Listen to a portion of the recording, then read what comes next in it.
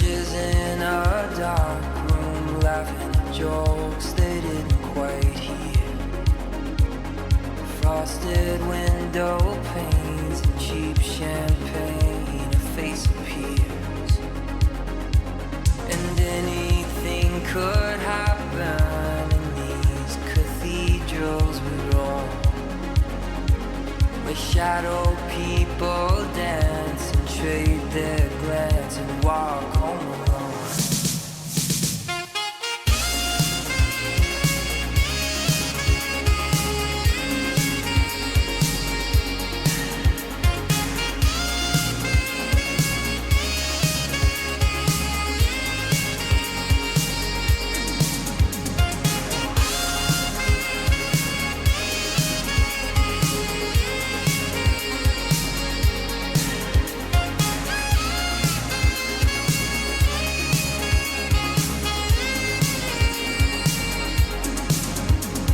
Staring out the window of the Roosevelt Hotel, watching Midtown empty out and a kiss of farewell. They say we come from nothing and to nothing we'll return, and in between is gravity and bridges left to burn.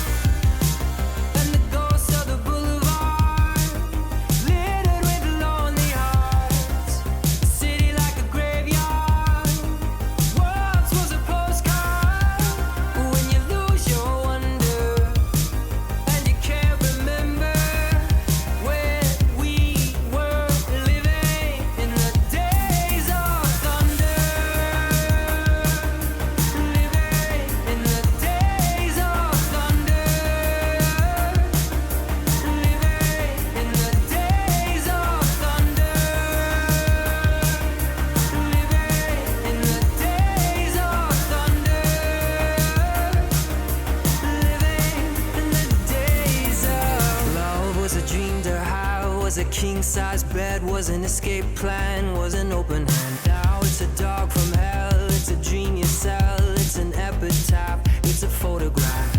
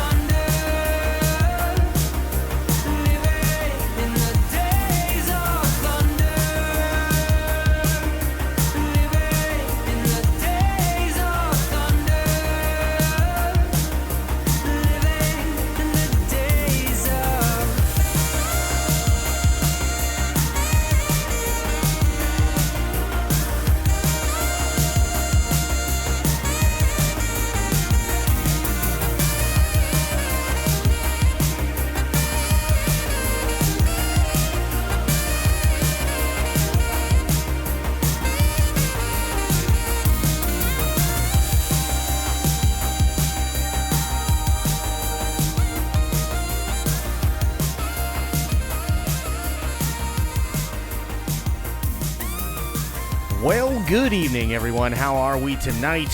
Hopefully everybody has had a great day. Happy Friday. We are back, and we are actually going to be doing a little bit more before we get into Final Fantasy 16 tonight. We've got some stuff that is going on, and I'm really excited for it. The only thing I did was I played it through just to make sure everything looked good. I haven't really stopped to hear what they're talking about. I live, and spoiled, we have 40 minutes of Metal Gear Solid Delta, the production hotline. Now, it is all in Japanese. I do have closed captioning on. It's not the best, but I'll try to keep up. That's about all I can do. It's YouTube closed captioning. You know how that goes.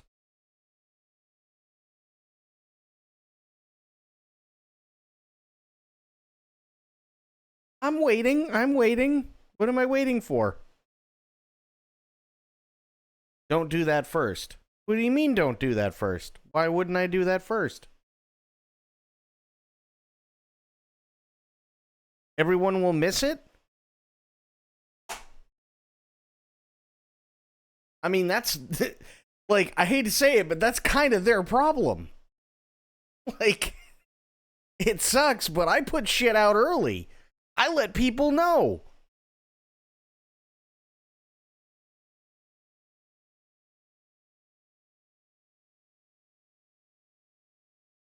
Just wait. Well, that means that it's going to take a minute for me to set shit up. And then as soon as things start to kick off in Final Fantasy 16, guess what's going to happen? We're going to sit here and pause everything for at least another hour. Yay. Well, let's see what we got. Let's see if there's any video game I can bring up while we wait for everybody to file in.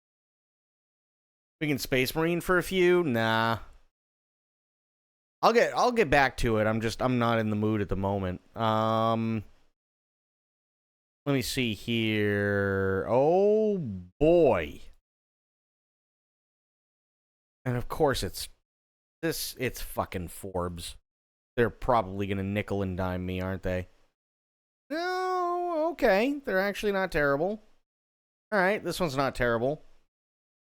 So, the only reason why I'm bringing this article up is because it involves that company we all know and love so very, very much. Employees at Assassin's Creed maker Ubisoft urged to strike following the new RTO policy, why CEOs are doubling down. Long story short, there was an internal investigation that was launched after they delayed Assassin's Creed Shadows to figure out why everything was going as shitty as possible. Of course, it's still going on about Ubisoft because every day they shoot themselves in the foot again. Tensions continue to rise within the tech sector as management and employees clash over return to office policies. Video game giant Ubisoft, renowned for its Assassin's Creed franchise, is embroiled in a labor dispute following the French company's plans to implement a 3-day in-office work week. After more than 5 years of working efficiently in the current remote work context, many of our colleagues have built or rebuilt their lives, family life, housing, parenthood, etc., and simply cannot return to the previous working conditions, the Video Game Workers Union said in a statement. The consequences of this decision will be the loss of our colleagues' jobs, the disorganization of many game projects, and the drastic increase in psychosocial risks for those who remain. According to the union, the return to office decision coincided with the breakdown of profit-sharing negotiations. Ubisoft workers are being called to participate in a 3-day strike expected to take place October 15th, 16th, and 17th. In a press release, Ubisoft co-founder Yves Guillemot said that the company's second quarter performance fell short of our expectations. Might have quite possibly had something to do with Star Wars.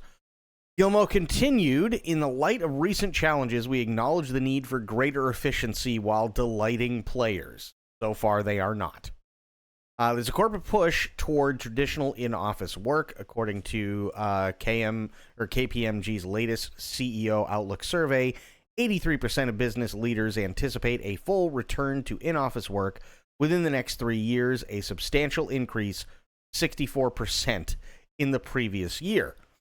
As a prominent example of this trend is Amazon.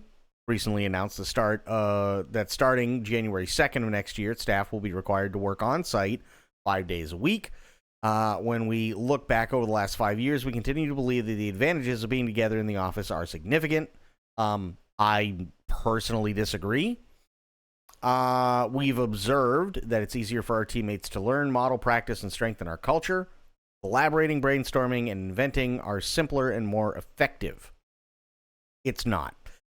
Teaching and learning from one another are more seamless, and teams tend to be better connected to one another. If anything, the last 15 months, we've been back in the office at least 3 days a week, has strengthened our conviction about the benefits. Amazon's decision aligns with the actions of other tech leaders like Elon Musk, who mandated Tesla employees work in office 5 days a week in 2022, and also axed pretty much everyone from both Tesla and Twitter. According to data from Flex Index, which tracks flexible work policies, 7% of large tech companies with a workforce of 1,000 employees mandate full-time attendance in office. Great. I think they're grasping at straws. I really the only reason I'm bringing this up is because I feel like Ubisoft is really, really, really screwing themselves again and again and again. Let's face it, there's not a lot that's going to bring them much traction and, more to the point, money if this bullshit, if this game fails, it doesn't really matter what they do. They've already acknowledged that Star Wars Outlaws is underselling. And yeah, it's just not going well for them. And yeah, I think they're panicking because they realize just how fucked they are. So yeah, they're forcing people to go back to work 3 days a week in office. This is the same bullshit, by the way, that Blizzard was doing. Right? Oh, hey, guys, look, we need people. Pandemic. Shit's really bad. You guys can work from home. In fact, you don't even have to be in the same state. Right? And then COVID finally gets, controlled a little bit, and they go, oh, yeah, no, everybody who's working, literally everybody who's working remotely, you have a month to uproot your lives and to come to Silicon Valley, where the price is about 7 times what it is anywhere else in the country, to try and get an apartment that you can't afford, let alone bring your family, and then you have to work in what is essentially a giant metal cube for at least 16 hours a day, state you don't know, in a neighborhood you don't recognize, with brand new shit, and still trying to put your life back together. Otherwise, yeah, literally the only way you've been able to make money because of COVID, you lose that. It's the same bullshit. The only difference is why they're doing it. Listen to the story instead of reading it. My favorite part is at 4 minutes when they talk to the father and son who are fishing nearby. Oh boy. What is this? Also, go away, Ford. Annoy me. Really annoy me. Alright, let's check this out.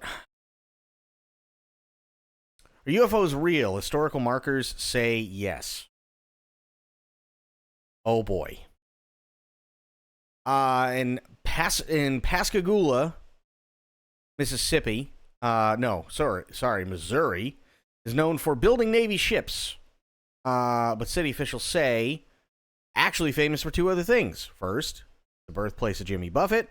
City put up a historical, it is Mississippi, okay, a historical marker outside of the childhood home. And then there's the second thing, space aliens. City put up a marker for them too. It was the evening of October 11, 1973, when 2 local shipyard workers went fishing. The marker says at the edge of the Pascagoula River.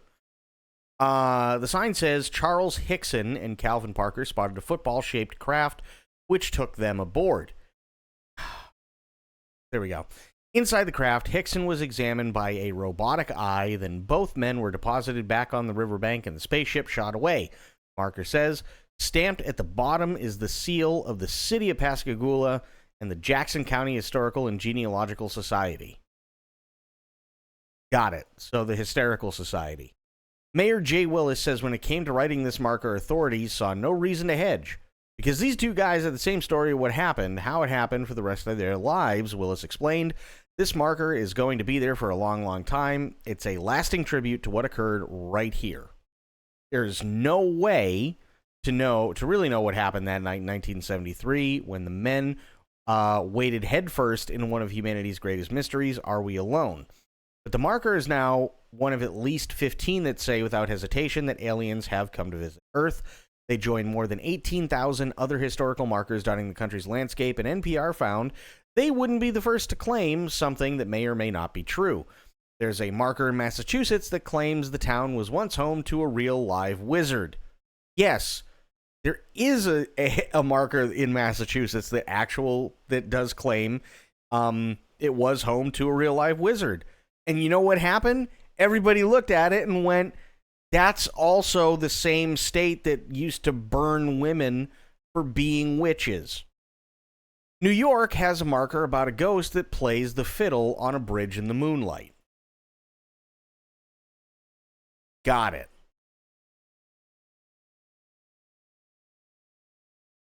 Let's see. Carbondale's UFO.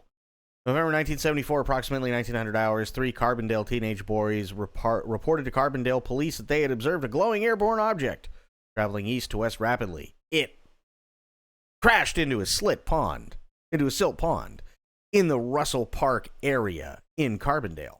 I don't know what the ellipses are for, but made me sound like Captain Kirk acting. It crashed into a silt pond. This is the one we just read. That's fine. But locals say the alien marker is no tourist stunt. If you're going to be known for something, why the heck not, says Rebecca Davis, who helped write the marker when she ran the development group Main Street Pascagoula. So tickled listening to this on the way to work. The Mississippi accent makes it super special. Fair. At first, she says most people in the town didn't believe the men's story. They thought they were just off their rockers, Davis said, standing next to the wooded area by the river where the men said they were abducted. And we're in the Bible Belt, you know? Like my grandma told me, girl, hush, we don't talk about that stuff.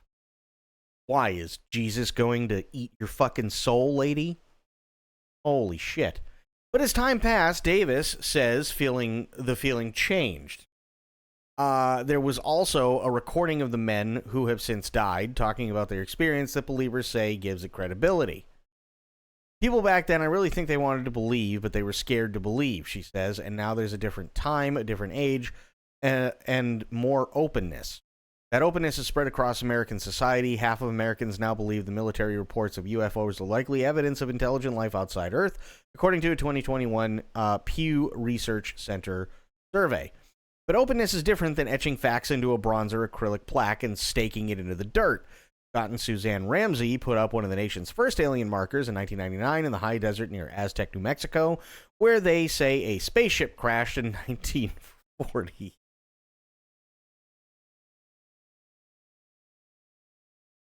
Okay.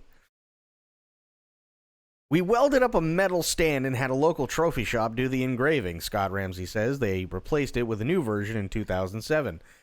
I think it kind of lends the credibility to the fact that something did happen there. Jesus Christ. Of course it adds credibility because you put a fucking plaque there, you idiot.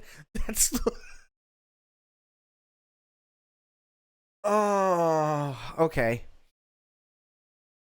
It's always been difficult to argue with historical markers. That's part of their allure. Yeah. Rewriting them means taking the whole sign down and starting over. And that permanence has made alien markers an attraction. The Aztec Visitor Center now hands out maps and hosts the Alien Run mountain bike race. UFO enthusiasts say they pass around road trip ideas, start in Lincoln, New Hampshire, which, by the way, Lincoln, New Hampshire is way the fuck up in the middle of nowhere in the White Mountains. I know. I've driven there. It's literally middle of fucking nowhere. Where a marker says Betty and Barney Hill were abducted. This is true.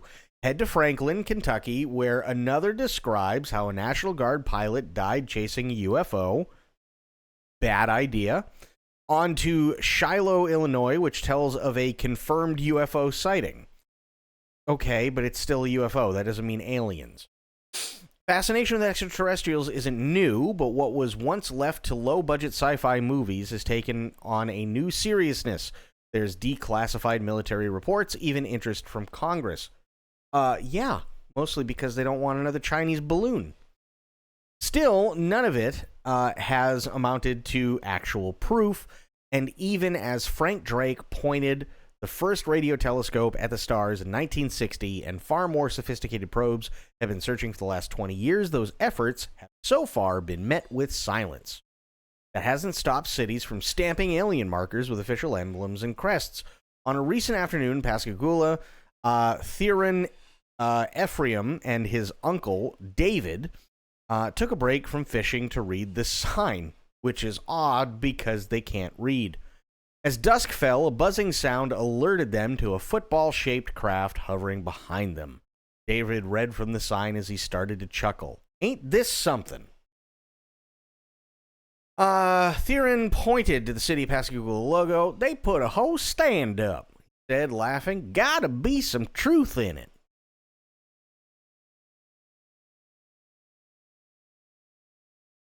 So we have to be aware when we come out here, David said. Theron raised his eyebrows. If we see a football-shaped craft, we know to get low. Just like the nukes. Got it.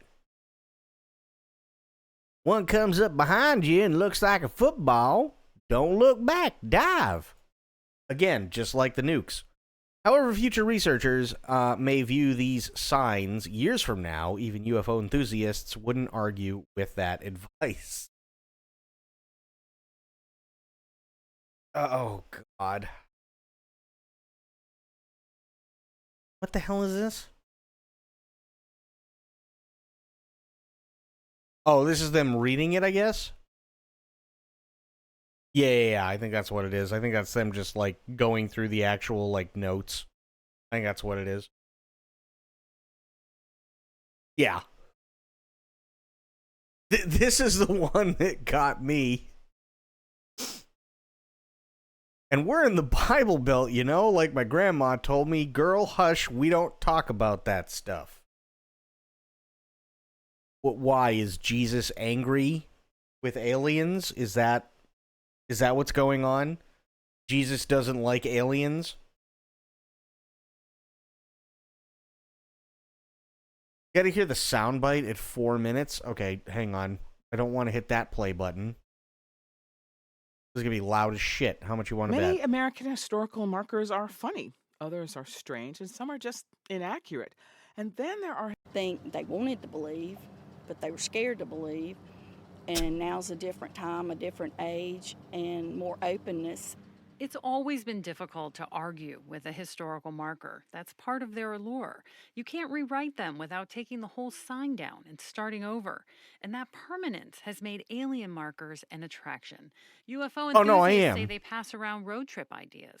Start at the Lincoln, New Hampshire marker about bed. Yeah, it's only like 10 seconds. Oh, it's only like 20 seconds left before we hit the 4 minute mark. Eddie and Barney Hill getting abducted. Head to Franklin, Kentucky, where a marker says a National Guard pilot died chasing a UFO. On to Shiloh, Illinois, home of a, quote, confirmed UFO sighting. Enthusiasts say they're enjoying the legitimacy the markers give their cause. Most are stamped with official emblems and crests, like the one in Pascagoula, where recently Theron Ephraim and his uncle David Ephraim took a break from fishing to read it. As dust fell, a buzzing sound alerted them to a football-shaped craft hovering behind them. That's just something. They gotta be real. They got a real stand up. That sounds like Kevin Bacon in JFK trying to pass it off as a Louisian. There is like a, I don't know if it's, he's definitely not, he doesn't have like a Creole accent, but he's definitely got that like, he's got that like, that accent.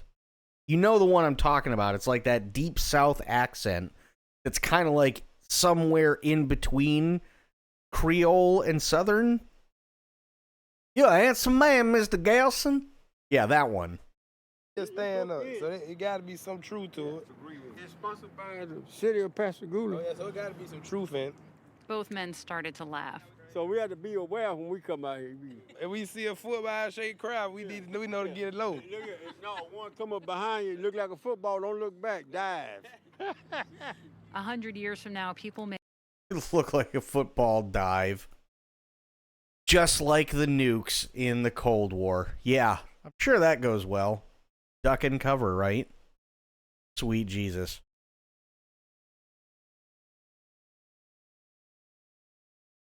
I just... I have such a problem with, like, okay, I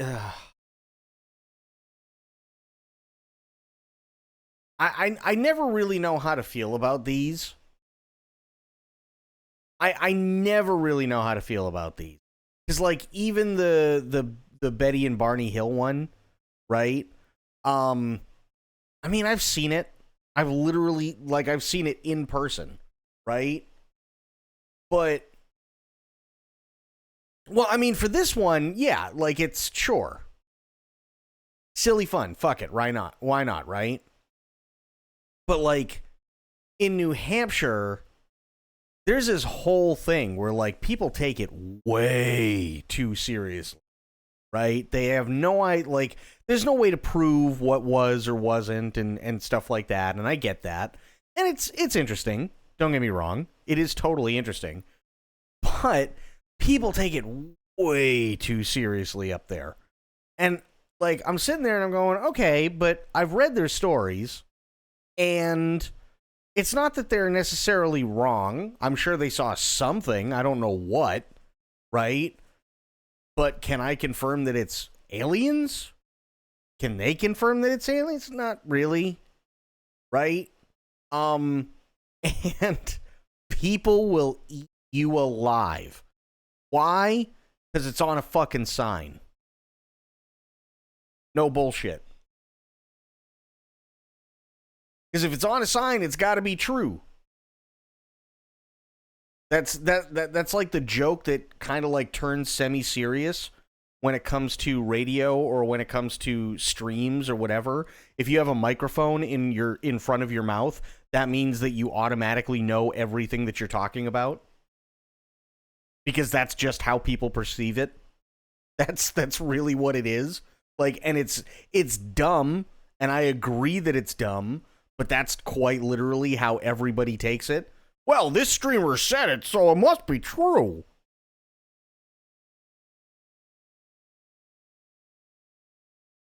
And like, I don't really know how to feel about it. Like, sure, it's goofy fun, and I acknowledge it. I acknowledge it can be goofy fun, and there's nothing necessarily wrong with it. But putting, like, official, like, you know, town or city of, you know, or state of, and making it like this it's like, okay. Now everybody's just gonna be like, nope, these two boys looked at a robot eyeball and got dumped off. That's it. Has to be true. How do I know? Because the city wouldn't put it up if it wasn't.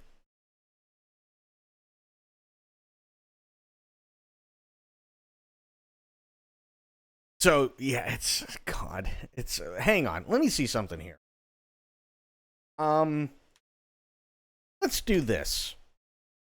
Oh, hang on. Holy shit, UF. Oh my god. UF. There, Jesus. Yeah, what is this is on, okay. Okay, yeah, this will work. Daily Mail, ew. New York Post isn't much better. Fox News isn't much better. This isn't going well. Hollywood Reporter, BBC, The Mirror. Again, kind of crap, but what are they saying? U.S. Air Force whistleblower claims huge UFO announcement will happen within days. This was 3 days ago, by the way. One of the most dramatic events in the history of mankind is set to take place in the coming months. Why did he say days? According to claims from a whistleblower. Charles McNeil alleges that he was recruited into a top-secret U.S. Air Force intelligence unit tasked with maintaining a 70-year truce between the American government and an alien civilization. This truce agreement, McNeil claims, without any proof of his credentials, on his YouTube channel, oh no, he's got a YouTube channel, is set to come to an end at the end of September 2024. Well, I mean, only a couple days away. He claims that a planned series of events, including the partial or possibly total destruction of the state of Israel, A brief global conflict and a staged alien invasion, reverse-engineered UFO technology will soon follow. What? One of the first parts of this overarching plan, according to McNeil, will be the announcement of an alliance between the U.S. and Afghanistan's Taliban government? What?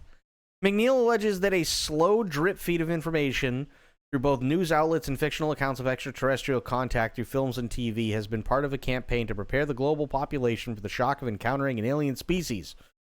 This is known as the Public Acclamation Program, or PAP. Wait, if it's a smear campaign, does that mean it's a pap smear campaign?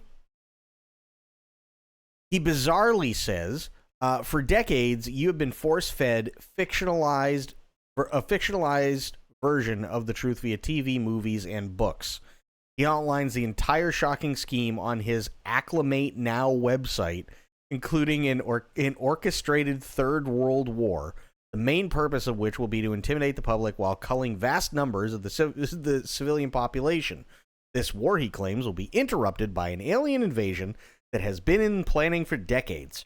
Many of the alien craft on view during this phase, he claims, will in reality be a secret Air Force development that he calls the TR-3B Alien Reproduction Vehicle. Got it. But soon, McNeil says, we will be, who proofread this? We will be introduced to a variety of real aliens, including cybernetically enhanced humanoids from a planet in the Rigel star system. Type A through C have a gray or grayish pigmentation that can come off a bit chalky sometimes, he says. They have 4 fingers with little suction cups on the ends of each finger, and some have webbing in between their fingers and toes. Type D have a brownish pigmentation and 5 fingers and 5 toes. This species started off fully biological until they ventured out into the cosmos and came into contact with what they now answer to, something called the Keeper. They now worship technology and started to incorporate mechanics into their biological makeup thousands of years ago. He further alleges that following the initial contact with these beings in the late 40s, the U.S. government has since had dealings with a number of different alien species over the years, and that news of all these extraterrestrial civilizations will be made public in the coming few years. Oh boy. But even the public revelation of these alien visitors, he says, will not contain the whole truth. Unfortunately, McNeil says, even the disclosure process is not planned to be 100% honest or transparent. It is only being used as a tool for a very dangerous plan to bring the world together. McNeil alleges that one of the core aims of this bizarre conspiracy is to establish a so-called New World Order global government under U.S. control to then establish a planet-wide alliance with these extraterrestrial visitors. Barring a few short videos of the alleged Air Force alien reproduction vehicle, it's a fuck bus, McNeil has procured no hard evidence to support his claims. But if his suggestion that the global realignment is set to begin at the end of September, we won't have to wait long to discover whether there is any truth to his allegation. Wait a minute. Okay. Hang on. So let me get this straight. Let me just get this straight. So apparently the U.S. is going to align with Afghanistan. Israel's going to be turned into a crater. The world is going to be at war. And then an alien invasion along with a United States Air Force alien fuck bus is going to invade the Earth once the war has started so that the U.S. can take over the world and then bring the world into the fold of all the intergalactic species. This is what they are saying.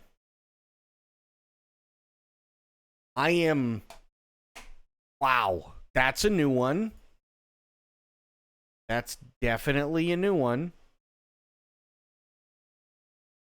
Okay, military times. Let's see. Did a US F-22 shoot down a UFO? Photo of aerial object adds to mystery. Remember February 2023? It was a wild time. There were cocaine-addled bears, mushroom zombies, and Air Force fighters shooting sketchy inflatable objects out of the sky left and right. That month began with a Chinese balloon. The U.S. said it was loaded with spy equipment. Beijing claimed it was just a weather balloon blown off course, drifting across much of the contiguous United States and igniting a furor. Furor, not furor. Furor. That was before it was blowed up real good. The technical terminology by an F-22 off the coast of South Carolina. February's bizarre occurrences didn't stop there. U.S. pilots shot down 3 more mystery objects over Alaska, Canada's Yukon Territory, and Lake Huron in as many days. None of those subsequent objects were ever recovered, with the official line indicating they were probably hobbyists or research balloons. But one grainy image it's always a grainy image, isn't it, of the object shot down over the Yukon has now emerged, and it's giving significant I want to believe vibes. That would be the letter C backward. Wow. Okay. Canada's CTV News obtained a report from their nation's Department of National Defense February 11th. On the February 11th Yukon incident, the contents of which include a brigadier general's description of the unknown object as cylindrical. Not even backward, it's upside down, that's true. With a metallic top quarter, rest of it white. It also mentions a package attached to the object by a 20-foot wire. Wait, if it's an alien craft, why would there be a wire? The report contains an unclassified image of the object, which CTV says appears to be a photocopy of an email printout. Canada's military originally planned to release the image, but a public affairs official nixed the idea to avoid stirring up more questions. Instead, make really, really shitty pulled pork and more poutine. But now that the image has belatedly arrived in the public sphere, it's got aviation and UFO enthusiasts chattering. Amazon drone delivery, yeah. Due to the poor resolution, it remains difficult to tell exactly what the object is. CTV noted that they've requested a higher resolution version. Still, the object's circular shape containing a gap on the left side has sparked a speculation. In the interest of indulging outlandish hypotheses, here are a few of our in-house theories about the true identity of the Yukon object, accompanied by a validity rating system of 1 spy balloon, least likely, to 5 spy balloons, most likely. It's the droid control ship from Star Wars The Phantom Menace. That'd actually be kind of cool. It's the Millennium Falcon. This one's a bit of a stretch, but we need to include something from a non-Jar Jar Star Wars film. That's fair. It's a UFO. UFO researcher and government transparency activist John Greenwald, who runs the Black Vault database, noted the similarities between the shape of the Yukon object and the subject of a video purportedly taken in Busan, South Korea in 2012.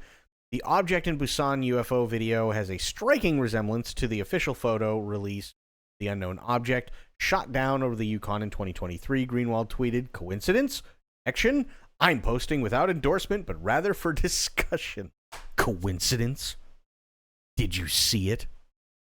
It's a fracking Cylon Raider. Just look at the thing. It's the spitting image of a Cylon Raider fighter with its swept forward wings from the reimagined Battlestar Galactica. That's okay. We never knew fighting toasters was one of NORAD's missions, but after seeing how they handled this one, we feel a lot better, so say we all. Totally fair. It's Peloton, the Roman goddess of wealthy stationary cyclists. Not really.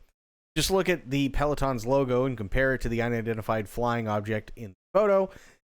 Is it really out of the realm of possibility that amid the mass hysteria that was 2020's pandemic-prompted Peloton Palooza, that the interconnected exercise network took tangible sentient form and bicycled its way out of the hearts of millionaire cardio enthusiasts and into the celestial domain? Peloton did not wake up to be mediocre, Peloton reportedly said. It's Pac-Man. This is the case with Pac-Man's insatiable hunger and apparent new flight capabilities. God help us all. That's fair. That's very fair. Although I don't know about it being Pac-Man. He doesn't. It doesn't look. I can see. I can see the droid ship.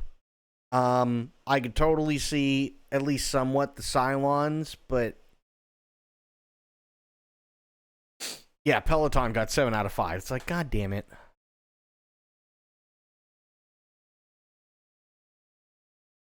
Hollywood Reporter, the new UFO doc, The Program, set from the Phenomenon director James Fox. Former NASA astronauts' conclusive proof breakthrough over space shuttle UFO tether case. Oh no. What is this? In an Ask the Astronaut column for Smithsonian Air and Space magazine, he discussed age-old question whether he or other astronauts had seen real alien spacecraft while in orbit. Oh boy. How did he get up there? He looks cross-eyed. Tom Jones, a veteran of 4 space shuttle missions over 11 years who pondered the mystery of alien crafts before joining the U.S. Space Agency, once said he solved the mystery of the so-called UFO tether incident of 1996. The story involved a satellite which was tethered to the space shuttle breaking off. Well, it's because it broke. That, congratulations, it has been solved. This is the video, I think, by the way. The tether, in theory, could push, creating propulsion against the Earth's gravity to raise the shuttle's orbit. The advantage to this revolutionary technology in propulsion is that it does not require any rocket fuel.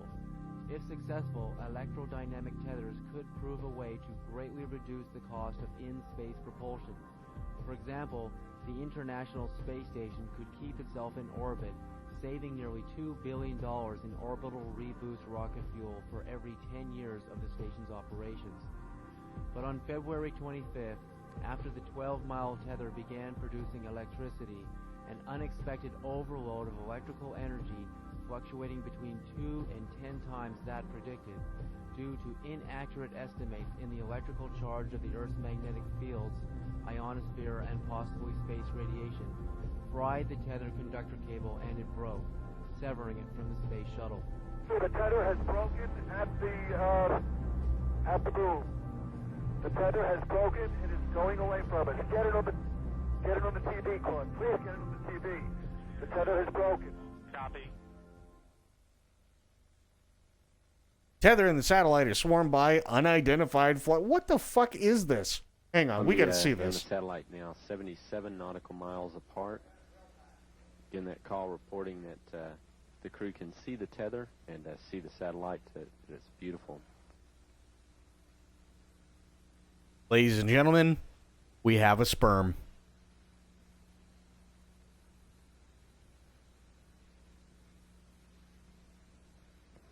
This view showing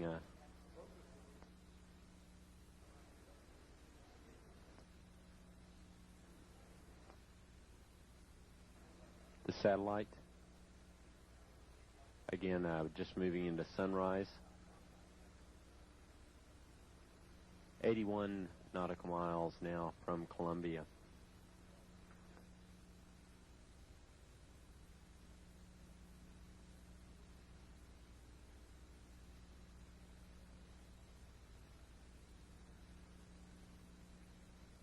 Okay, this is one thing I really don't get. Close this. This is one thing I really don't get. So I know what he's trying to say, right? He's trying to say that all this big floaty shit are UFOs, right? Anybody ever stop to think that maybe it's just dust, and because it's a camera that's got a really large exposure, such as, I don't know, the sun showing fucking everything against a black background, and let's be honest, the resolution isn't all that great. It's just shit flying out there. Like, it's just shit floating all over the place. Probably stuff inside the shuttle, too.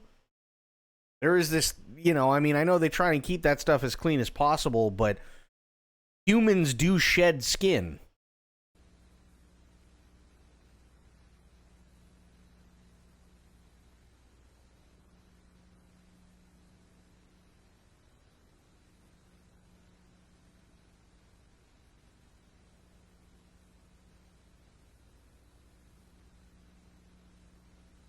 getting the image? Franklin, we see a long line, a couple of star-like things, and a lot of things swimming in the foreground. Can you describe what you're seeing? Well, the long line is a tether, and there's a little bit of debris that kind of flies with us, and Okay. it's illuminated by the sun at such low angles. So there's a lot of stray light, and it's getting washed out quickly, but Claude is trying to do a quick, good job here adjusting the cameras. So, wait a minute, wait, hang on. So the astronaut that was asked if they had the shot and they could see all the shit floating around literally just said the same damn thing I did, that there's a lot of overexposure on the camera, so everything's being shown and it's just kind of fucking flying and floating around out there. Oh boy. Copy that. You know, that description by the crew, this is the tether in the satellite with approximately 12 miles of tether still attached to it. Columbia and the satellite are now just passing over the west coast of northern Africa. The two spacecraft are now 90 nautical miles apart.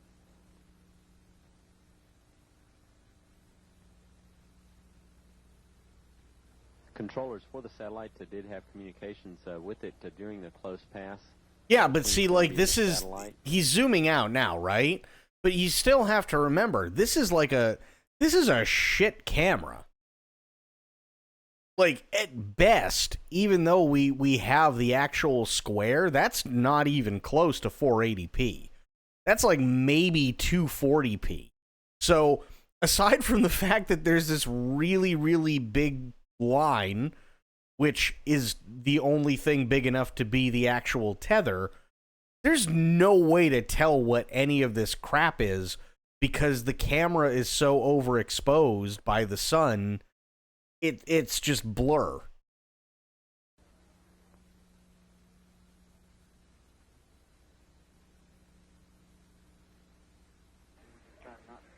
Columbia, Houston, that's a much better view, a lot more contrast visible.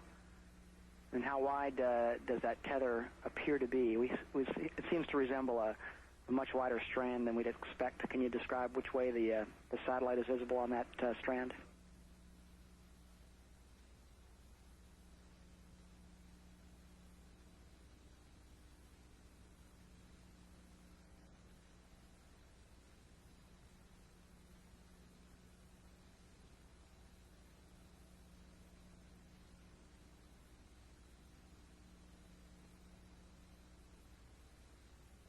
Right when this broke? Sure. I think it was like right about here. Advantage to this revolutionary technology in propulsion is that it does not require any rocket. Greatly reduce the cost of in-space and orbit. 10 years of the station's order began producing between electrician.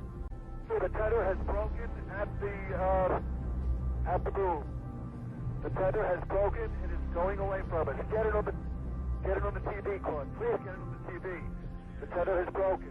Copy. Yeah, that footage is not from the shuttle, right? That's not from the shuttle. So this, go back a little bit more. This, or maybe it is from the shuttle, but this is supposed to be everything coming at it from a straight line, right? But, I mean, when shit snaps, especially in space, there's got to be shit that's floating all over the place. It's not just going to be a clean break, right? Like, if you have, like, a rope or something like that, right, that snaps and you're on Earth, you're going to get this of just kind of, like, shit going all over the place. You know what I mean?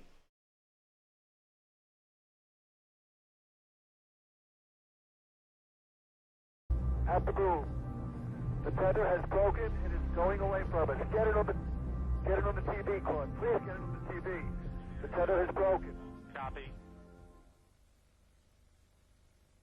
And they say that it was swarmed by UFOs? I didn't see any swarming. Columbia and the satellite now 77 nautical miles apart. Again, that call reporting that... Okay, so when this video shows up, and I think this is important to note, when this video shows up, the guy just said that the shuttle and the tether are 77 miles apart. Crew can see the tether and see the satellite. It's beautiful.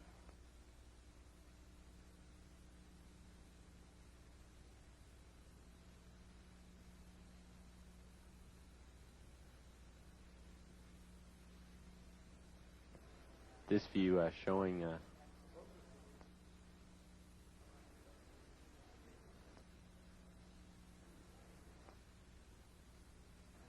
the satellite. Again, just moving into sunrise.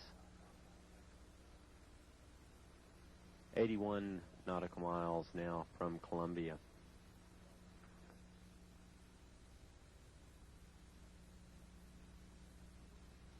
I feel like that's just shit flying everywhere.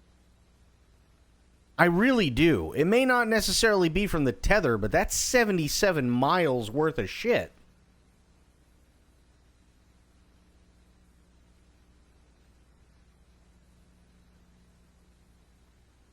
Nothing in that image changes direction or moves intelligently. No, it's just kind of floating.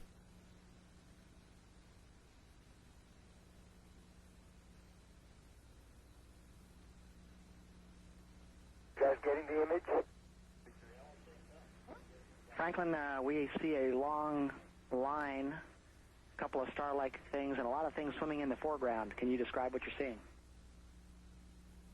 Well, the long line is a tether, and there's a little bit of debris that kind of flies with us, and it's illuminated by the sun at such low angles. So there's a lot of stray light, and it's getting washed out quickly, but Claude is trying to do a quick, good job here adjusting the cameras.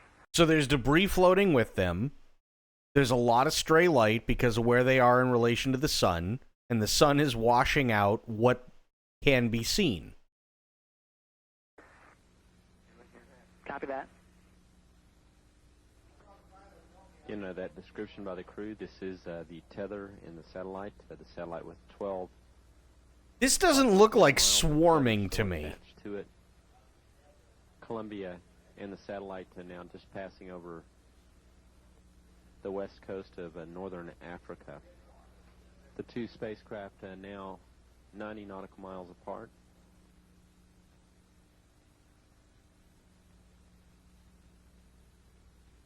Controllers for the satellite did have communications with it during the close pass between Columbia and the satellite.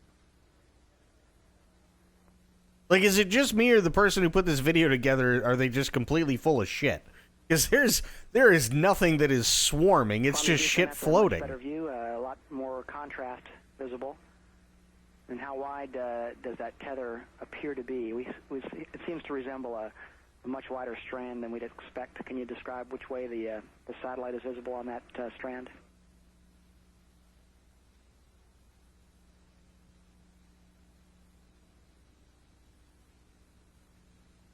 Like, is it me, or, I mean, what do you guys think?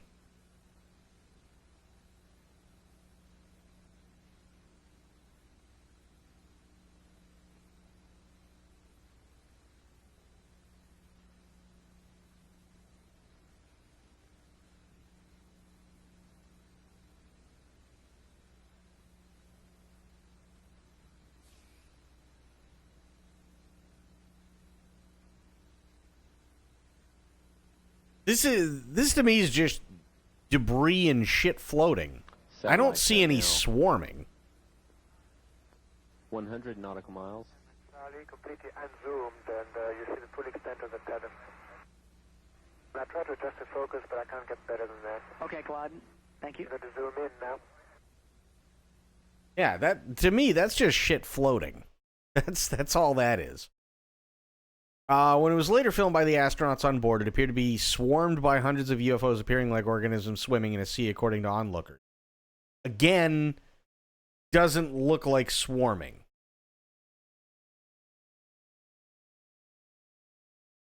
But conspiracy theorists would be unsatisfied with Mr. Jones' conclusive proof of what the stunning sight was. In an Ask the Astronaut column for the Smithsonian Air and Space magazine in 2016, he discussed the age-old question whether he or other astronauts had seen real alien spacecraft while in orbit. According to conspiracy theorists, there are scores of NASA astronauts and personnel who have seen evidence of UFOs and aliens, some who have blown the whistle, and others who remain tight-lipped for fear of what will happen. It being seen as swarming? There's nothing... This is what I'm saying. If you look at this, there is literally nothing in this whatsoever showing that any of this stuff is constantly going around, which would be swarming. This shit's just flying in random directions. And they're just going straight. They're not coming back around. And they already said that they're 77 miles apart, and there's debris that's in between them because the debris is staying with them and the tether.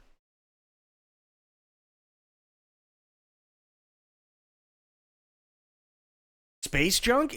Probably some of it is space junk, and it was also said, again, because of where the sun is in relationship to the shuttle and the camera, there was a lot of debris that was being washed out because of the overexposure by the light from the sun. And this is a black and white camera that, if we're lucky, was getting 240p. So there's no way to tell, not at 77 miles. That's a long way to go. Those who have spoken openly include the late Edgar Mitchell, the sixth astronaut to walk on the moon, who went on to say he had evidence alien races were in contact with the U.S. government. Mr. Jones was not convinced by the testimonies of Mr. Mitchell and other whistleblowers. He said the explanation for mystery sightings was more simple. He wrote, astronauts have not seen any evidence of alien life. Reports of unidentified flying objects and images returned from the shuttle or space station have turned out to be ice crystals, drifting orbital debris, lightning flashes, or meteors streaking through the dark atmosphere below. True. So far, our search for extraterrestrial life and other civilizations in space has turned up no proof of alien civilizations. I'd have to agree. Mr. Jones spoke out with his conclusion about the 1996 tether incident due to the mass reports of his crew seeing UFOs. He said, I was on the shuttle Columbia STS-80 and even made a blog entry. Did UFOs visit the shuttle Columbia? Because when we came back from that mission in 96, NASA got several queries from people who were watching the video, NASA TV back then, and said, hey, we saw spaceships on the shuttle video. What's NASA got to say about that? The former spaceman and NASA's public affairs team even referred callers to him because he was one of the few crew members. He added of the tether incident, I looked at the video and I said, oh, I know what this is. This is just ice crystals floating alongside beside the ship for the first couple of days of the flight. What looked to some people like a spaceship streaking across the starfield was to us, looking out the windows, a complete non-event. Yet it was very significant to people who were watching.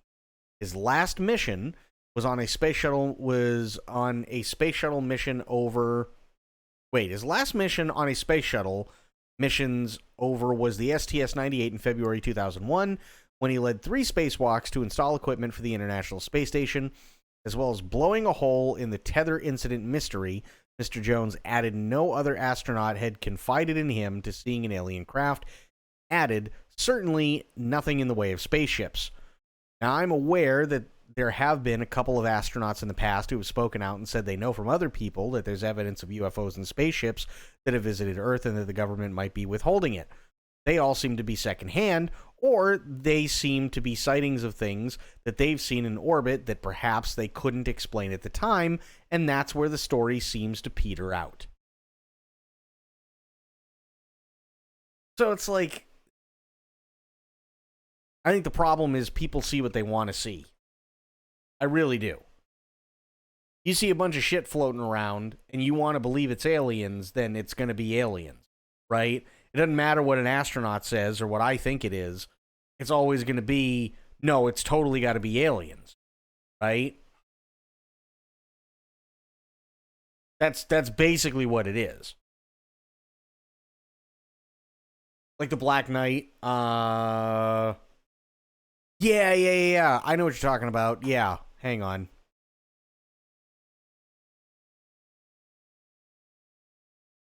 Black Knight, space junk. Put it that way. Black Knight satellite conspiracy theory. Yeah. Yeah, this is the Black Knight, by the way.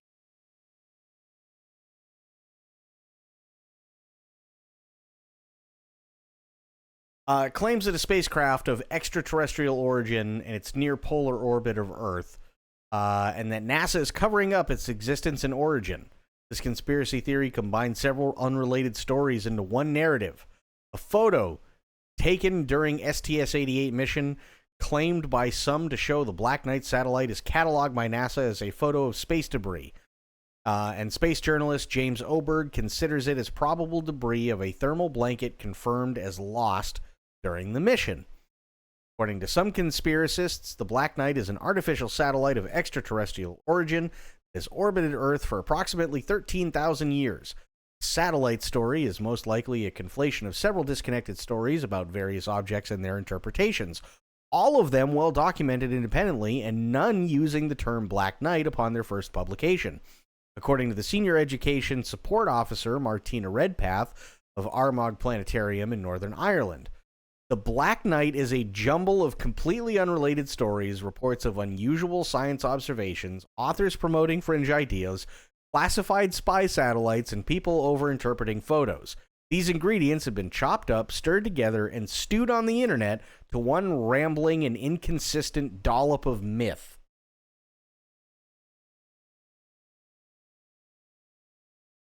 Like, people are stupid. Oh, yeah, Oumuamua, yeah. People are dumb.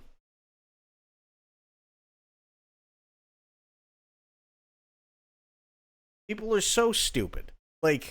Again, if they want to believe it's aliens, there's literally nothing that anybody, regardless of what their credentials are, is going to say, because people are going to believe that it's aliens anyway.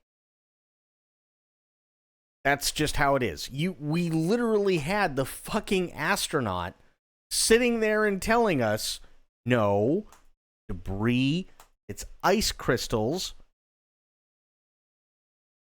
And people are still going, no, it's totally fucking aliens, bruh. They were swarming. No, they weren't, just shit floating.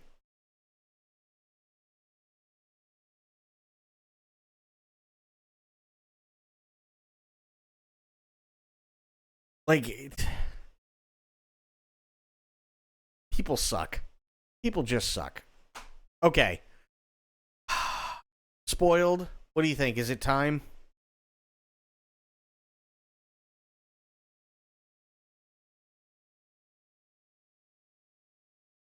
Where'd she go? Did I hear about another alien body from Russia? No.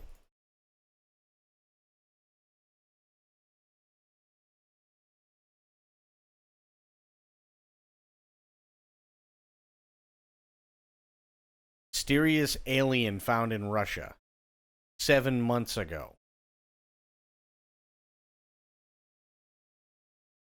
Washington Post. The alien found in Russian nuclear power plant. Oh boy.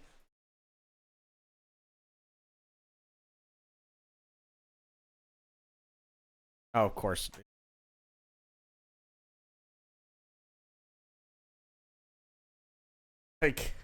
Come on. Yeah, viral video of alien in Siberia real? Yet. In the video, the alien looks to be about 2 or 3 feet tall with large head and long, thin limbs. Got over 1 million hits so far, with many commenters asking if it could be the real thing. Message on the YouTube video, which was uploaded about a week ago, states your government is lying to you about UFO alien visitation. Seems clear someone's lying, all right. Even without getting our hands on what is probably a rubber doll, there are several signs that this video is a hoax. The first is the way the video is shot. It opens with what is called an establishing shot. It's a common filmmaking technique to let viewers know where the scene is taking place. You see this in sitcoms, for example, when we're shown the exterior of a house or apartment before cutting to the action inside the room. True. The Russian alien video clip begins inexplicably and improbably with a wide shot of a snow-covered rural area and what appears to be a factory in the distance. The handheld camera pans right to find the cameraman's companion nearby, and then to a snowy trench leading to what appears to be the small alien creature. It is clear the filmmakers knew the alien was there and didn't just discover it on cue. Furthermore, the actors who speak in Russian can be heard laughing, and their tones do not suggest that they just stumbled upon a genuine alien body. Besides that, the scene doesn't even match up. The camera follows a snow trench leading to the alien, suggesting a spacecraft crash, yet no space vessel is seen. Instead, it's just the alien seemingly posed for dramatic effect. Indeed, one of its legs appears to have been torn off in the crash, as if it had been flying under its own power when it suddenly dropped from the sky. It's also suspicious that the alien just happens to look almost exactly like the popular depictions of little green or gray men. These are typical big-headed, small-limbed aliens that appear on t-shirts, movies, books, and elsewhere. The alien dummy's skin is translucent, which is a nice creepy effect seen in many Hollywood films, but could also have easily been made using clear gelatin and animal parts from a butcher shop. True.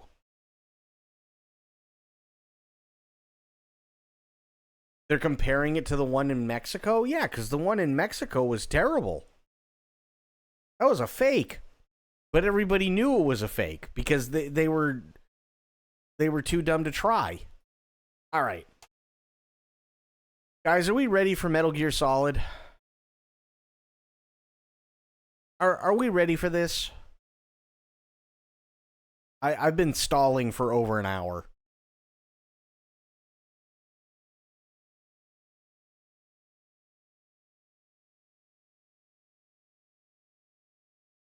Okay, good. In 3, 2, 1.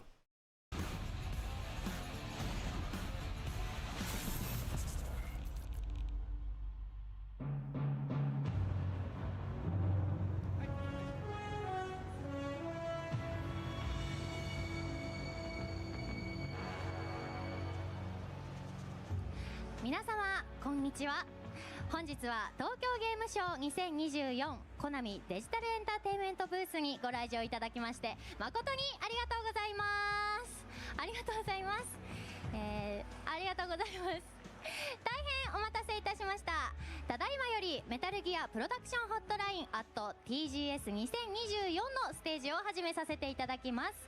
今回のステージではメタルギアソリッドデルタスネークイーターの実機でのプレイをご紹介させていただきます。いつものホットラインは収録したものを編集して配信しているのですが、本日は東京ゲームショー2024コナミデジタルエンターテインメントブース特別ステージから生配信でお届けいたします。本日の司会進行を務めさせていただきます桃山月香と申します。どうぞよろしくお願いいたします。 She did all that in 5 breaths. That's really good. ありがとうございます。では本日もいつものように大石さん、コレカドさん、岡村さんにもお越しいただきましょう。株式会社コナミデジタルエンターテインメント制作プロデューサー岡村典明さん、クリエイティブプロデューサーコレカドユージさん、プロモーション担当大石二郎さん、ご登壇よろしくお願いいたしま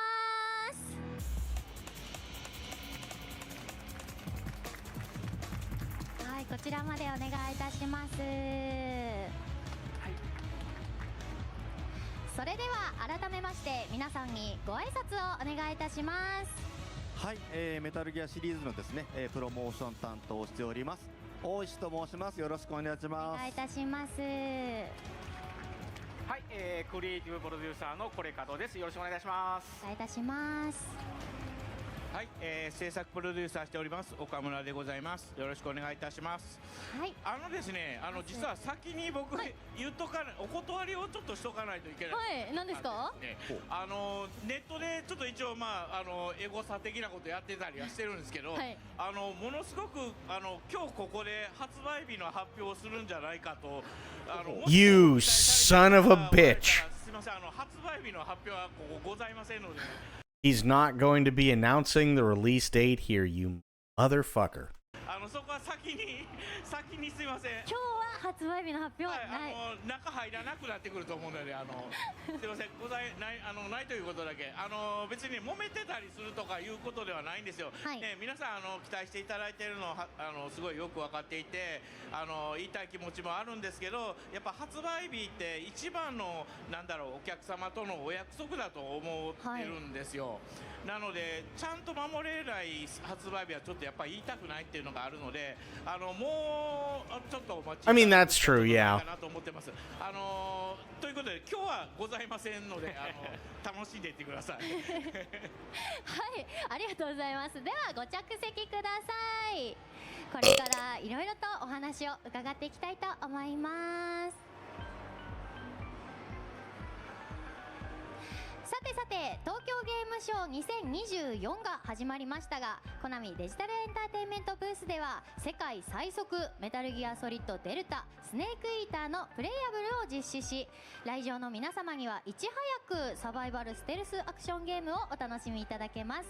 また Yeah, how fucking amazing is that? Everybody who gets to go to the Tokyo Game Show is able to play the demo for Metal Gear Solid Delta.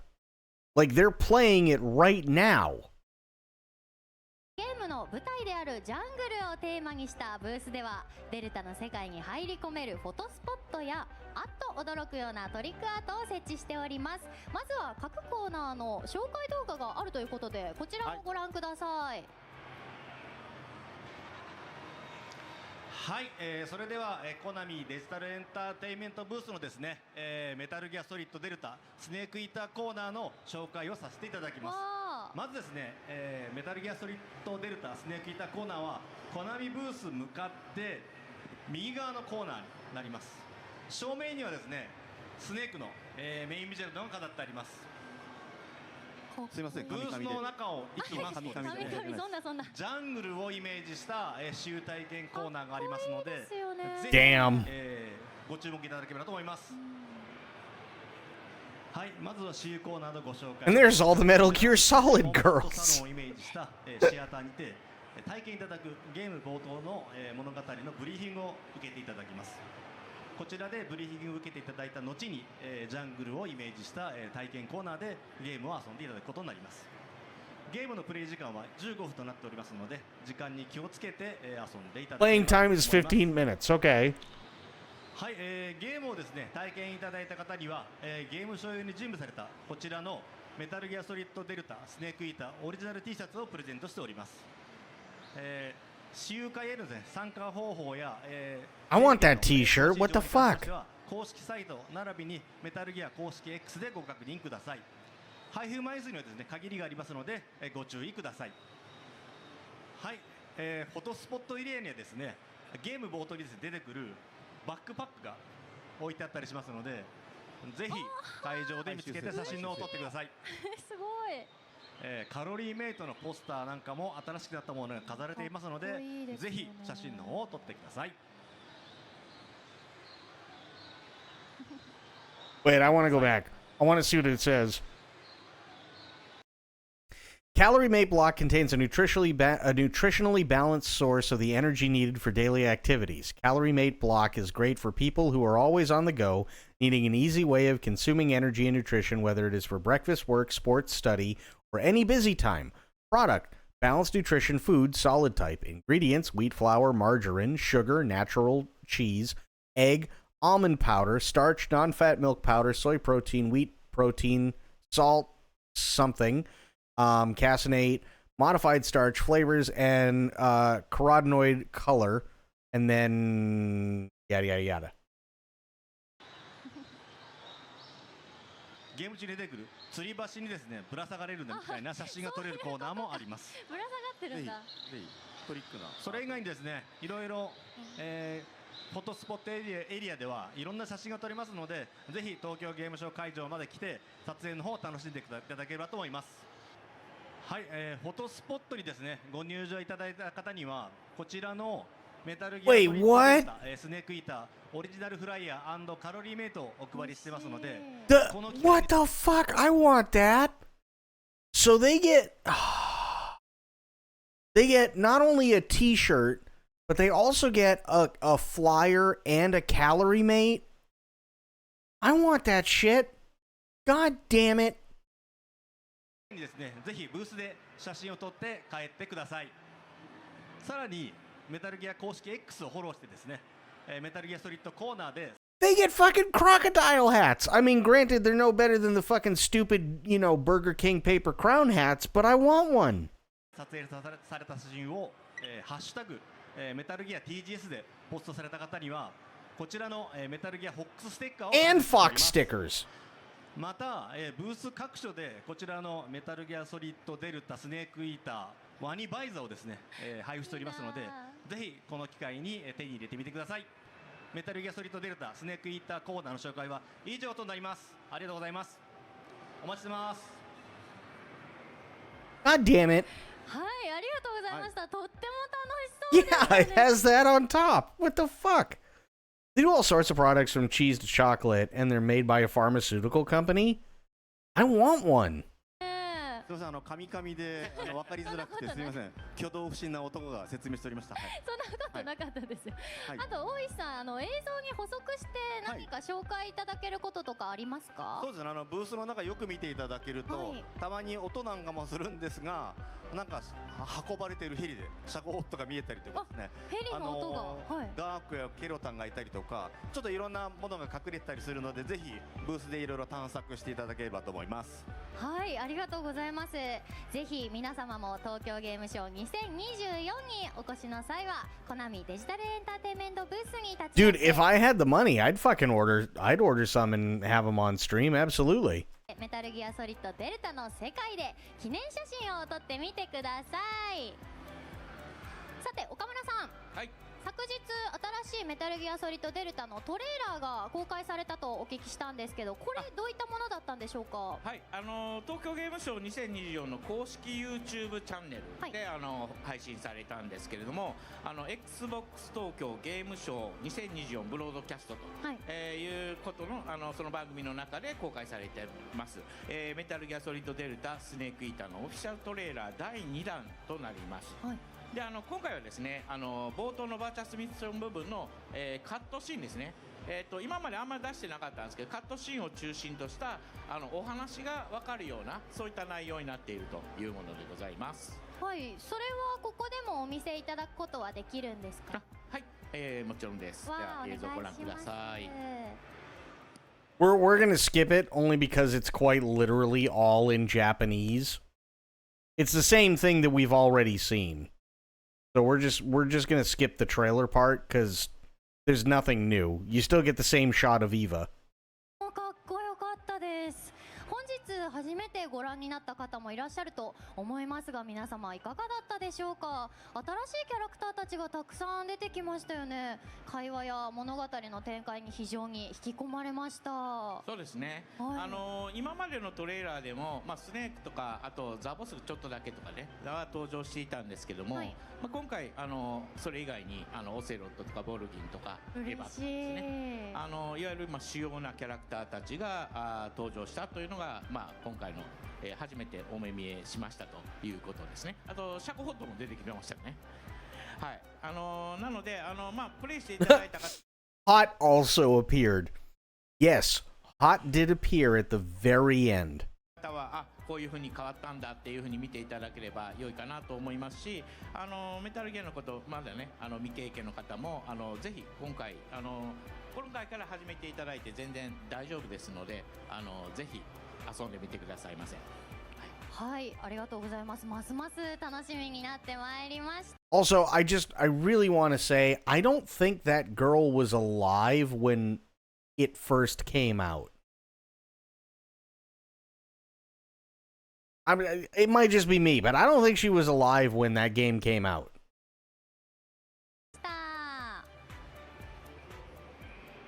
さて、それではここからメタルギアプロダクションホットライン東京ゲームショー2024特別版ということで、いつもとは趣向を変えてご来場の皆様に体験いただける実機プレイのご紹介をさせていただきたいと思います。これかどさん、本日は Here we go, gameplay time. これかどさんが使用いただけると伺ったんですけど、よろしいでしょうか。頑張ります。お願いします。はい、ですね、デルタはですね、リメイク作品ですので、ゲームの内容というよりはデルタになってどういったところが変わった、どういったところが進化したというところを中心に Gonna focus on explaining what's changed and evolved since becoming Delta. Fair. レガシースタイルについて説明させてください。ちょっとスライドお願いします。はい、ですね、デルタには主に操作感の違う2つのプレイスタイルがあります。で、1つ目がよくアクションゲーム、最近のアクションゲームをされているユーザーだったら、素直にスムーズに操作感に馴染める、ニュースタイル、でもう1つがOkay. オリジナルの操作感に違いレガシースタイルとなります。はい、で今回の TGS バージョン、あちらに、設置している C 台の方はニュースタイルの方が遊べるようになっています。はい。で、これから説明の中に、ニュースタイルではとかレガシースタイルではとかという説明が入りますので、デルタには2つのプレイスタイルがあるということをちょっと覚えておいてください。はい。はい、じゃあ、ゲーム画面の方 Two styles to play. Okay, yeah.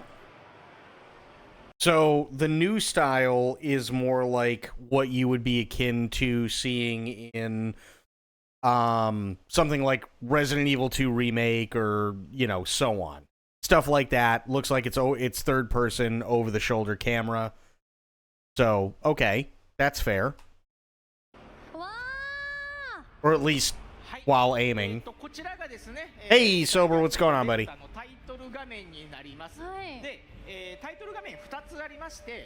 Two title screens. Okay, this is the original. Title screen where Snake and enemy soldiers engage in CQC battles was a screen, but it's that legacy style. Okay. As you play, you'll see the title screen. On the title screen, you can enjoy various changes by pressing the original button. Huh. You can move the camera during the title screen. Okay. You can make it rain. No shit. You can make the wind blow.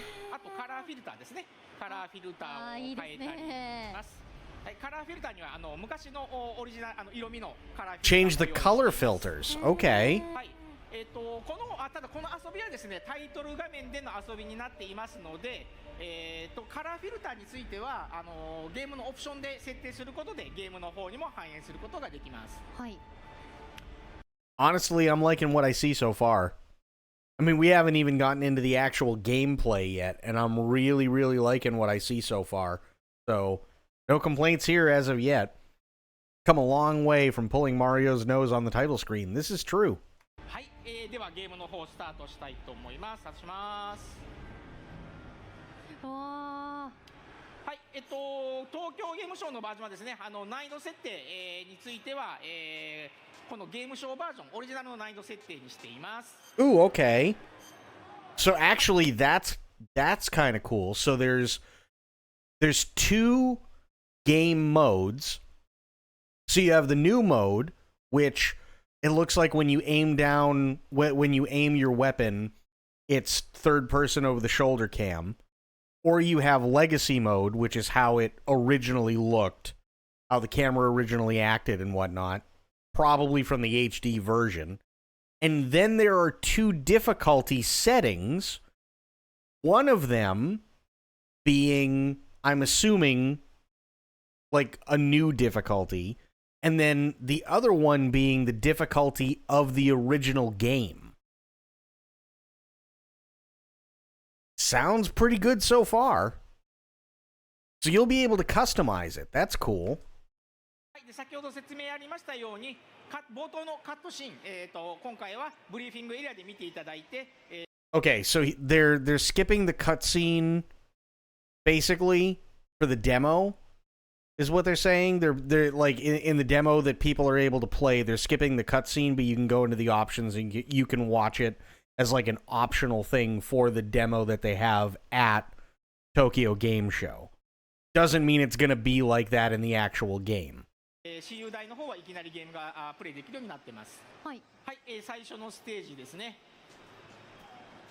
はい、今回、ゲームの Also, it's really tough to see, but down here, this is where Snake's health is, and this is his camo index over here, which is kind of cool. 多くのステージとなるジャングルの作りには力を入れて作らせていただきました。すごい。はい。あとプレイヤーと敵兵のアニメーション This looks nice. オリジナルのアニメーションを参考にほぼほぼ作り変えています。They're playing in the new style, by the way. すごいですね。はい。で、グラフィックモードですね。はい。で、最近のゲームのよくありますように、グラフィックモードには、グラフィック、I'm gonna do my second play of MGS3 to get some of the achievements, but I don't want to burn out. Think I'll wait for this, right? No, I'm not playing MGS Delta. This is what was shown today at the Tokyo Game Show. Spectre. グラフィックのクオリティを重視したクオリティモードと処理速度ですね。パフォーマンスの方を重視した、落ちちゃった。ごめんなさい。はい、パフォーマンスモードを2つ用意する予定となっています。はい、で今回ゲームショーのバージョンはですね、グラフィック重視のグラフィックモードの方を搭載しています。Yeah, Maggie Smith died. Yep.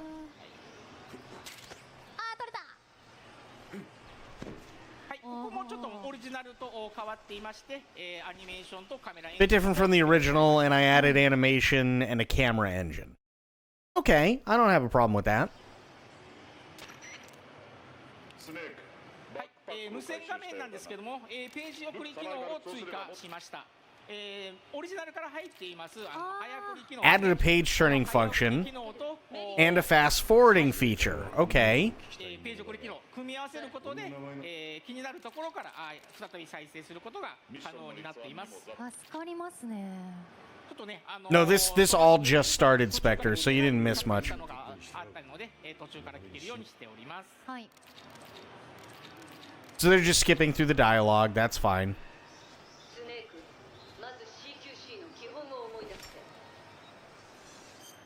で本当非常に小さいことで恐縮なんですけども、はい、カットシーンを途中でポーズ Helps me so much that I can pose in the middle of a cutscene. No shit. 数十年前なんですけども、はい、カットシーン中にトイレに行けない。It's true. I went to the toilet a lot during the movie. Oh. That's. I mean, I know he was trying to be funny, but maybe it's just me. You don't want to sit there and be like, well, I know when I was a kid, I used to shit a lot during the cutscene.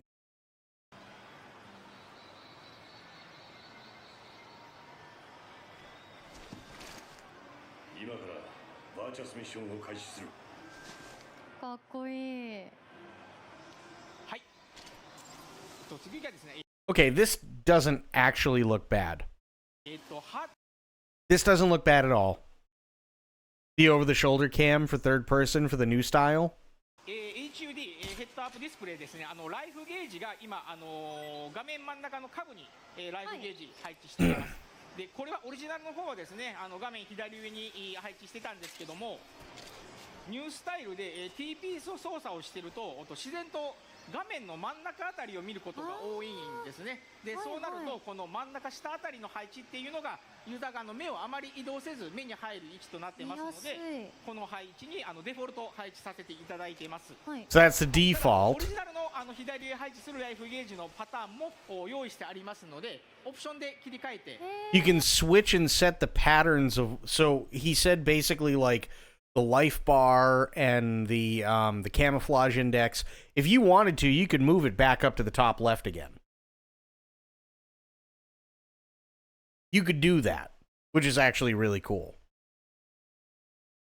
So it's customizable to however you want it. That's pretty sweet. でですね、もう一個あと左下に、コンパスというアイコンを追加しました。はい。そうですね。はい。これもですね、TPS。I added a compass icon to the bottom left, even when using operations and engaging enemy soldiers. Often found myself losing track of the path I was supposed to take in the original. ほぼ上画面に進んでいけばおのずとゴールにたどり着けるっていうゲームデザインになっていたんですけども、そこが分からなくなってしまったので、アイテムとしてコンパスを加えました。Okay, so you don't have to use the compass if you don't want to, but it's not a bad little thing to have. So you got the compass. It shows, obviously, where north is and everything, but it also shows, with this little dot down here, where the next objective is. Okay. All right. Like, I mean, is it something I'll probably use? No. But it's a cool little thing to have. Nice little quality of life thing. はい、ただコンパスはですね、アイテムですので、他のレーダーとかとは一緒に使えませんので、状況に応じて使い分けるようにしてみてください。I'm going to be honest, I never used the radar, ever. I still have never used the radar. はい。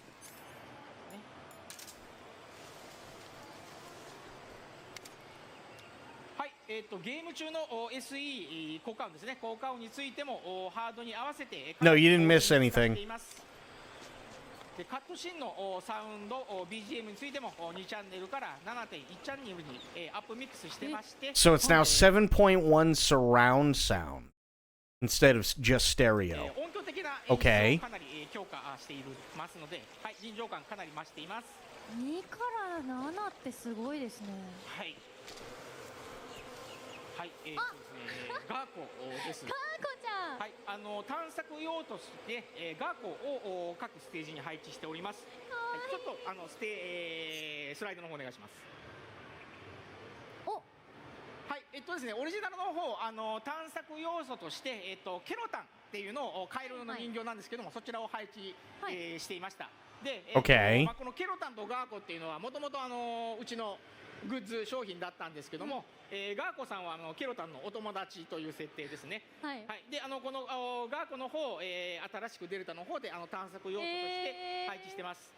でガーコさんの方がですね、おしゃれさんでして、隠してる場所に応じてギリースーツで擬態してますので、ちょっとケロタンよりは見つけにくい、まあ、黄色なんで少し違和感があって、そこを見ていただけると見つけることができると思います。So in the original Metal Gear Solid 3, instead of these ducks, basically you had like frogs, right?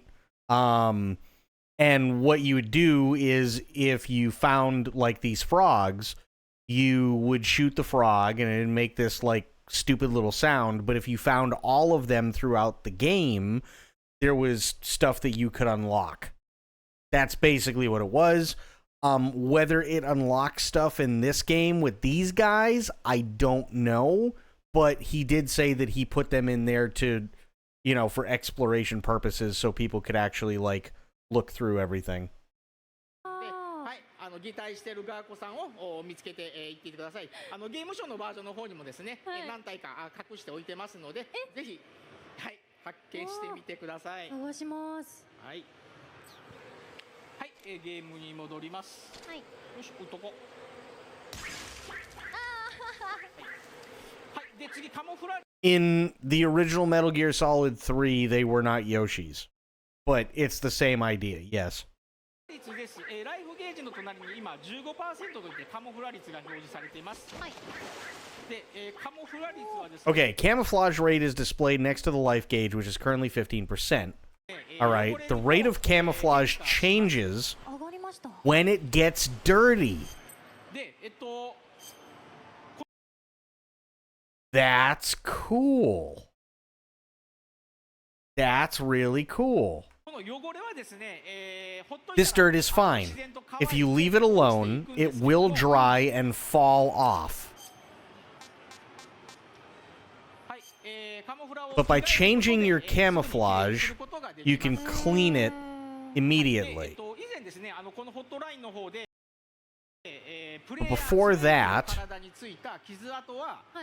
the scars on Snake's body will remain as scars until the game is over.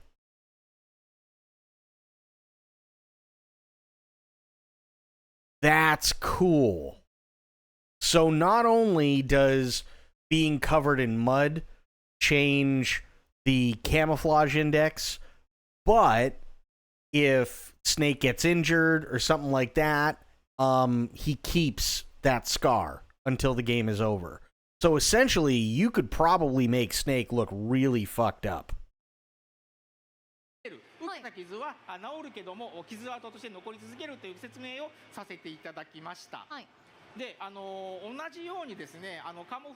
When a camouflage suit is hit by a bullet, it gets punctured, scratched, and gets damaged more and more. Those mud stains can be cleaned by changing your clothes, but the holes and other damage will remain until the end.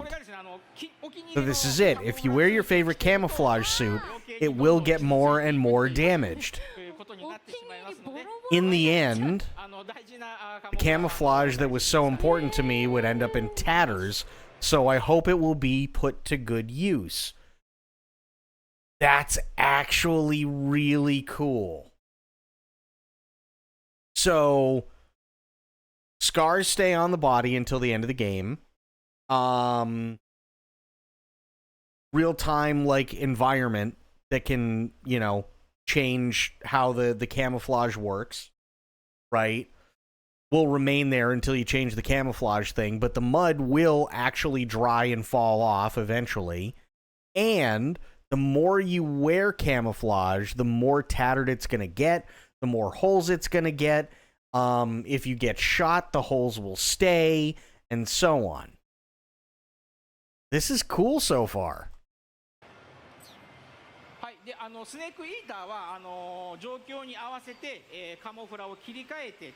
Okay, yep. You can change camouflage. Keep an eye on the enemy soldiers.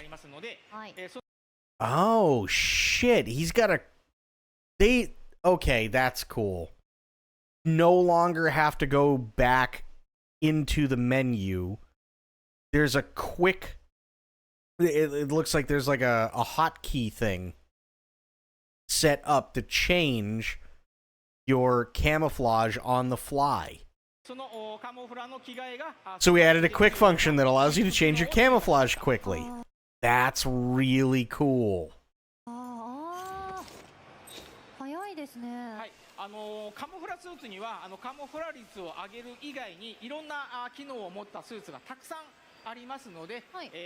The different camouflage have various functions other than increasing the camouflage rate. I have a lot of suits, so feel free to change into them and don't just try them on. However, I hope the users will be able to try out various suits and find various ways to play with them. Okay. As for the radio, Snake Eater has a radio with quite a lot of volume. Oh, shit. They added another quick map, so you don't have to go into its own dedicated menu thing anymore. You still can, but you don't have to. Added the radio so you can access it as easily as possible. Cool.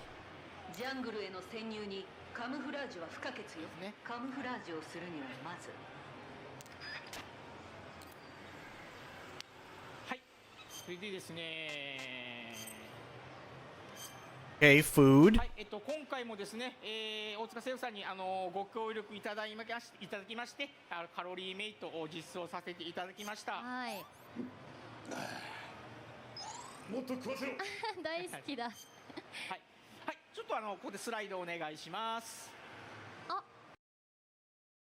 Damn.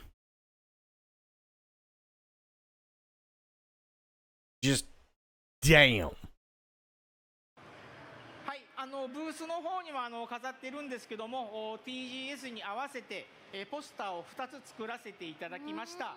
はい、こちら側がですね、スネークがモデルになっています。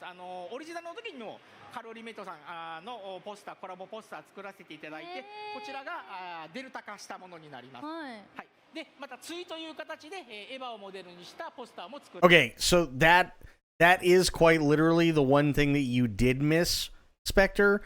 Everybody who shows up at the booth, and there's only like 400 people that are actually going to be able to try out the demo, but everybody who tries out the demo gets a poster, and in the bag with the poster, they get a calorie mate, and they get a specific Metal Gear Solid Delta t-shirt, and they also get box stickers, and they also get a crocodile hat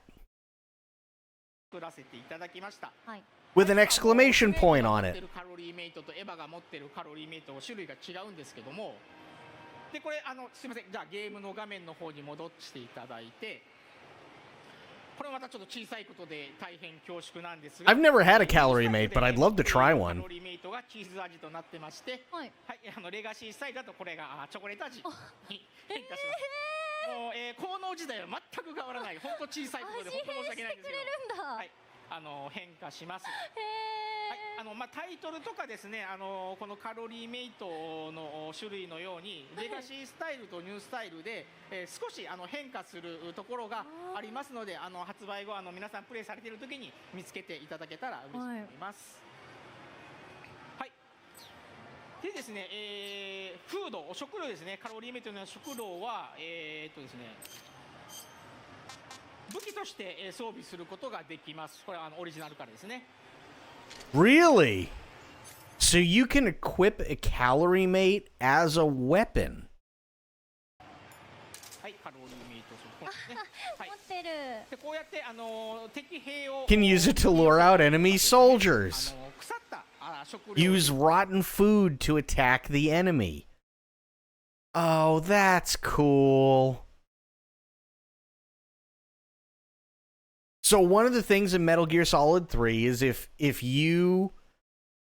No. So in Metal Gear Solid 3, if you got something from the very, very beginning of the game, like you killed a snake or whatever, and you never ate it, it can go bad, right? Because it's food. It's a dead animal, right? So eventually it's gonna go bad.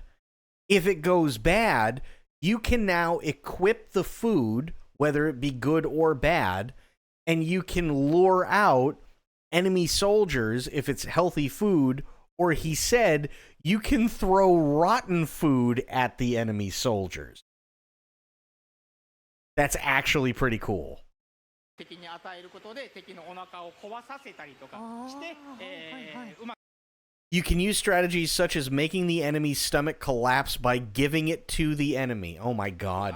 ゲームを進むっていう戦略を取ることができます。はい。ですね、今回このカロリーメイトを装備している時だけなんですけど、一緒にしてボタンを押すと、ポスターと同じポーズが取ることができますので、さっきのポーズだ。はい。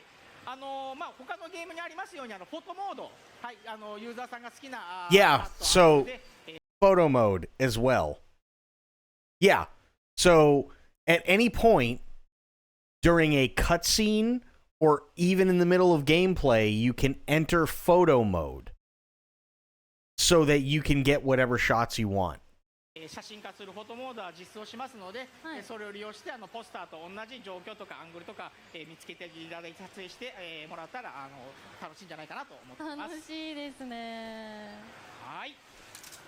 はい、ここから敵兵が出てきてちょっと戦闘になりまして、ここから先は皆さんプレイして確かめてください。はい、冬の方以上となります。ありがとうございます。We're gonna get Russian soldiers barfing in undergrowth in 4K. You're damn right. Absolutely. I'm gonna make Russian soldiers puke constantly. はい、ありがとうございました。オリジナルと比べてゲームシステム面でいろいろと変更されたということがよくわかりました。はい、ゲームデザインの方はほぼ書いていないんですけども、これから遊んでいただくユーザーさんが、より遊びやすいような機能の追加であったりとか調整等させていただけております。はい。クリエイティブプロデューサーのこれかどさん自らプレイしながら説明いただけるというのがすごく分かりやすかったです。私ももう一度使用してみたくなりました。番組を生配信でご覧の皆様も、もし明日からの2日間東京ゲームショウにお越しになられる際はぜひぜひ体験してみてください。さて、ここからは商品情報のコーナーです。大石さん、はい、メタルギアシリーズの関連商品情報があるということなんですが、伺ってもよろしいでしょうか。はい、まずこちらの映像をご覧ください。はい。I take it there's a translated version in the works? What translated version for what? What do you mean? For this video? This is the translated version. Unfortunately, they're also using YouTube's translation, so this is about as good as it's gonna get.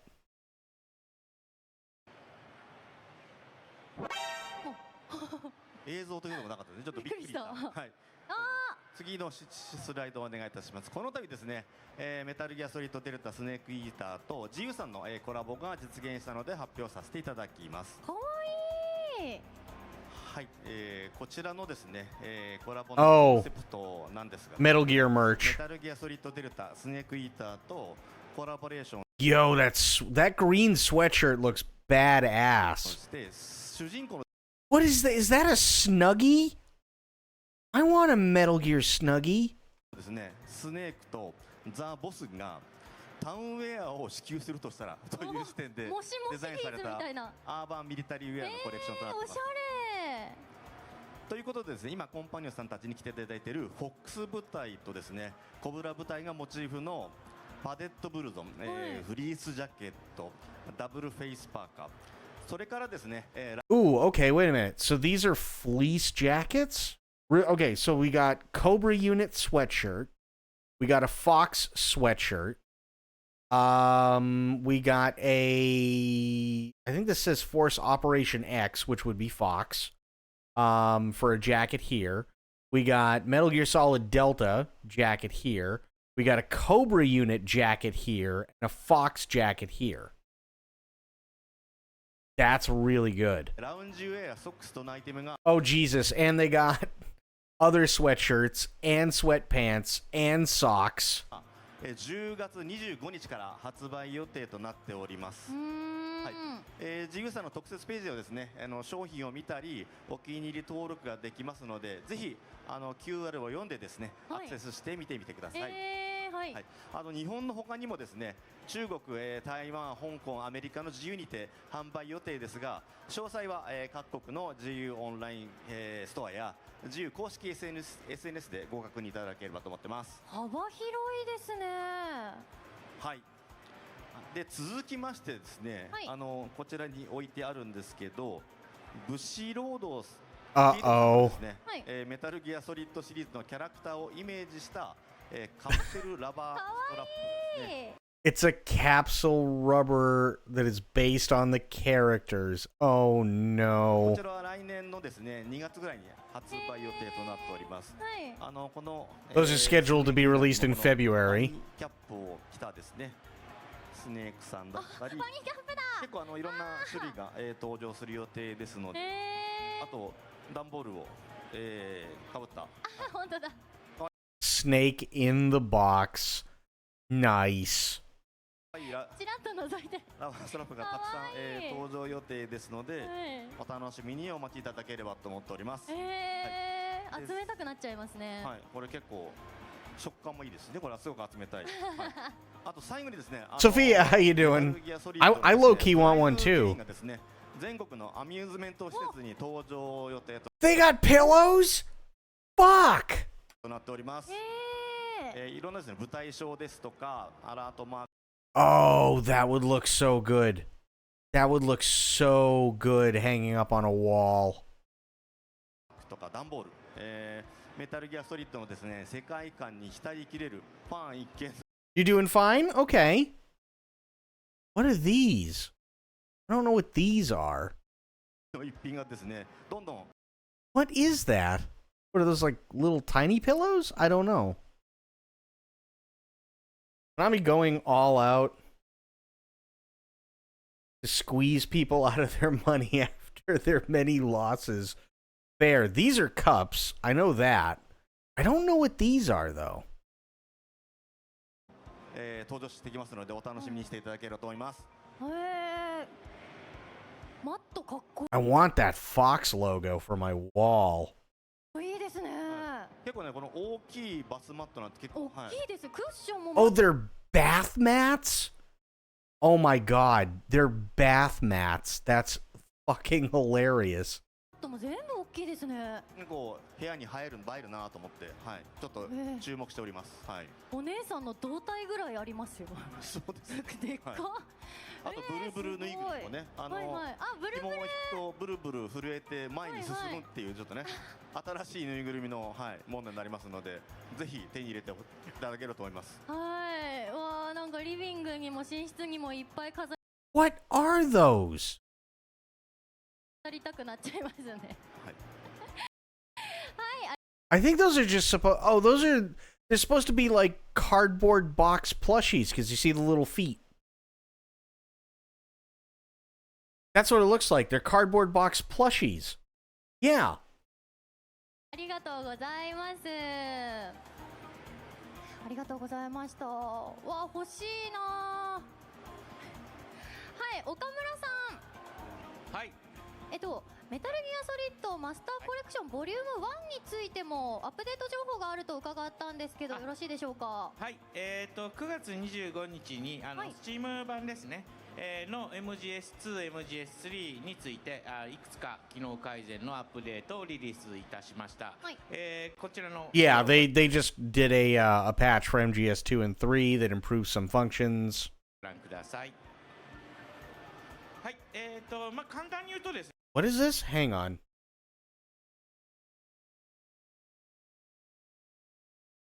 Oh, interesting. Okay, so they cleared up some stuff. So resolution settings, choose from original mode, adjusted, or custom. Okay. That's not bad. オリジナルゲームのイメージにできるだけ近いテイストというのがこの左側にあるオリジナルモードというやつですね。で、あとはアップスケールの方法論を新しくして、若干いろいろ画面全体として、シャープな感じに見えるかな。Okay, so they upscaled it, which isn't bad. 選べるようになったということかなと思います。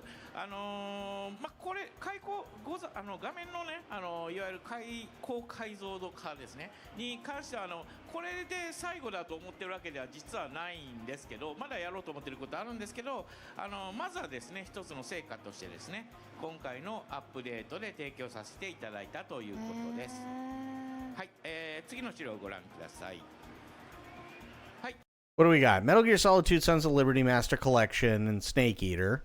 Yeah, mouse keyboard rebinding available. Change assigned controls for the controller buttons and mouse and keyboard via the control settings menu in the game. Nice. Finally. Steam community assets available. Gain Steam trading cards and badges by playing the game for all three. Okay. その他ですね。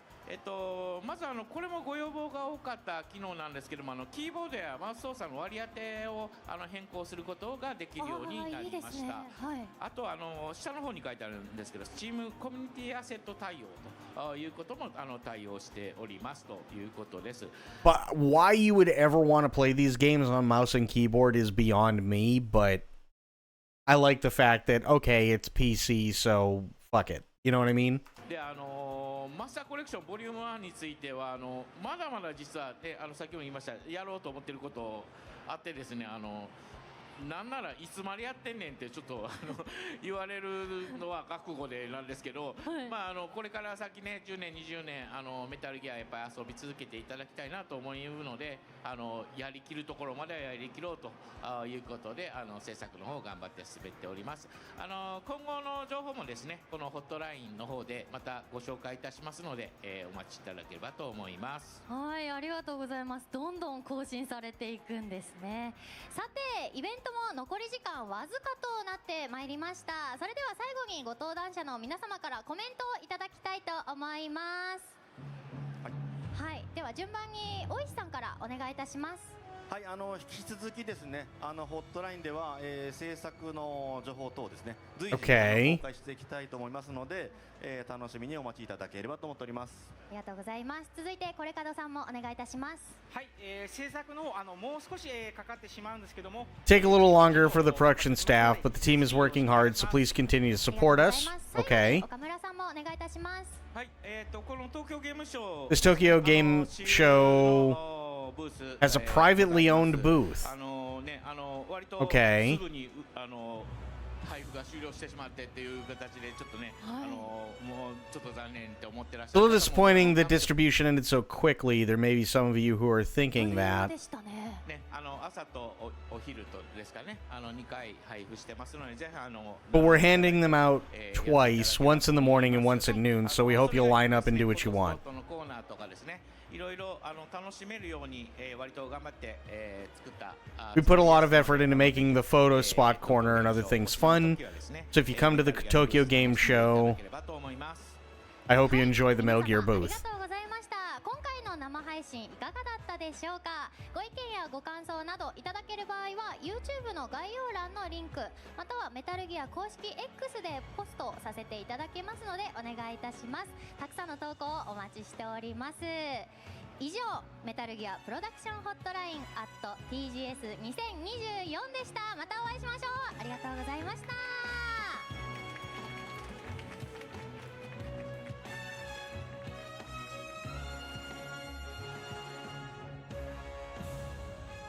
Okay, so it looks like they've got a sale for the Master Collection Volume 1, Castlevania Advance Collection, and Super Bomberman 2 as well.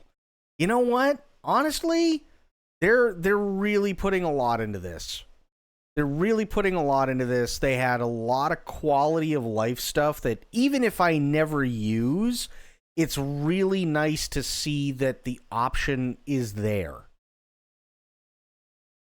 I do really like that. I like that the option is there. So if I want to use something, I can. That's really well done.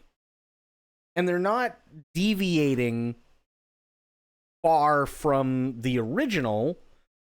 They're just, hey, it's, you know, they're making it a little bit better. They're just updating things. I don't have any problem with that. I don't have any problem with that whatsoever. It's nice to see a company doing their fans justice. Yes, absolutely. The devs weren't lying. It looks like they're doing their best to make this game really good. I really hope so. I really, really hope so. Like I said before, they really, really, really have to nail this, and they have to do it for both MGS Delta and Silent Hill 2 Remake. Because if one of them goes down in flames, they're in trouble. If both of them go down in flames, that's probably going to be the last time we see anything from Konami. So yeah, to me, it looks like they really understand that there is a very, very, very rabid fan base for both. And they're doing anything and everything that they can to make sure that it's all done with the utmost care. Good on them. I think they know that too. That's why they're giving so much info on both games. Yeah. And I think it's important too because they want to be able to show people, hey, listen, this isn't just Metal Gear Solid 3 HD Edition. now in 1080p with crap controls like the Master Collection was, right? This is completely redone. There's a lot of quality of life stuff, but everything that we're doing is still staying true to the original game. I think that's really, really, really important. I think that's insanely important. So good on them. Seriously good on them. Let me change stuff over here really quick. Get back into more FF16. You'd buy this? Yeah. Yeah, this looks really, really good. And to what Spoiled said earlier, and you know what? Well, here's the thing. They have not given any sort of release date.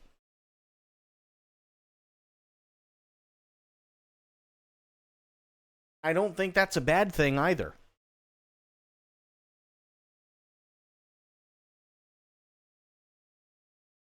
There is, as of yet, still no release date, but I don't think that that's a bad thing. I think that what they want to do is they want to try and make sure that everything is perfect before they let people know of any sort of release date. Because let me put it this way, right? Assassin's Creed Shadows has already been pushed back, what? Twice? So people are starting to lose faith, like big time, in Assassin's Creed. Because they were like maybe 2 months, right? They were maybe 2 months before Assassin's Creed Shadows released, and they pushed it back by another like 3 or 4 months. But they did it again. So once you set that release date, that's kind of it. You're kind of locked in, and if you don't meet that release date, you better be like really, really, really apologetic, because there's going to be a lot of really pissed off people coming after you. So yeah, I don't think this is a bad thing. I don't think it's bad at all. Let me bring stuff up here for FF16.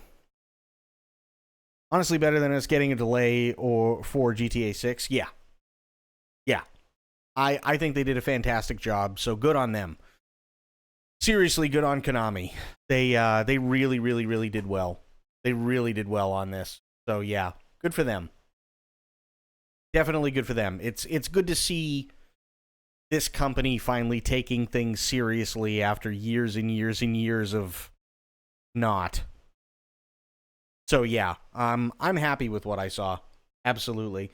Between this and Silent Hill 2 Remake, I mean, both of them, for me, personally, both of them are no-brainers.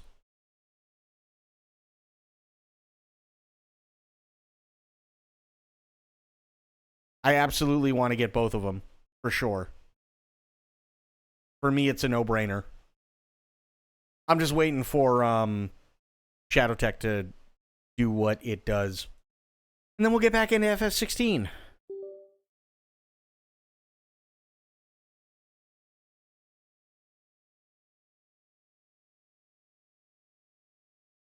Hurry up.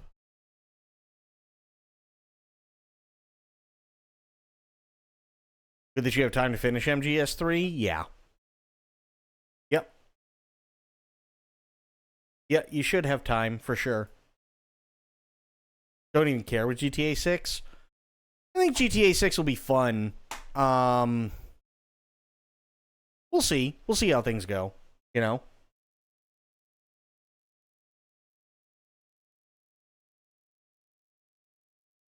If I become a millionaire, I still won't buy it day one. Oh, well, here's the thing, right?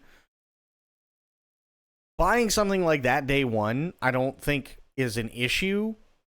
But for me, like, let's say it releases on Steam, right?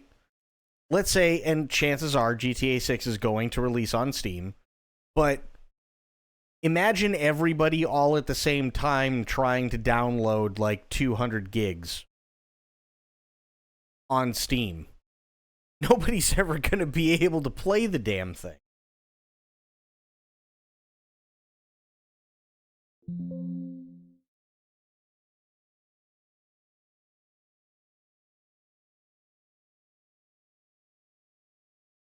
Ooh, really? What's it installing?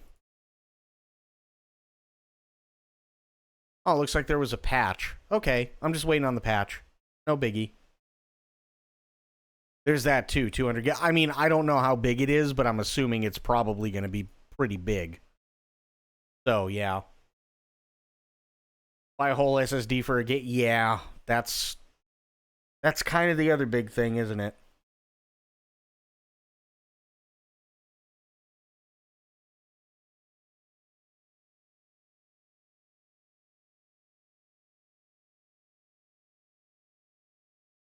I'm just waiting on a patch to finish installing, that's all.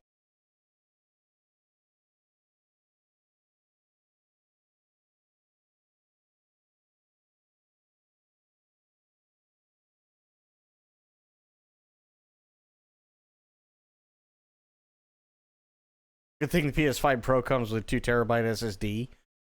I mean, you're going to need it anyway, right? With all the extra crap that they're cramming into the PS5 Pro, you're going to need that space. Video takes up a lot of space. Like a lot.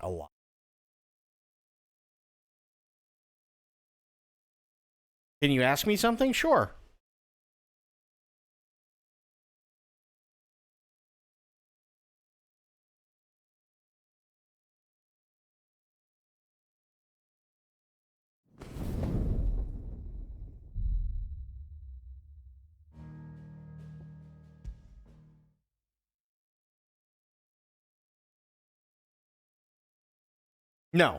No, and I won't. I'm never going to pre-order any video game console.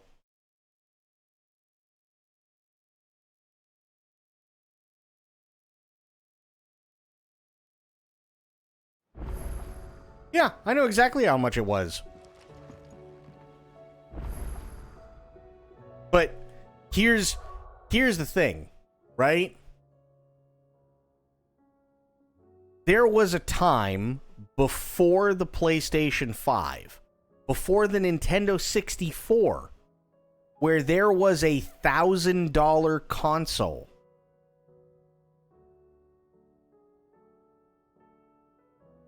And that was in the 90s.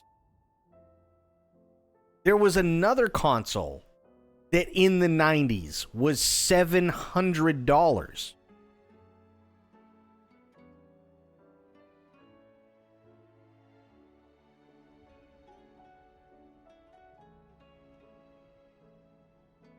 They're waiting in line to, at the very least, to get the DualSense Edge limited edition, and they sold out. Oh, that I'm not surprised by. I'm not surprised by that whatsoever.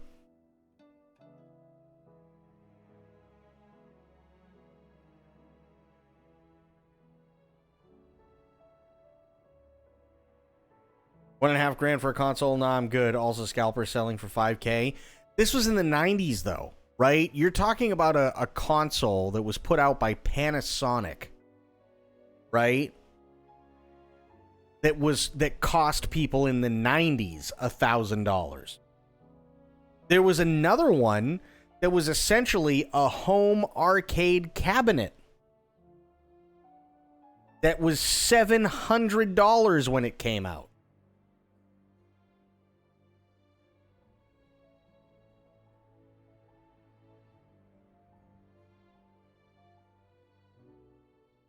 And those were just for the consoles. You still had to buy all the other stuff extra. There was no such thing as bundles back then. Unless it was like Christmas time.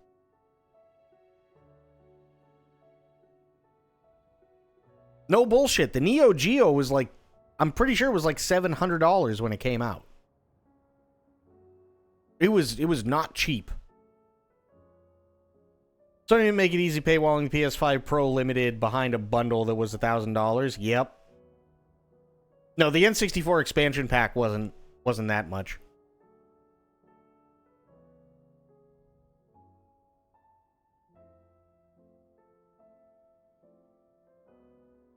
You gotta remember, I grew up during the time of the Dreamcast. The Dreamcast was $400. That's in early 2000s money.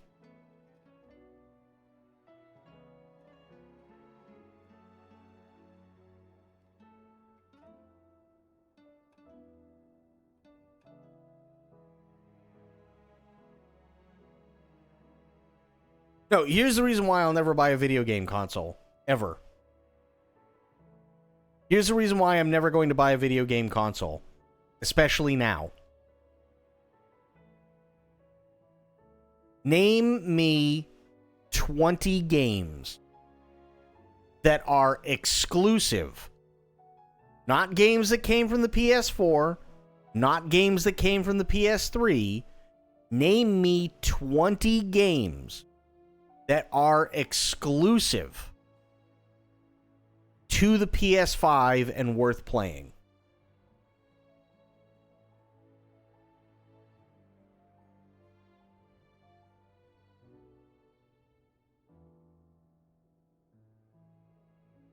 And at the same time, do the same thing for Xbox. Not a game that is on both Xbox and PC, but exclusive to Xbox. Nope. No. That's one game. Name me 20 separate games. You can't.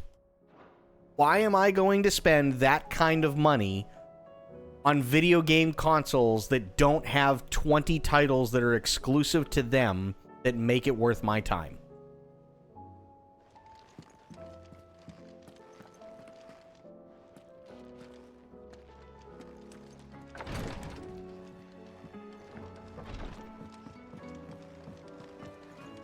No, it does not count as separate. It's the same game. Buying 20 copies of the same thing does not count as 20 different things. Covered in nicks and lumps, the lot of them. It's a wonder they can still walk. I still say it were a compliment. Say it all you like. It doesn't make it true. Ah, Clive. I was wondering when you'd arrive. Please tell me you've come to take our young prodigy here off my hands. I'm not here for mid. I need information on Ash. Then why not ask Molly if you can look in one of her ovens? Go on. As soon as the Enterprise is ready, we'll be setting out for Drake's Spine. And we're going to need a safe place to land. There's really no reason to buy a console other than the ease of use and stability of it. What stability? You're in the market for a new PS5 because yours is dying. How's that stable? Preferably one that won't see my ship blown to shit and splinters. If it were that easy, do you think Waloed would have resisted invasion for so long? Very little is known of Ash. Stability of the games? What games? That's the point. There aren't even 20 games that are exclusive to either of those consoles. So what games?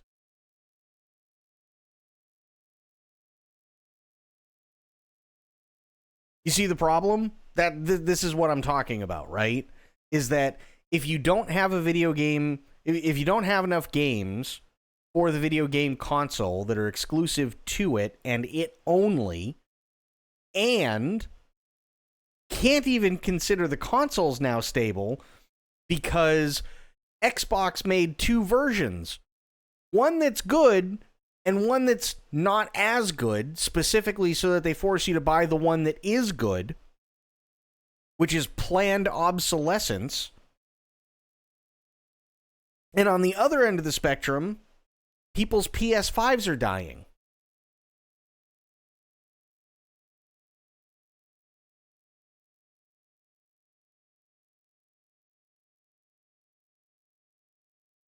They're more stable than PC? What games? That's my point. What games? No, not all. Not even remotely close to all. Hell, even during the last generation, they were coming out with games that were worse on the consoles. Cyberpunk 2077, anyone?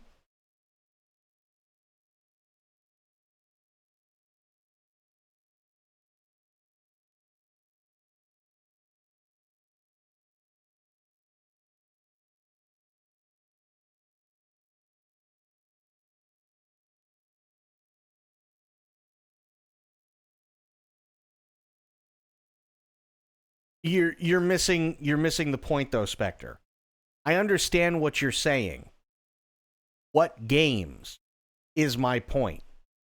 You cannot name 20 separate games that are exclusive to either the PlayStation 5 or the Xbox Series X, where I could sit there and go, oh, well, I know that these will run perfect because they are exclusive to the console, right?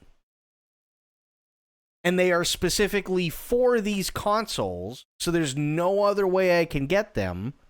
So this would justify the anywhere between $500 and $700 price tags, when you could easily take that money and you could probably make yourself a pretty decent PC and get all of the games and have them run pretty damn well.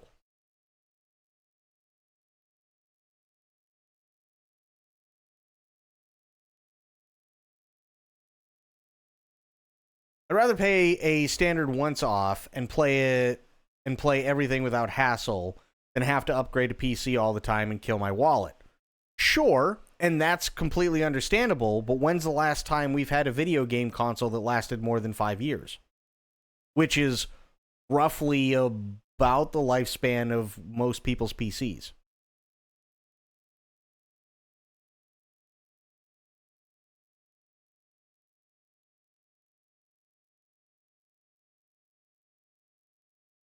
Right? So it's like, when they say, oh yeah, the game consoles are becoming more and more like PCs, I mean, they're not kidding, right?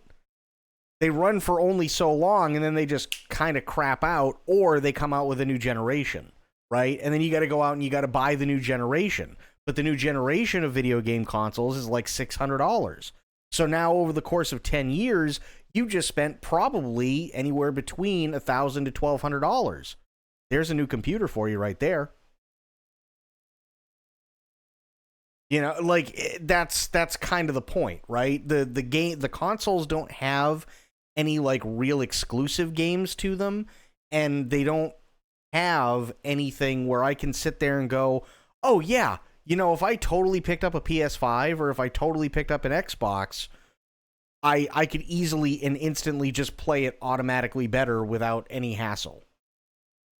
Right? And it's quite literally exclusive to them. So I know, because it's only on Xbox or it's only on PS5, that it is going to run as best as it possibly can, because it's only made for one system. So it's like, it's a give and take. And I'm not shitting on anybody who loves playing consoles.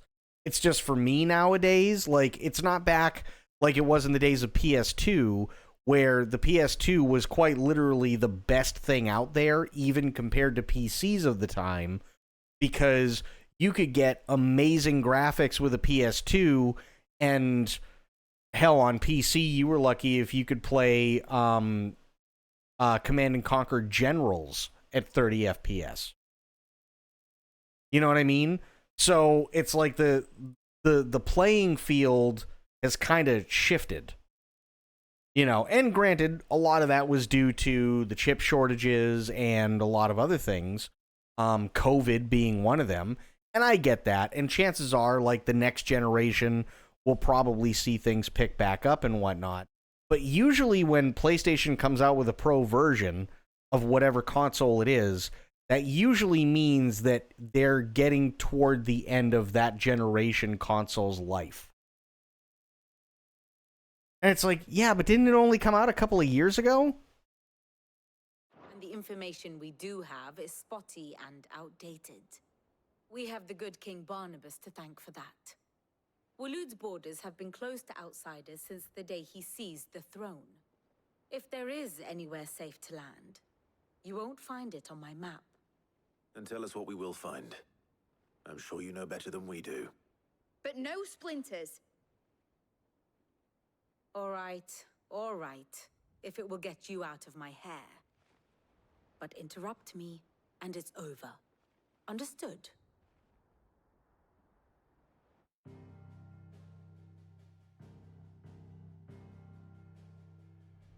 Barnabas Tharm, the one they call the Last King.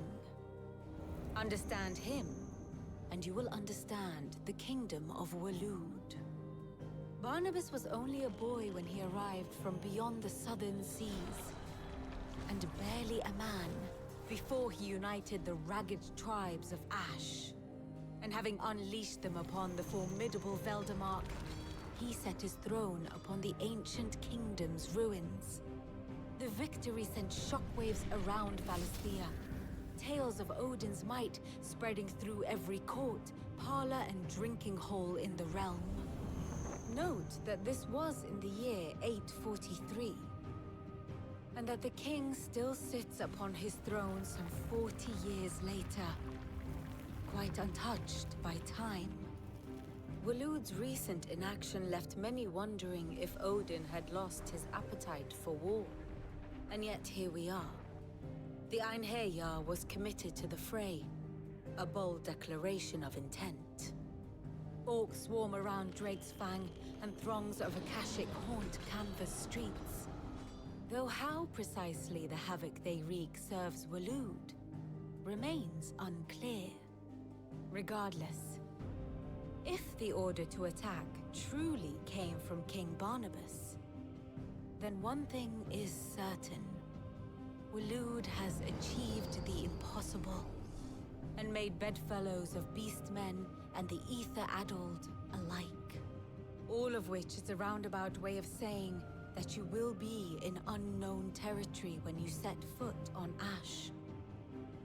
Much of the continent has already been lost to the Blight, and what few ports remain will be fiercely guarded. And that is to say naught of its natural defenses. Offshore currents will cast an ill-equipped ship out to sea one moment, and dash it against the rocks the next. But then the Enterprise is anything but ill-equipped, and Mid has made land there before. Now, if only there were someone with an intimate knowledge of the Shadow Coast, and where a daring gentleman might put ashore.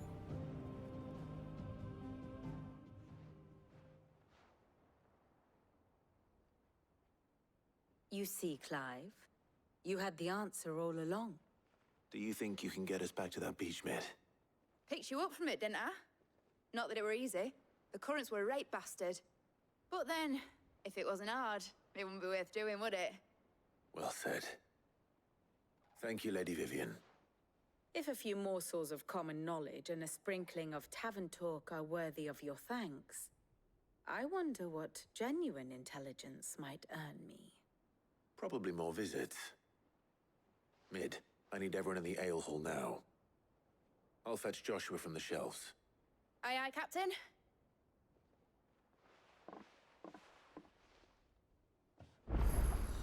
And here's the thing, like, mind you, I'm not like I'm not actively going out of my way to like shit on consoles whatsoever. If I was going to buy one, it would definitely be a PS5. But that's because of my preference of games. My preference of games typically coincide more with PlayStation stuff than it does Xbox, right? Hell, I'm using a PS5 controller, right? But my big issue is that currently Sony and Microsoft are starting to, like, they're starting to drive themselves out of the market. Right? Like, what does Phil Spencer keep saying? With literally every game that's showcased. It's coming to Xbox and Game Pass on day one. Well, if it's coming to Game Pass, then why do I need an Xbox? Right? And what happens, and I don't like giving, mega companies, like, too much credit, but credit where it's due, Sony at least is doing it smart and going, we're going to give it a year to 2 years. So we're going to have the exclusive rights to the game for at least a couple of years, and then chances are, if those people didn't buy it on the PS5, it's because they probably would never buy it on the PS5 anyway, because they probably don't want one. So then we'll release it to PC. Which I don't think is necessarily a dumb thing to do. But honestly, the issue is now is that, like everybody has been saying for years, the consoles are now becoming more like PCs, and honestly, they're not wrong. They really aren't. So, me personally, I can't really justify that anymore. And the other big thing too, because the last PlayStation console that I had personally was the PlayStation 2. But this is something that I feel like Sony stopped doing after the PlayStation 3, which I think is a massive shame. It feels like, with the way that the PlayStation 2, absolutely decimated Xbox, and then the PlayStation 3 decimated the Xbox 360, right? Sony has no reason to do anything innovative anymore. So, for the PlayStation 2, you weren't just buying a PlayStation 2 to play PS2 games. You were buying a PlayStation 2 because you could play PS2 games, all of your PS1 games, and use it as a CD player and use it as a DVD player. And that you could get that for $300. When at the time, trying to get just a DVD player could cost you almost $1,000. Right? When the PS3 came along, the original PS3, you could do PS3, PS2, PS1, CD, DVD, and Blu-ray. At the time where a single commercial-grade Blu-ray player for your home TV would cost probably the better part of $1,000. After the PS3, they stopped innovating. So it's the graphics would go up a little bit here and there and so on, right? But they don't do that anymore. I mean, hell, with the PS5 Pro, you don't even get a disc slot anymore. You have to be connected to the internet constantly because you got to download all your shit.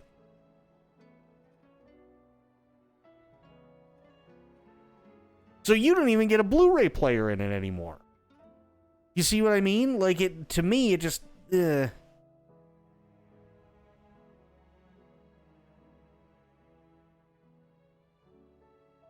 if you already have a good PC, I can't see why you'd buy an Xbox at the moment with Game Pass. Forgot Game Pass is on PC. That changes the whole argument. That's why you need competition. Companies get lazy if not pushed. Yeah, absolutely. And for all of Microsoft's faults, at least Microsoft back then was trying. But Microsoft kind of got the upper hand a little bit, especially during the PS4 days and the Xbox One days. And to an extent, the very, very tail end of the Xbox 360, they got the upper hand with Game Pass. But now they've kind of driven themselves out of the market. Because Phil Spencer loves going, and it's available day one on both Xbox Series X and S and Game Pass. And then you're sitting there going, well, I already got a fucking computer. Why would I go out and buy a console? Why would I spend $600 on a fucking video game box when I already have one here? So all I got to do is pay $15 versus paying $600.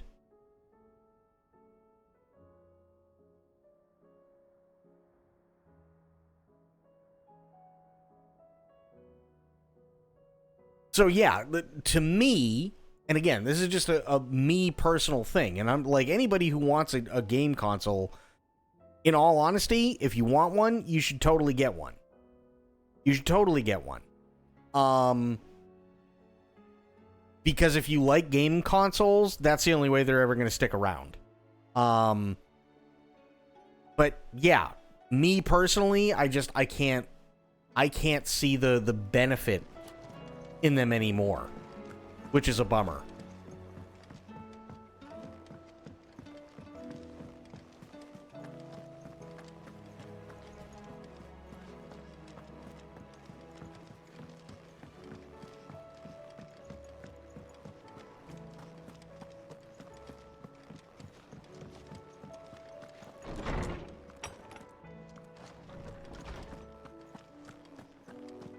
I have no reason to assume otherwise.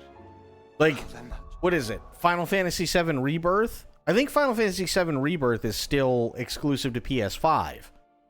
But we all know that it's coming to PC. Just like we all knew 16 was coming to PC as well, right? So when 16 came out, I was like, yeah, you know, I definitely have that feeling of FOMO. But all I gotta do is wait a year and a half and I'll have it. It'll be fine. Right? Final Fantasy VII Rebirth, same thing. Everybody's going nuts over Final Fantasy VII Rebirth, and I think that's a great thing. But meanwhile, all the PC users are like, I'll just give it a year. Changes everything. Clive, you must listen to this. Lawsman, tell him. Do you recall when we spoke before on the divinity of Ultima? Well, it inspired me to delve deeper into the subject. And what I discovered appears to agree with the findings of His Grace. You will recall that my quest to uncover Ultima's origins began with the mural at Phoenix Gate. But while I've always known it to be important, its secrets have heretofore eluded me. Now, however, I believe I know where to find the more complete example, one that will reveal all we seek. Master Clive, have you ever in your travels chanced to hear of the Circle of Malleus? I would think not, few have. But there was once a time when the faith flourished, the oldest known religion in the Twins, and though its popularity eventually waned on storm, hints of its dogma remain embedded in more modern faiths such as the Crystalline Orthodox. Wait, you said it waned on storm. What of Ash? Religious monuments are often torn down or repurposed when new faiths rise to prominence. But if no new faith arose, then perhaps the ancient temples might still stand. And so, you see now why I must accompany you to Waloed.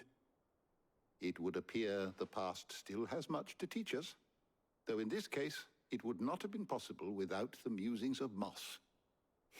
To think that you carried a copy of my old mentor's chronicles all along. I am relieved to discover it in good hands. I shall guard it with my life.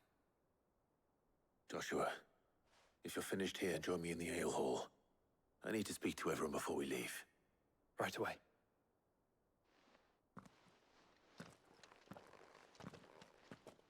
Should make an Assassin's Creed in space. Please, Your Grace, might I one day borrow the chronicles for a short while? You know what they should do? Mid said I could ride the Enterprise next. No, she didn't. She said I. They should make an Assassin's Creed that people actually care about.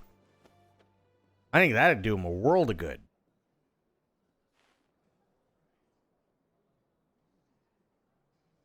Yeah, it looks like there were only 7 people, 7 fatalities in Florida anyway. I don't know about the other states.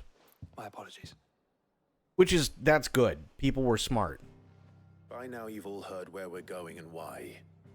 So I won't bother you with the boring details, only the important ones. If we attempt to approach Stone here by sea, there's a good chance we'll be sighted and fall prey to the capital's... I mean, 40 overall, like, it sucks that 40 people died. Yes. But 40 out of, like... I mean, hell, there were, like, almost 3.2 million in just Florida that were going to be affected. And I don't know how many millions in the other states. That's really good. So instead, we'll disembark on the southwest coast and make for Drake's Spine on foot. I say we, but it's highly likely the entirety of Ash is under the rule of Ultima. A large party would only attract unwanted attention, as well as slow our march and require supplies which may be difficult to obtain. Only Joshua and I will be going. And a scout. Preferably a good one. Gav, do you know of any? You bet your ass I do. Might still borrow some of Lady Vivian's maps, though. Just in case, like. Once you've dropped us off at the Shadow Coast, you need to retreat into neutral waters, fly merchant colors, and stay inconspicuous. If you sense any danger at all, you leave us behind and return to Storm. Inconspicuous is my middle name. But like hell am I leaving anyone behind. The ship ain't going nowhere till your scurvy mugs are smiling on deck. Jill, the Enterprise will appear a tempting target for royalists and pirates alike. You're to stop anyone boarding. Don't worry. I'll keep the ship and her crew safe. You'll be needing passage home, after all. But... very well. If there are no questions, I'll see you all at the docks.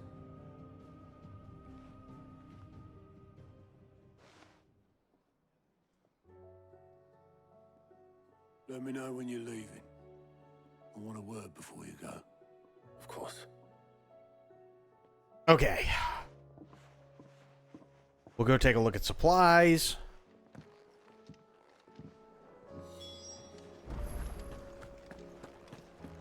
Oh, don't tell me we've run out of Papillon. Aye, it's a dangerous world out there.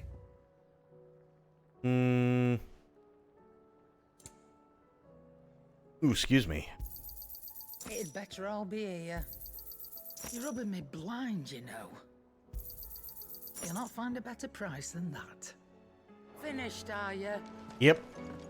The stew's Okay, go here. What's that for, dear? Ice brand. Okay. Could last you a good while.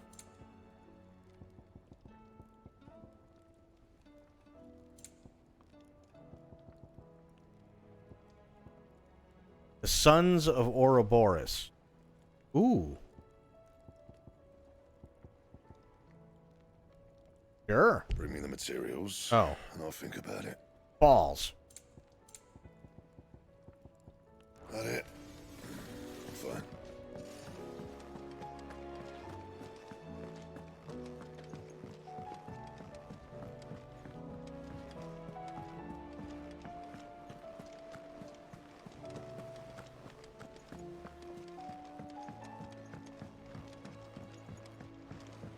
How do you split the sea, you reckon? Oh, and thankfully, everybody that I was worried about last night throughout the entire thing, they are all fine. My family friend that I told you about, she's fine. Not hurt.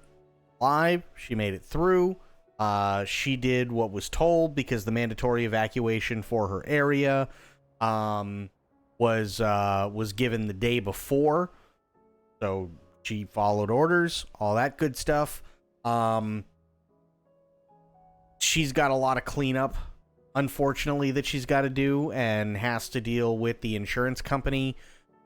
She got back to her house today and she had 4 feet of water in every room of her house. So chances are, unfortunately, the house is probably going to have to be fucking demolished and have something rebuilt there. But she's alive. You know, her pets are alive. And everybody's in good health. Houses, furniture, all that stuff can be replaced. You know, but yeah. Everybody that I was worried about, they're fine. Is something wrong? Not at all. Honestly. Can't a man wish his friend farewell? Just wanted to let you know that I'll keep things in order while you're off saving the world. I'll hold you to that.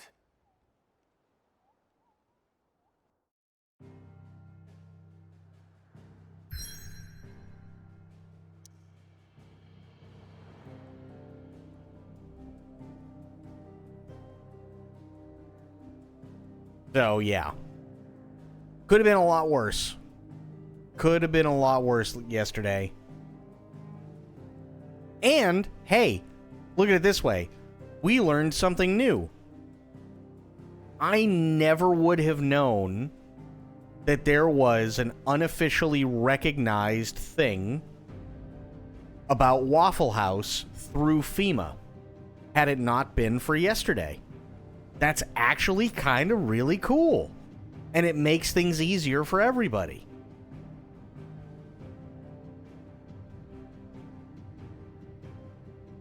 Yeah, the Waffle House Index. Because now, let's say you come to the States and you visit, right? For whatever reason, you don't know there's a storm coming in, right? If you see a Waffle House and the lights are off and nothing's in the parking lot and it's got boards all up along the windows and there's nothing stating that it closed down or that it went out of business, get the fuck out.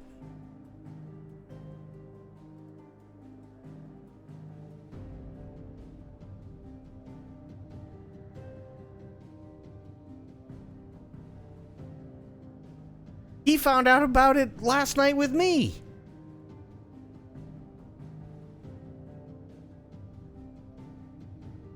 We found out about the Waffle House Index together.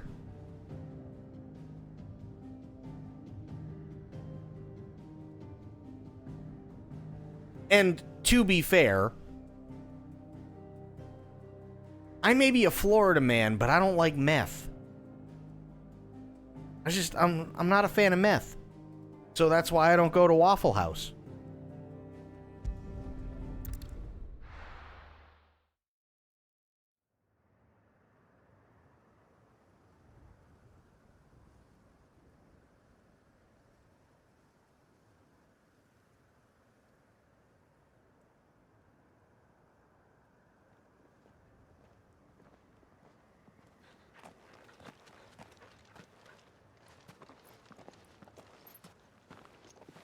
Reckon it'll be a long walk to the capital if we follow the cliffs.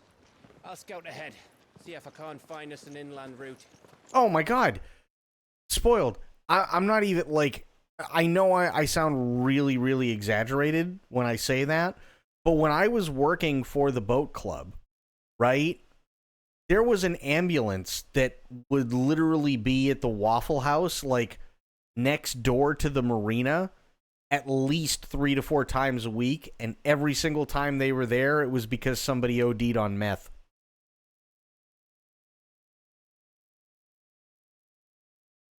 Like, I'm not even kidding. That's a thing. At that point, they might have they probably didn't even have to dial 911. It was probably just, you know, they probably knew the drivers by first name.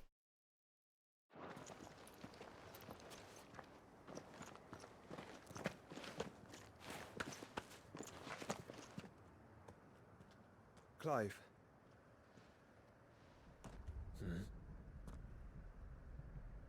There's something I've been meaning to ask. You took her icon, didn't you? Oh, yeah. He took more than her icon. Yes, I did. She understood.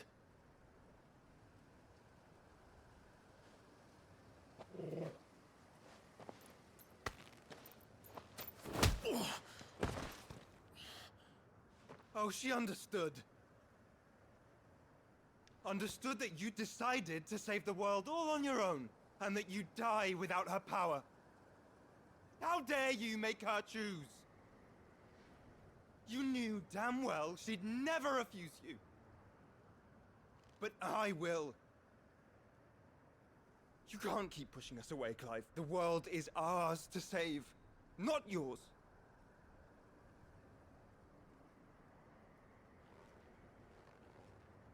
I used my gift because I thought it was the right thing to do.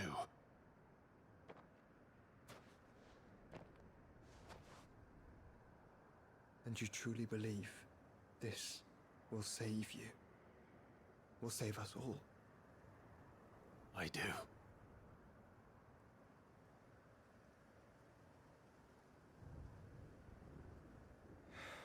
Yeah, good job. Don't you feel like a fucking idiot now? Then so be it.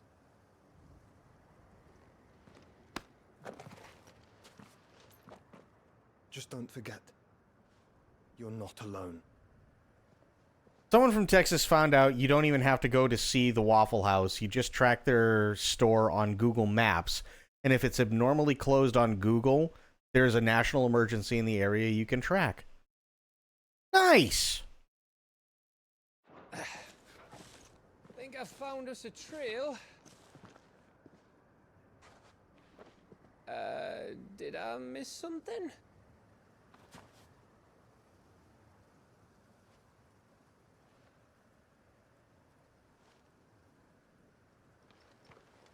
Only that Joshua didn't. I don't get it. Minor bit of fisticuffs? Yeah. And Joshua hits like a bitch.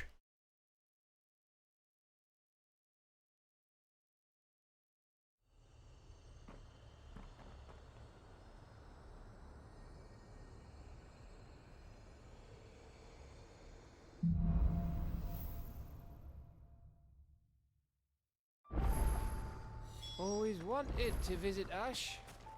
We're in Waluda territory now. Don't expect a warm welcome. Oh, I don't know, Clive. That castle over there looks inviting enough. Shall we sample its inhabitants' hospitality?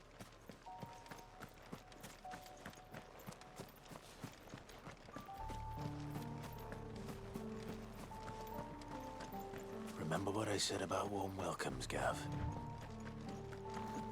Also, I do have to sit like I get what Joshua was trying to say, and I understand why he was like he was a little angry.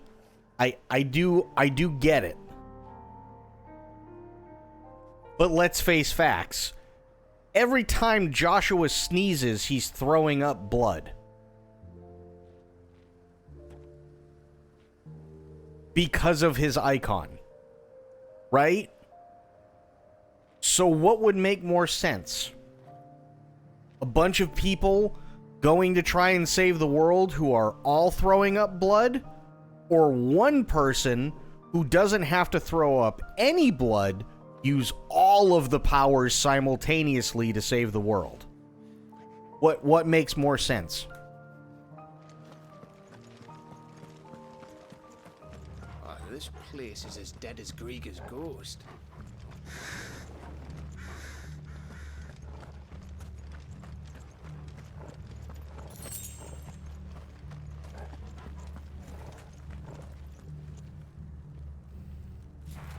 Because, not gonna lie, the last two times Jill used her powers, she got almost fucking eviscerated, and she slept longer than when she had her thunderous orgasm when they finally fucked.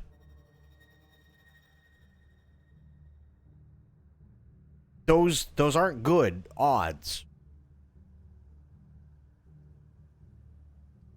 And now, every time Joshua sneezes, he's about ready to break a vertebra in his spine because he's just been so fucked up the entire game. Like, things aren't going well for him. Green is all good. Yellow, limited powers and services and food. Red is closed completely. Yeah.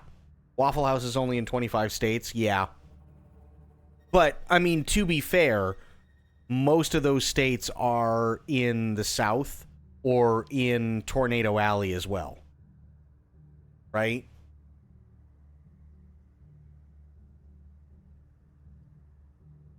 I'm a pragmatist and a simple man. If one guy no die when use power, but others die when use power, give power to one guy so he win and no die. Yeah.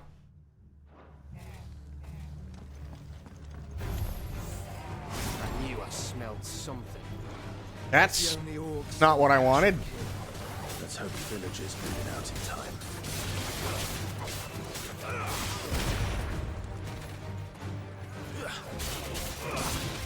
Oh, I'm on the wrong thing, that's why. Oh, much better.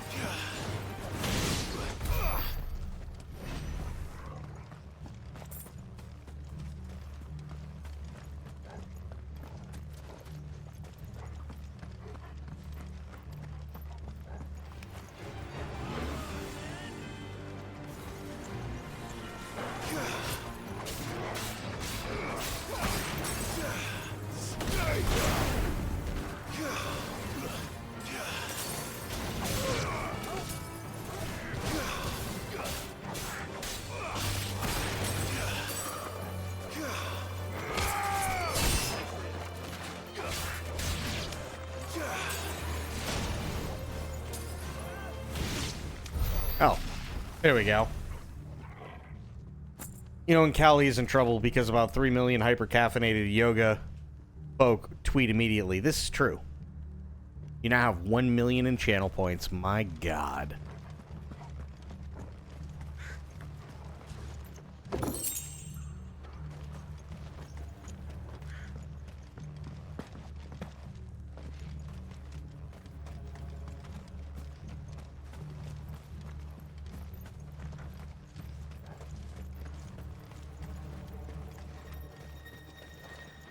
Oh, I missed a few.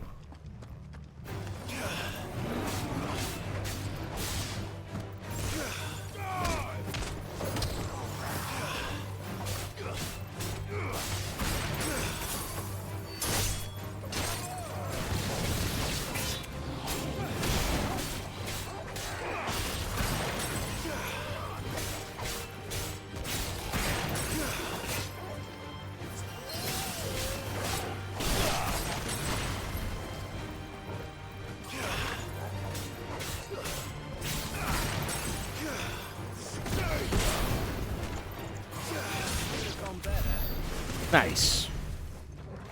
I'll take it.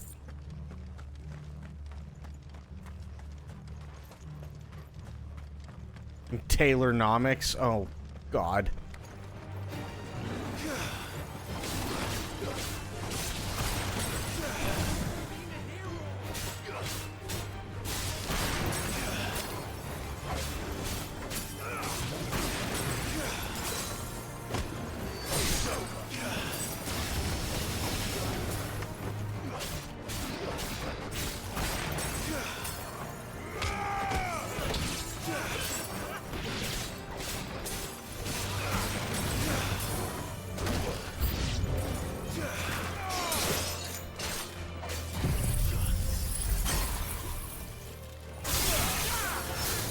Nice.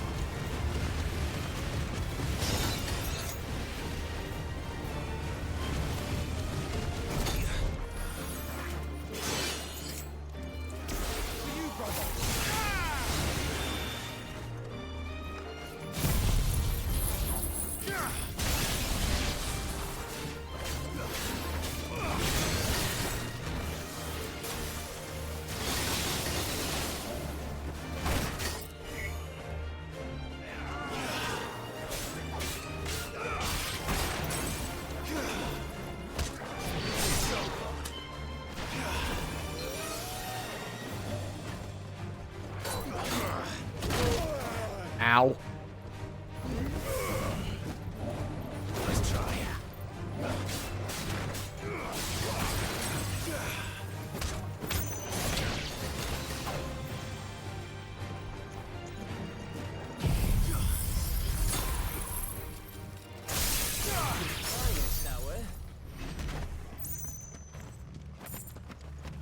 Still gonna take a little getting used to these new abilities.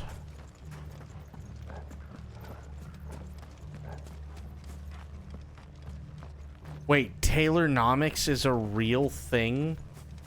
Oh, dear God.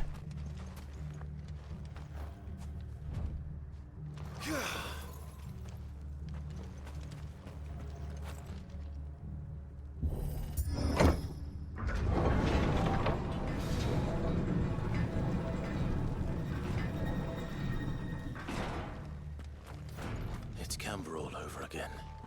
Where the hell are the Royalists? Seems you were right about that welcome after all, Clive. That's better. Why is Taylornomics a thing? I hate that. That's awful.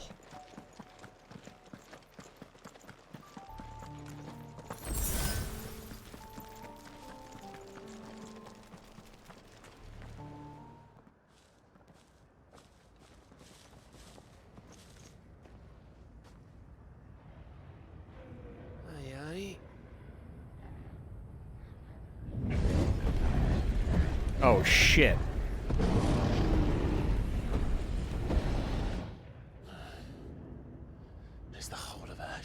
into Ultima's hands.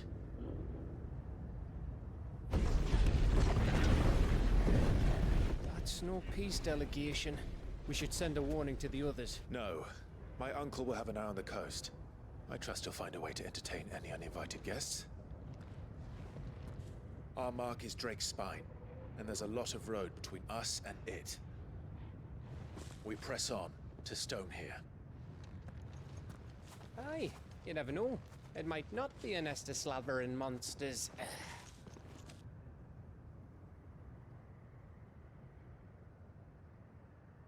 Clive, you must go on ahead without me.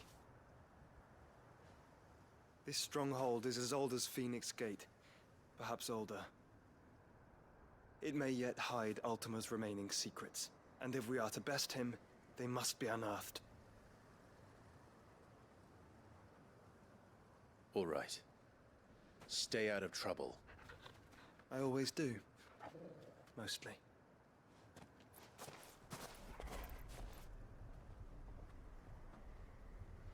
You sure about this? About leaving my brother on his own. Of course. Mostly.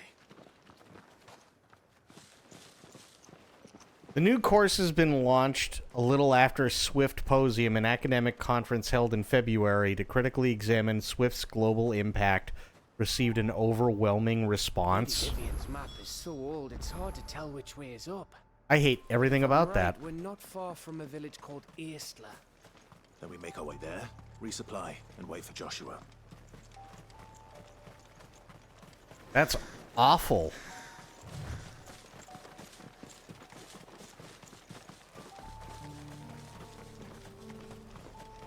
I mean, hey, you want to use Taylor Swift as like, you know, an example for, you know, different business ventures that, you know, she's been through, or, you know, different things that she's done to keep herself successful. That's fine. But, oof. I think they're throwing PhDs at a wall, hoping it'll stick. That is insane.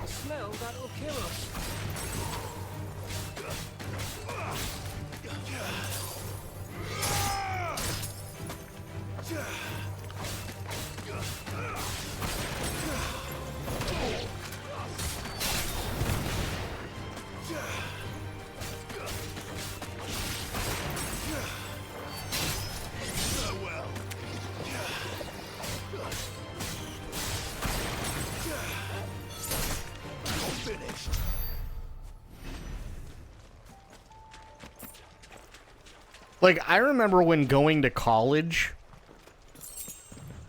and having a piece of paper that said diploma on it actually meant something. Right? But aside from, like, probably a few fringe cases that I can honestly think of, how is majoring in Swiftonomics going to get anybody anywhere in life? That's a joke.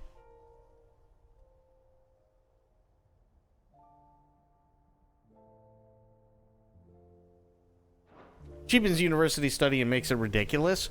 I mean, to be fair, right?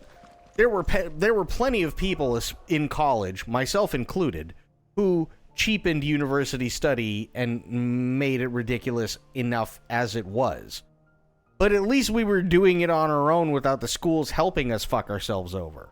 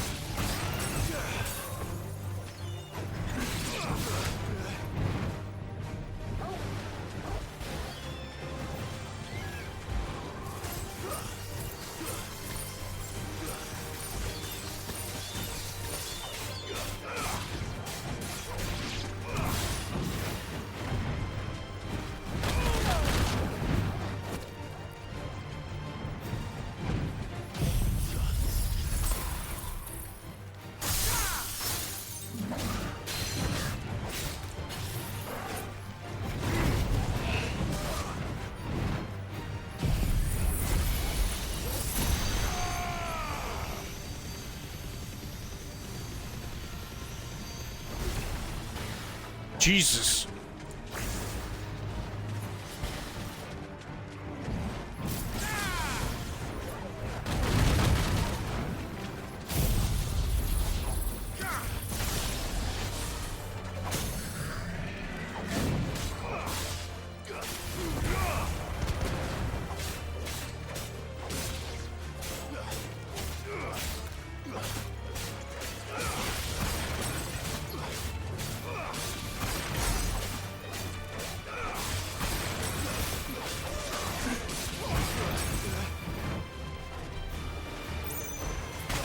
Ow.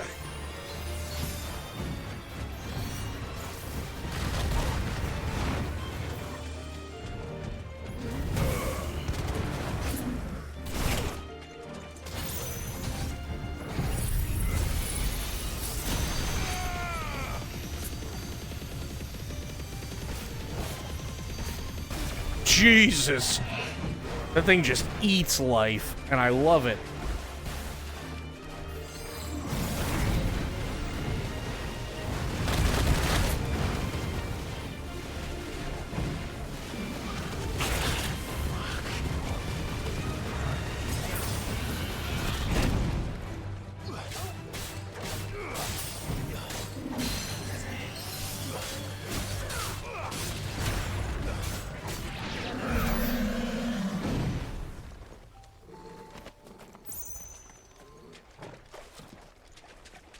Yeah, I'll never, ever, ever understand why they do that.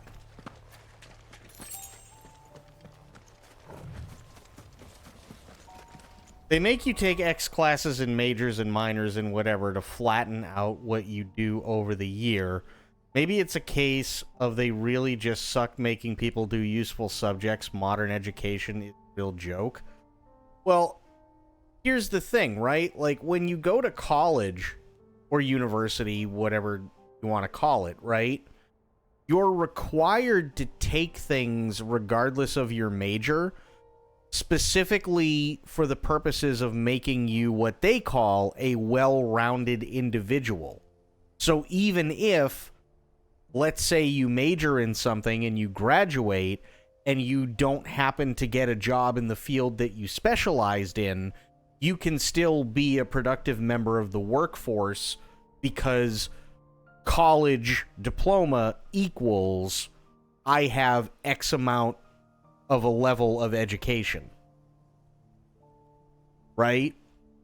They do that with literally everything. Like, one of the things that I hated, and it drove me nuts when I went to college the first time, was I had a major and a minor.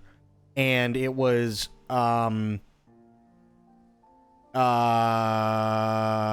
aviation flight operations and aeronautical engineering, right? Now, those sound like pretty heavy courses, and they were.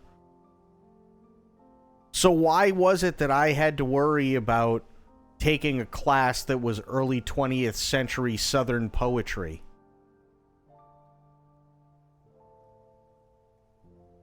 You see what I mean? Like, it's just ridiculous.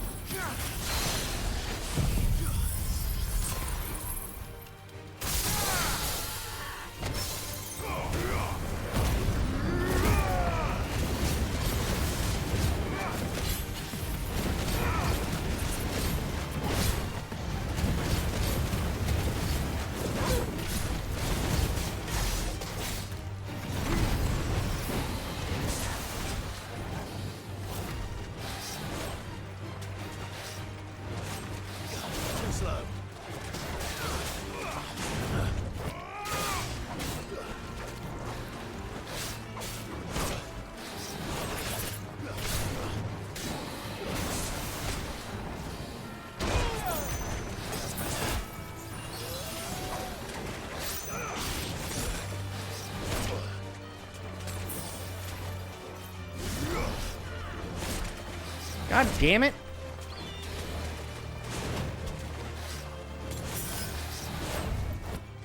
There.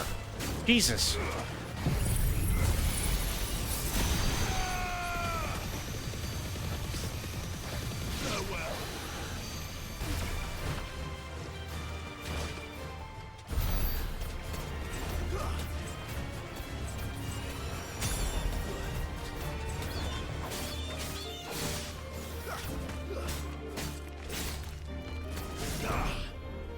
Oh, I hate that.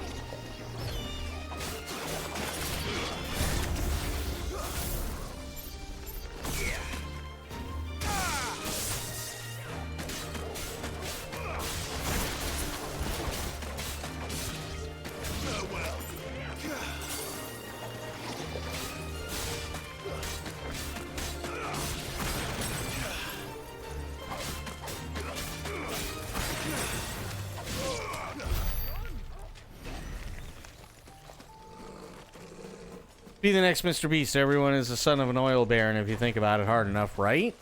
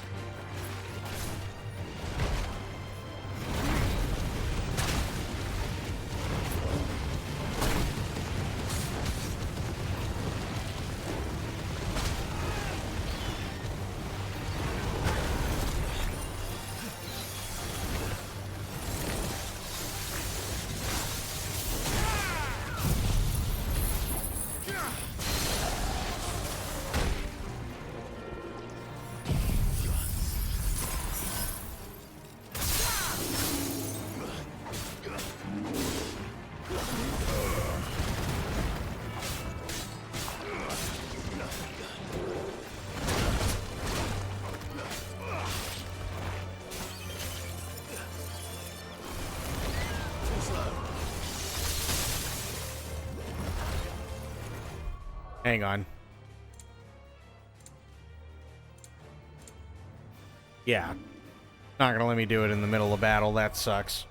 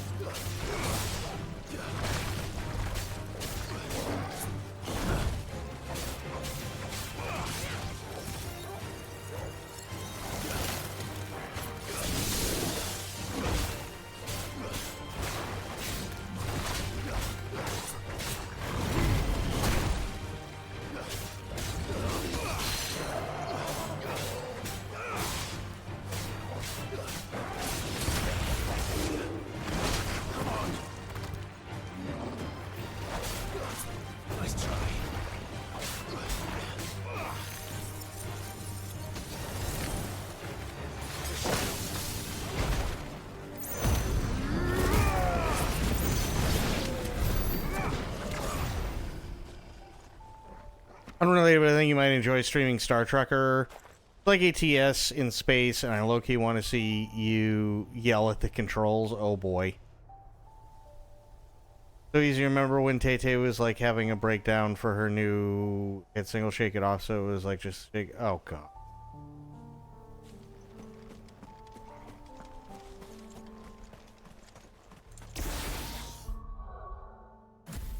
Oops. Yeah, I'm going back to that. Because that was actually kind of awful.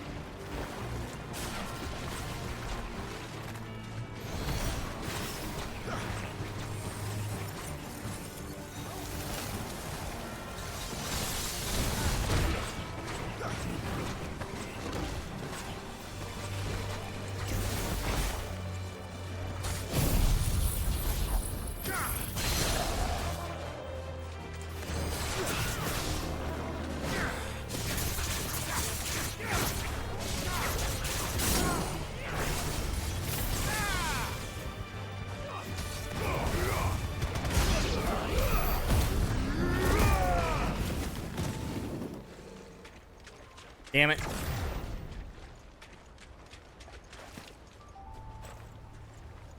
Torgal better live through this game or it goes from a 9 out of 10 to a 0.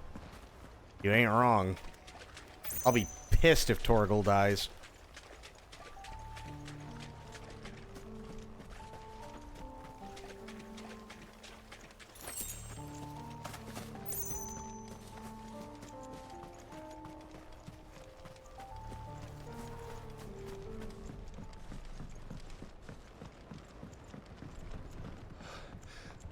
Oh, much breath. Don't look down, Torgal.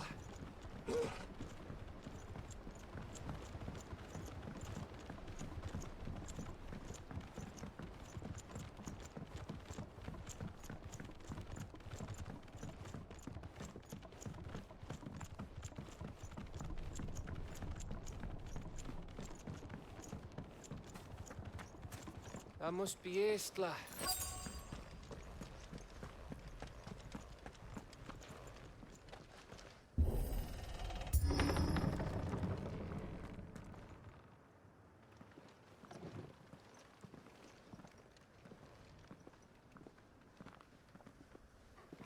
Gonna have to fight some big bad nasty, aren't I?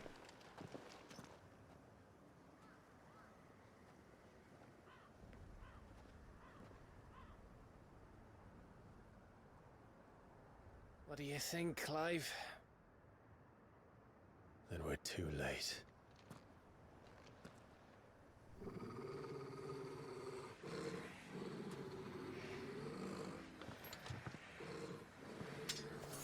Damn it. They're all turned. There's nothing we can do. I wouldn't say nothing. No quarter gap! No quarter!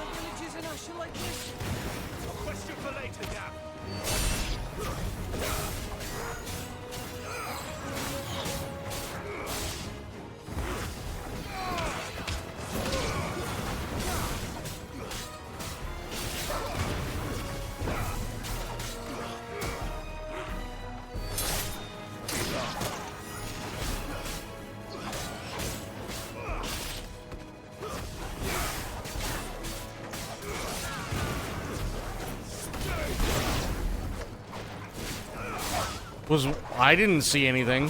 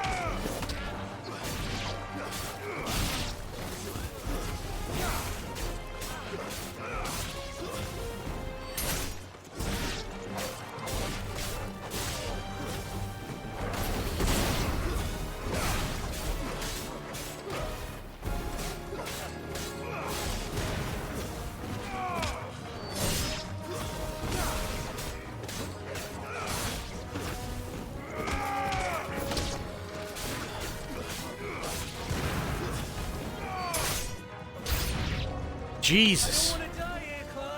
I don't want to die here either. Well, that's not good.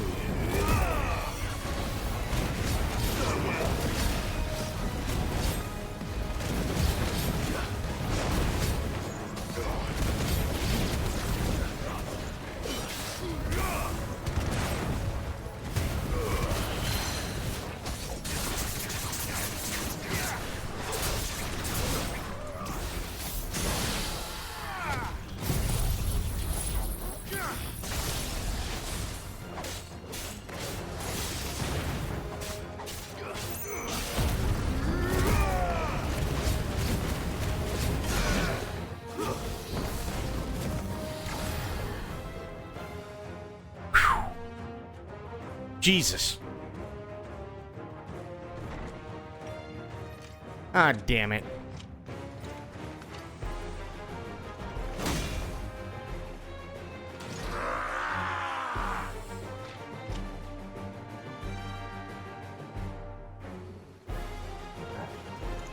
It isn't over yet. Of course it bloody isn't.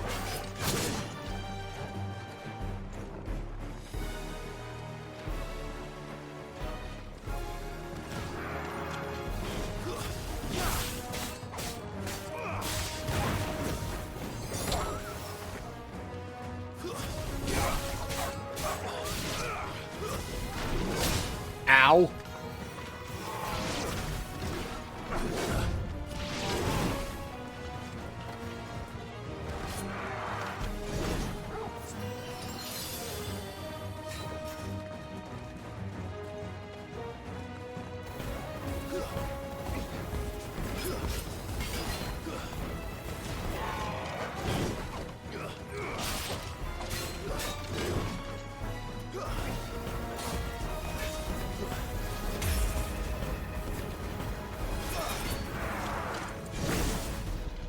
Shit.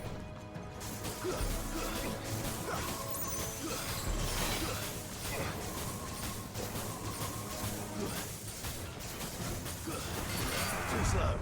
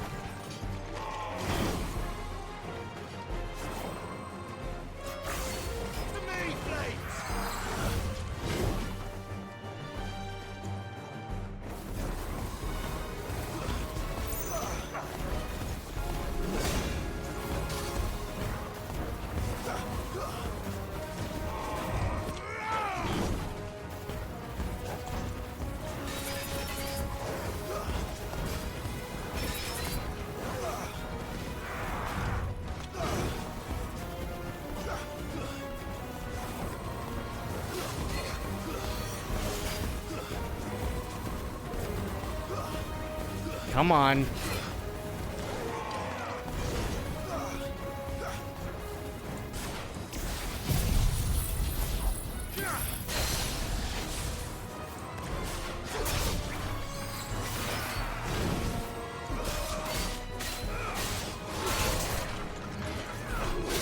Ow. Ow.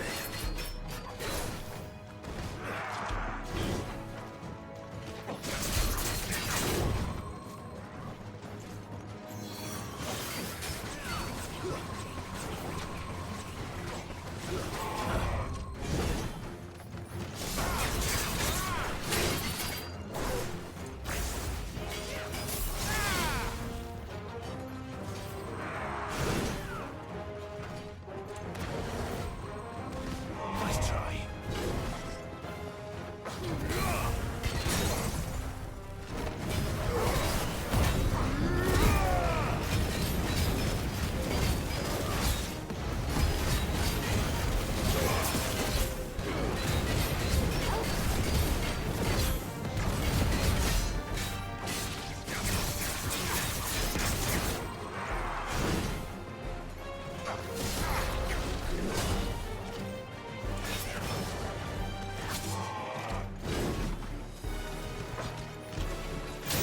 Fuck.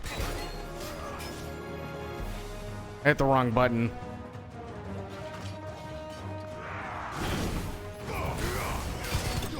There we go.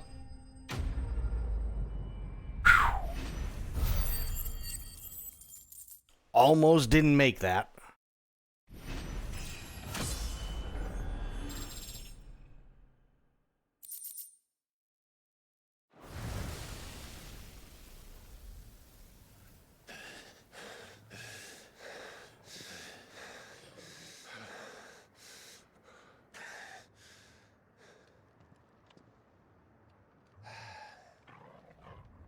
Gav.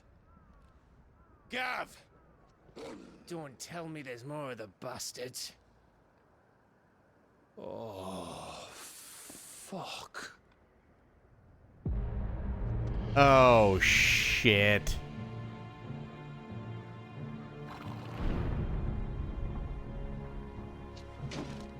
Have you come to watch, Odin? Bound for Stonehill. Good. My master awaits you in the capital, though I cannot allow you to attend him in your present state.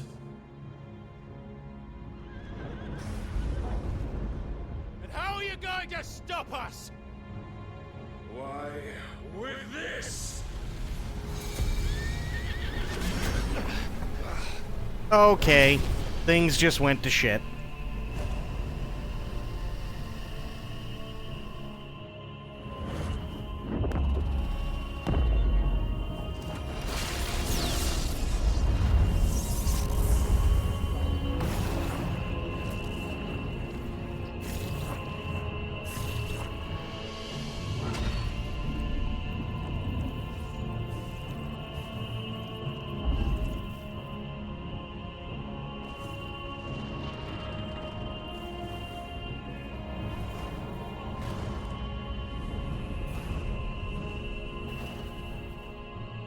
It's very pretty. I'm probably fucked, but it's very pretty. You're right about that.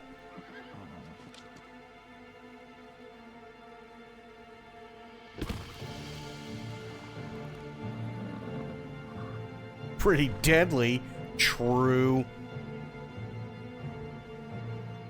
If the vessel would see the path opened, it has but to ask. I shall see that my master's prize is made presentable. He looks like Sauron. I like this sinister looking Odin. This is cool.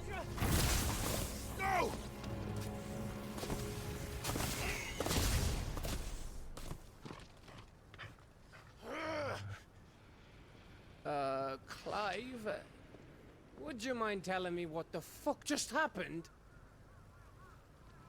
7 shades of shit and a 1 shit trumpet.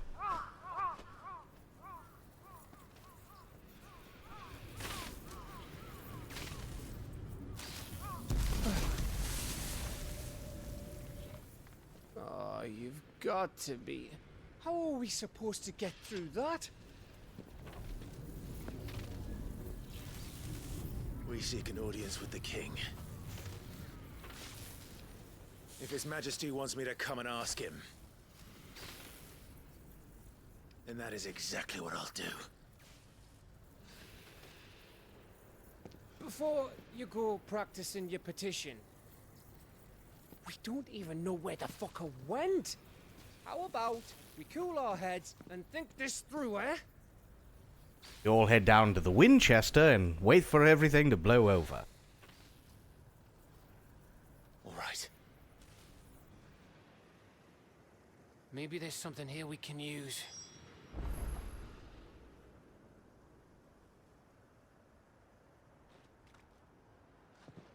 Okay, well, this is going to be interesting. Yeah, Sophia, how did everybody make it out for your family?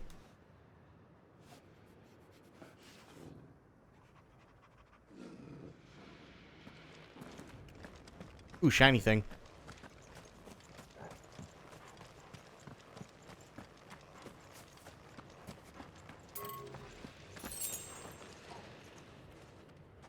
Two potions.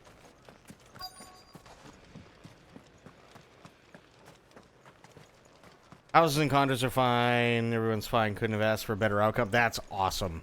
That really is. Even your family in Atlanta are all fine. Awesome. So did I. That's fantastic.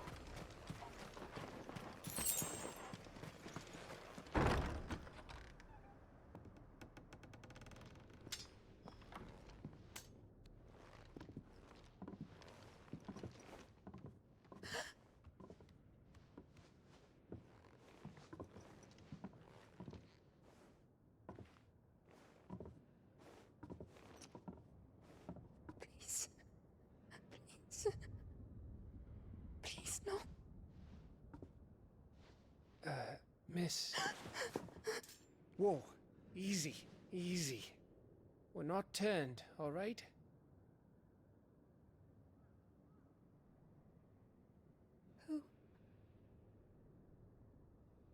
Gav, we just found you a girlfriend.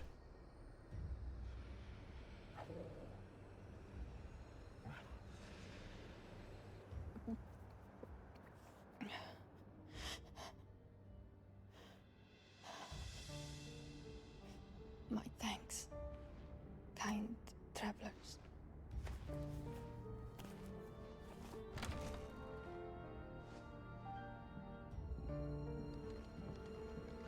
Edda, forgive me for asking, but what went on here?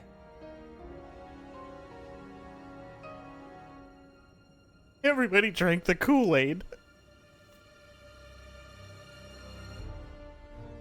It all started when the skies changed. The elders said it was the Arche.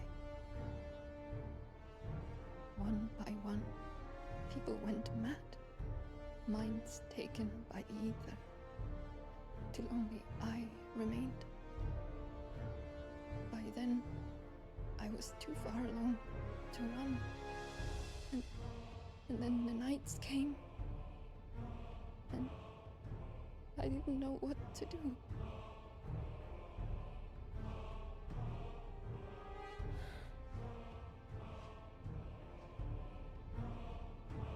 And this, Arche is... Just a story. Something our grandparents told us when we misbehaved. About how the heavens would grow dark before the land took her last breath. The end of the world. You said the others went mad. But where did they go?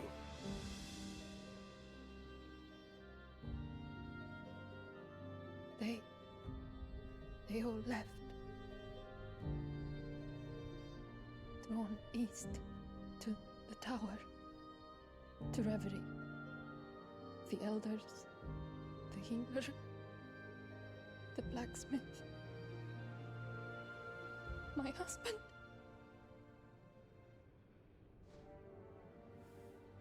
Ah, the French. Medicine, how you doing, buddy? You thinking he did this? Of course. Who else could it be? You were in Canva. You saw what he did to the people. But then what about her? How come her nut hasn't cracked? The baby, perhaps? Could be protecting her from the ether. I can't think of any other explanation.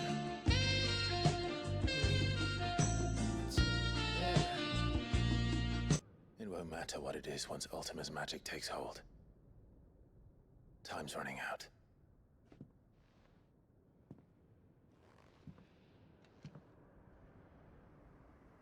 This tower.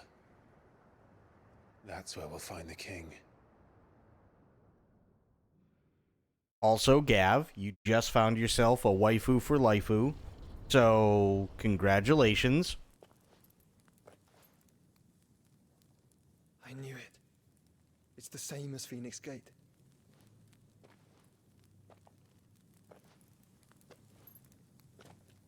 Which means at the end of these stairs should be... The end of the stairs?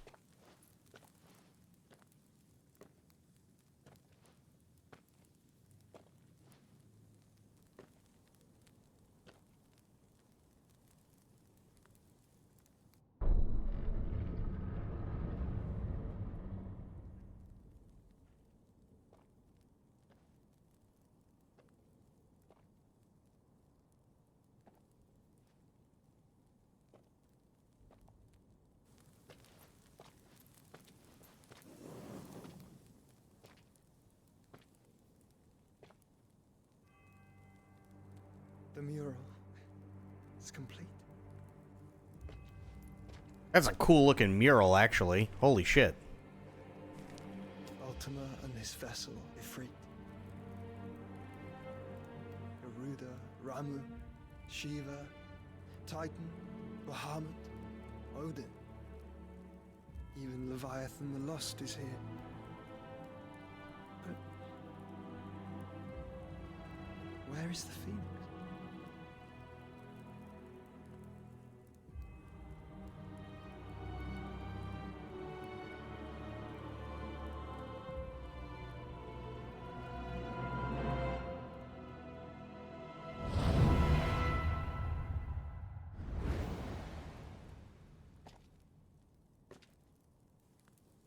By the Founder.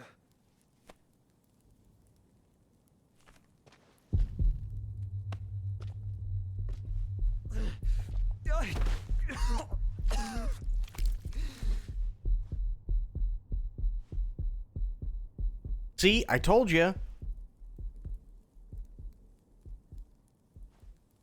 So that's what you want, isn't it, Ultima?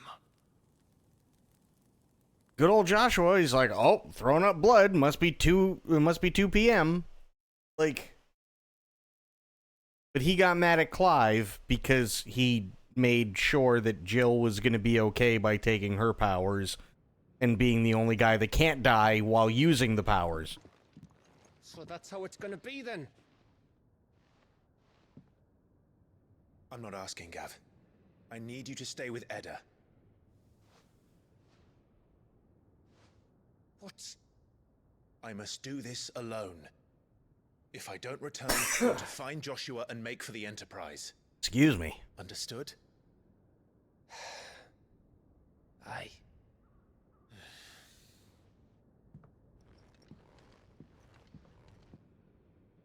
Just don't you go dying on me. Yep, it's our ship. Your miserable mug better than mine. Don't worry. I haven't finished with it yet. No, not that Enterprise.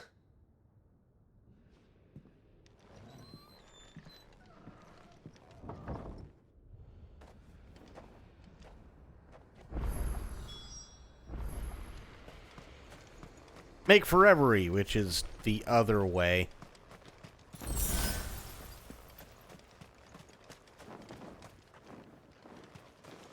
Where do I go? Okay. Ooh, box.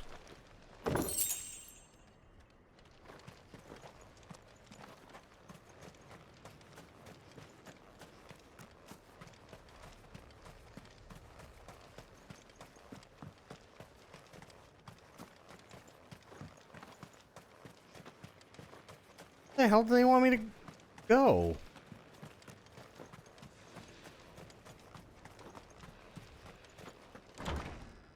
Is there a back door or something? Nope, no back door. Can't use the window. That's a shame.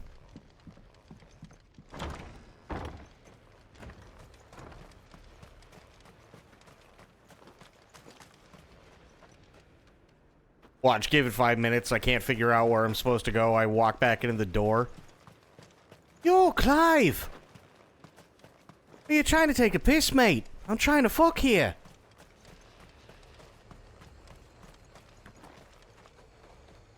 If Barnabas is controlling the Akashic, then wherever he goes, they'll follow.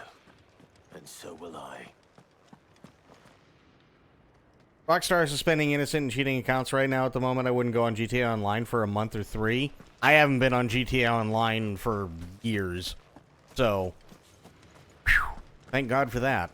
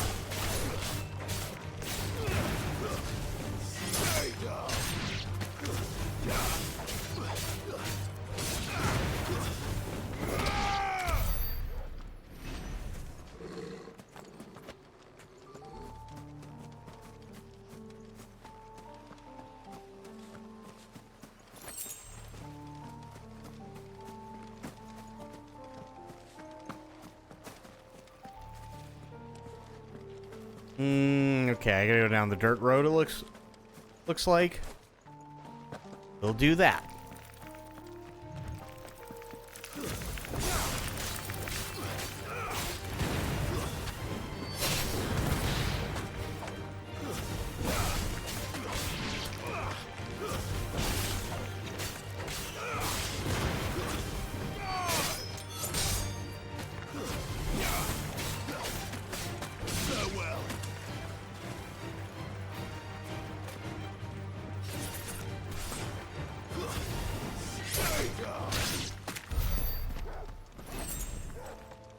Well, I think the issue is by now,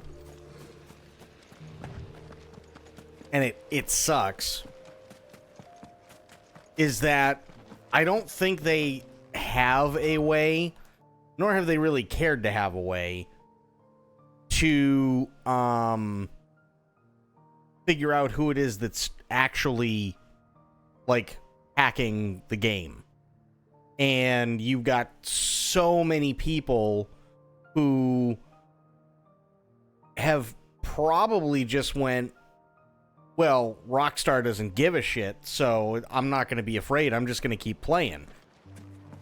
After somebody has gone through and, like, just given them every weapon in the game, plus, like, $18 billion. You know what I mean?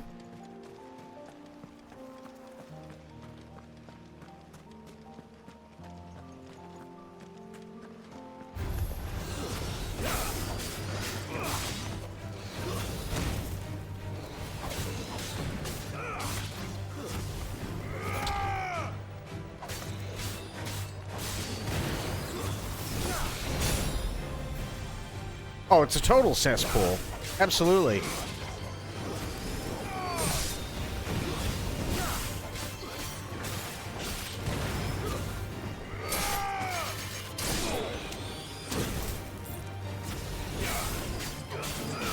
Well done.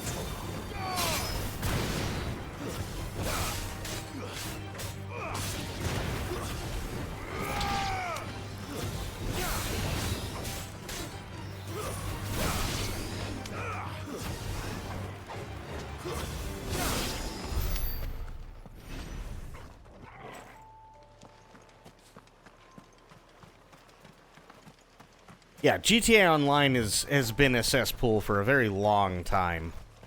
Sadly. No holding back.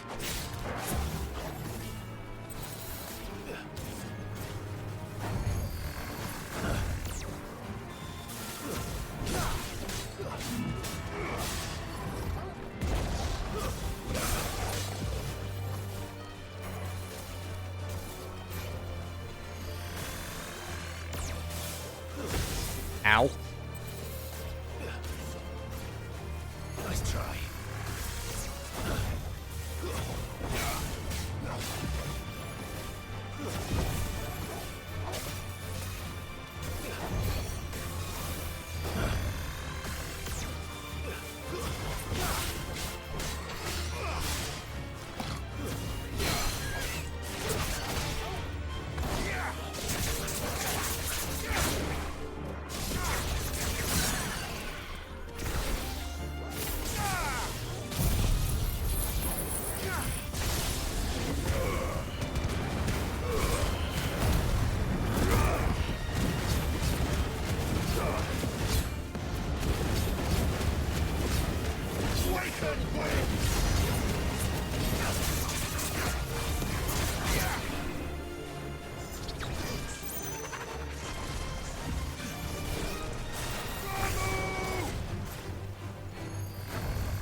Too slow.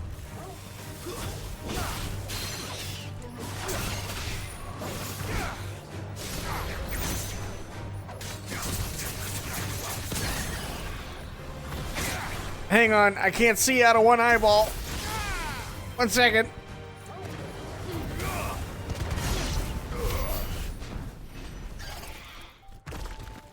Okay. Oh. Oh, my allergies kicked in halfway through that fight, and I'm sitting there squinting through one eye. I made a listener almost spew her rum and coke. What'd I do? What'd I say now?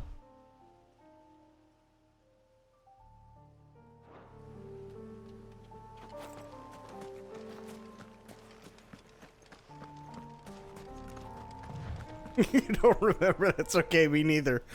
I say a lot of things.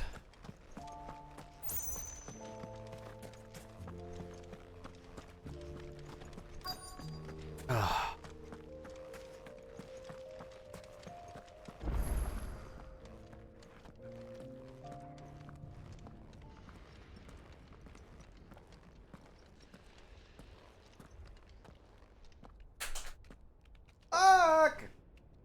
Sorry, hang on. I dropped a thing. It's fine. This is it, boy.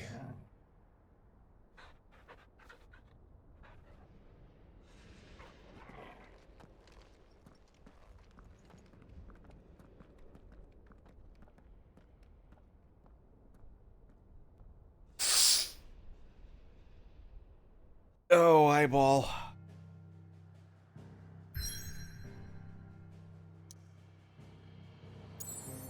Proper comedy, clatter followed by distant profanity.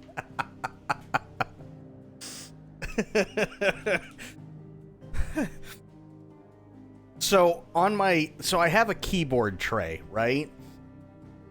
But this keyboard tray has like this little like thing on the side of it. So like it's got a cup holder and like I can put different stuff there if I need it. And I moved, like I put my drink down on it, but I had something like just standing upright, and it wobbled when I put the drink down, so the other thing fell off. And at first, I thought it was something else, so I panicked, which is why there was the distant profanity, until I realized, no, it's nothing of consequence.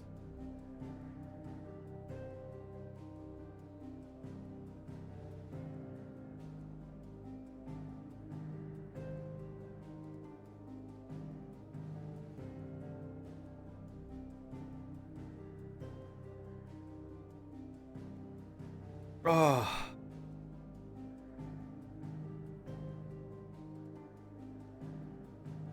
Edge of Infinity. Right. I guess it helps if I hold button. There we go.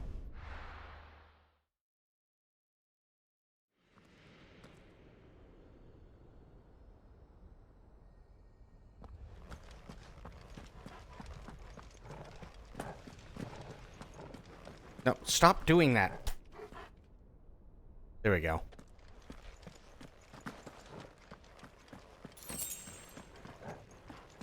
There's like this little speck of dirt on a sensor inside this controller.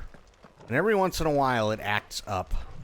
So I'll probably have to take more rubbing alcohol to the analog stick later. Because all of a sudden it'll just be like, oh, hey, by the way, you're in the middle of battle. I'm going up.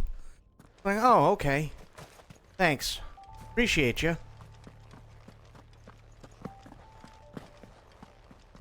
What the fuck is this?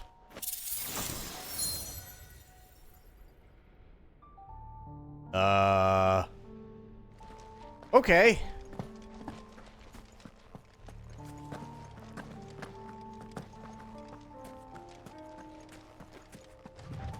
Always tilt my view upwards if left idle. Yeah, it's a sensor thing. It's like a little speck of dirt or something gets in there and it fucks up the sensor. So I found what you do is, like, if you take a couple of drops of rubbing alcohol and then you just work it through on the analog stick that's giving you problems, it'll clean the sensor. At least for a little while.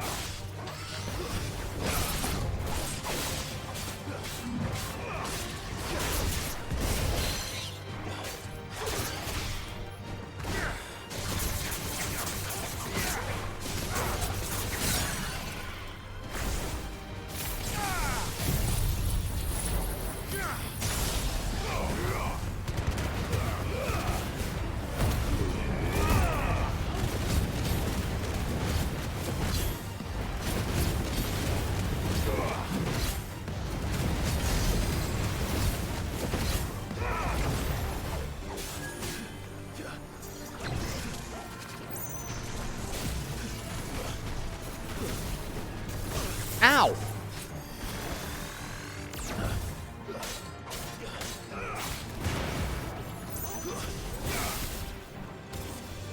Wish this dickhead would stop putting his balls in my face.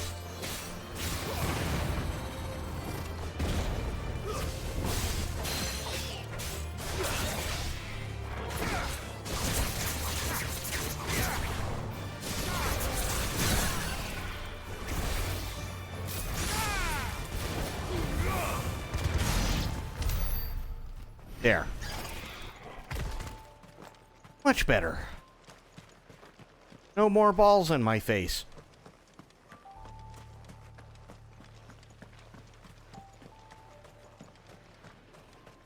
Could be worse. Could be one of those wobble. Oh, yeah, the penis people. God, I hated those people.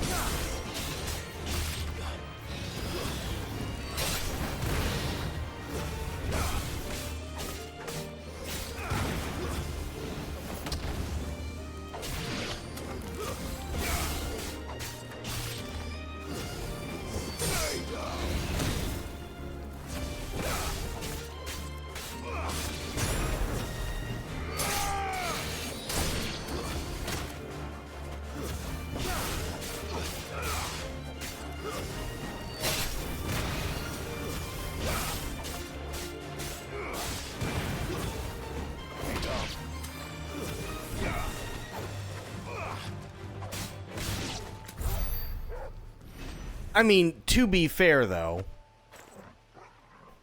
the creator of Slitterhead absolutely did get it right, because my worst fear would absolutely be being trapped inside a room with 6-foot-tall uncut dicks. Multiples. I mean, we saw that vein on the side of that one last night. It was like, holy shit, dude. That fucking thing's ready for business.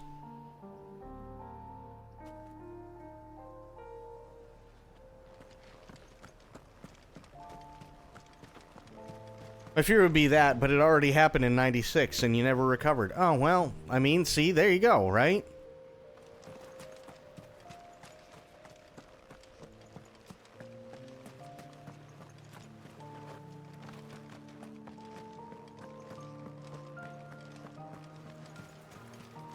Perfect example right there.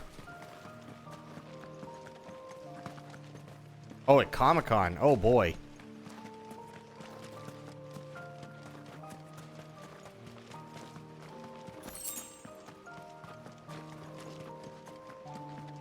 Hi! Going backward. I might be. I am absolutely going backward. Nice. Good job, me.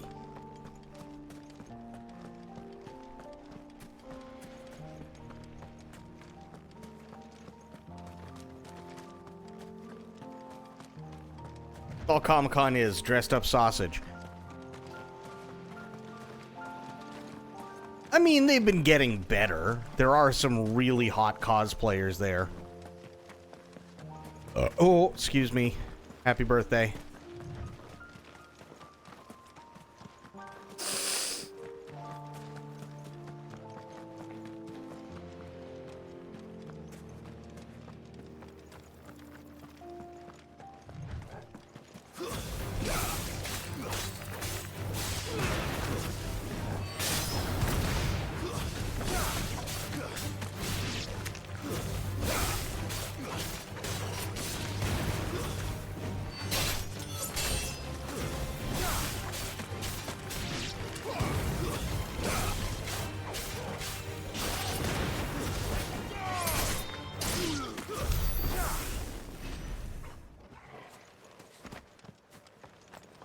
Is there anything funnier than an unexpected belch? I think not.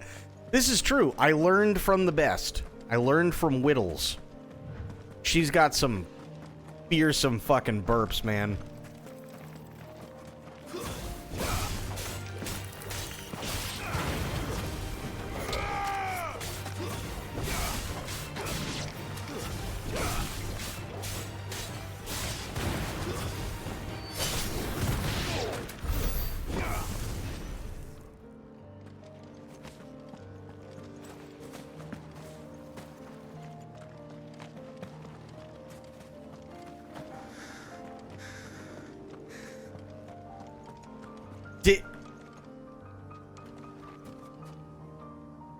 I hate everything right now. I was once making a presentation and mid-sentence burped like I was giving oral birth to an angry pterodactyl. I like to think it added something. Oh. That is one hell of a mental image that I have been given.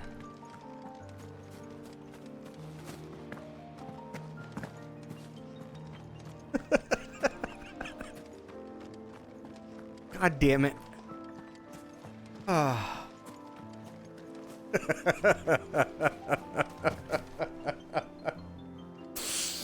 Oh, fuck.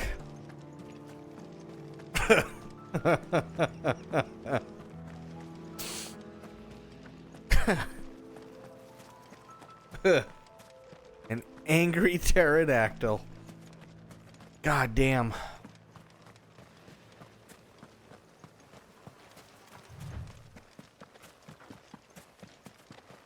Okay, now I'm back here. But where is here? I don't know where here is. This...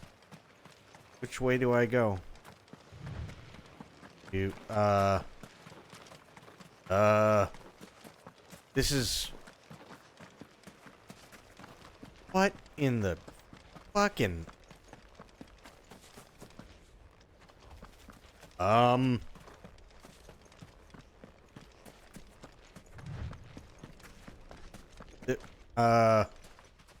But wait, did I... Okay. Am lost. But I did that thing. What does that thing do? I don't know. It's just a... What is it? On the other hand, my good friend unexpectedly farted during an exam, and that sounded like someone pushing a distressed walrus down a metal children's slide. Ah, I've been there. I've absolutely been there. There was one time my buddy Maddie and I, we were in a Barnes and Noble, and I really had to fart. I really did. I was trying to hold it in, but there was no way.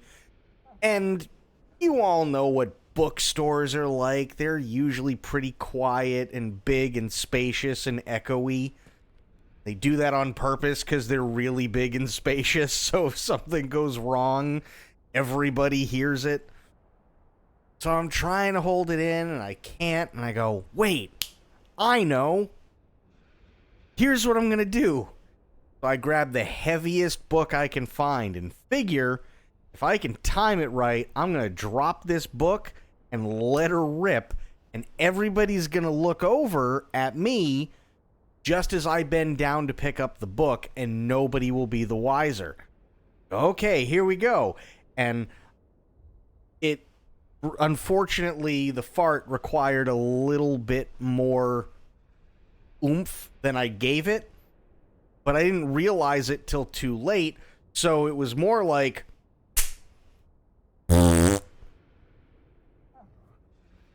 So now I just look like an asshole that dropped a book and farted.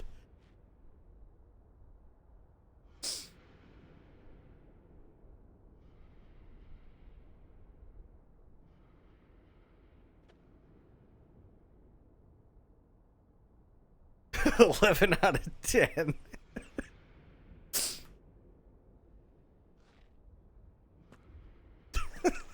It was horrible. It was absolutely horrible. It really was. All the best laid plans. Yeah, pretty much. It's like, what do you do after that? Because now you're just a dickhead who just dropped a really heavy book and then farted. And it's like, I don't think that's how it's supposed to go, but okay.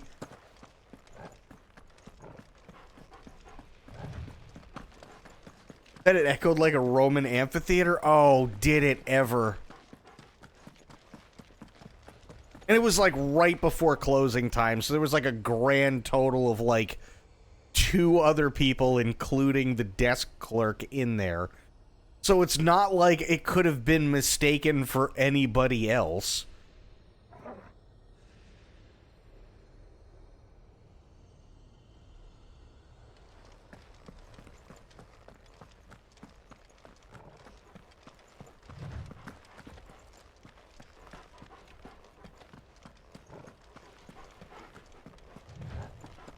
It was horrible.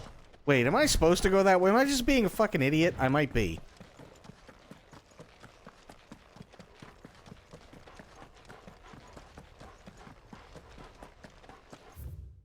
Oh, yes, please, open the fucking world map. Where am I going? I'm, okay, being the dumb. That's what I've been doing the entire time. Go me.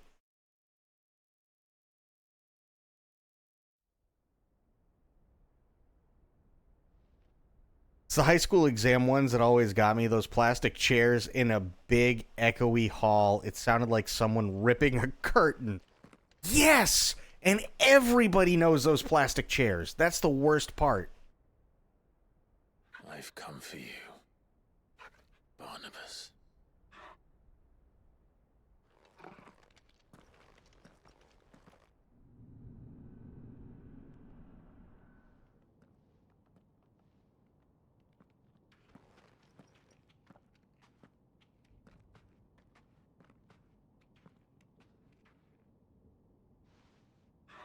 Stay close, Torgal.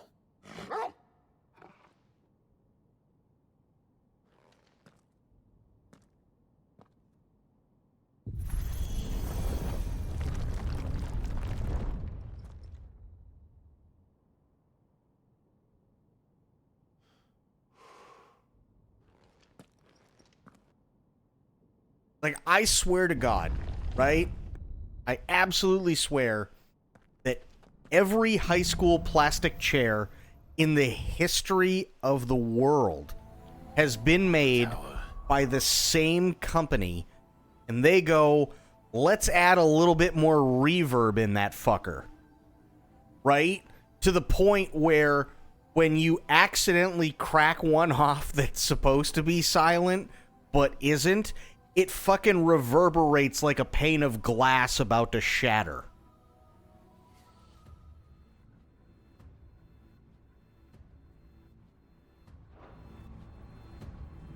It's alive.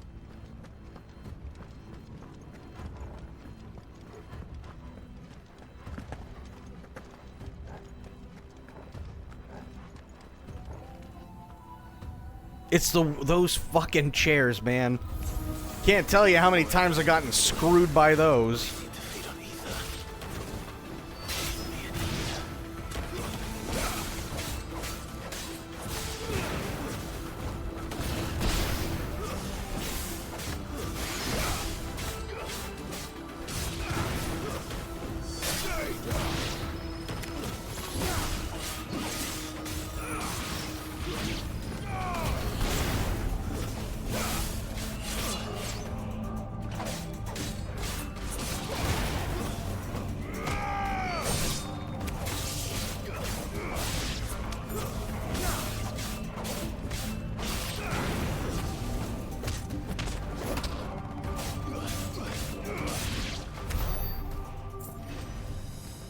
It's a global design. Plastic, ergonomically designed to echo flatulence like the unholy birthing of a Lovecraftian unknowable. It's true. That's how you know the globalists are taking over. It starts in the schools. They're using the plastic chairs.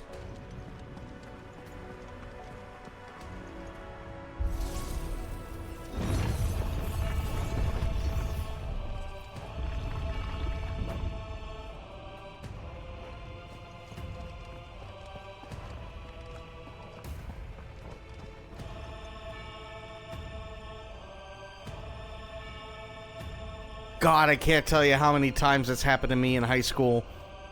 Oh, yeah, sure, I'm just gonna let one, like... Yeah, just a little one. It'll be fine, right? And then it sounds like fucking I summoned Cthulhu.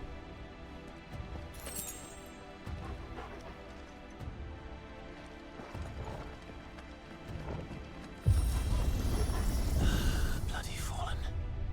Why do all their floors seem to have a mind of their own?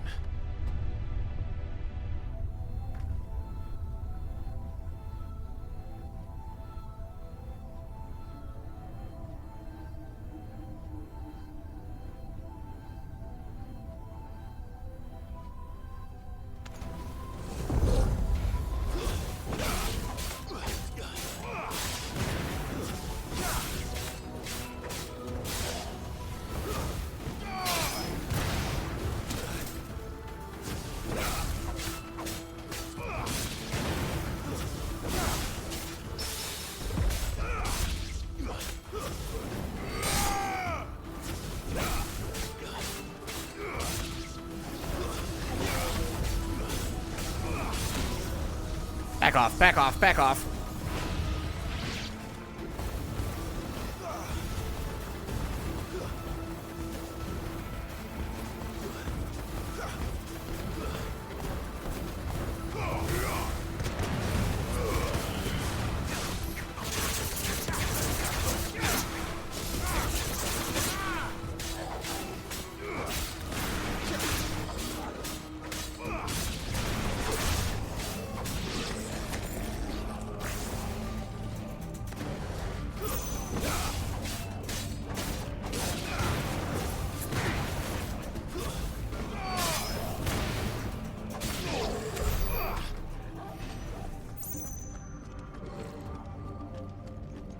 God, I hate those chairs. Two things that always happen in every 90s exam. One, someone plastic chair farts. This is true. Two, someone's rickety table collapses. Yep. Three, someone's mobile goes off in their bag. Yeah.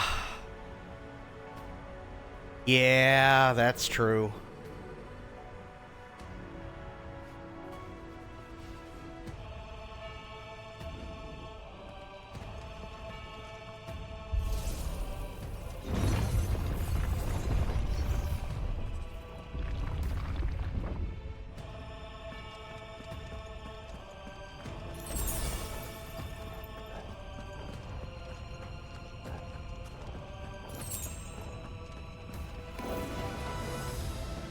Ah, fuck me running.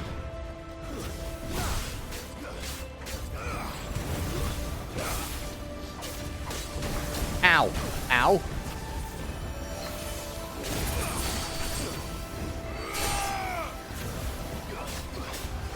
Jesus, shit, fuck.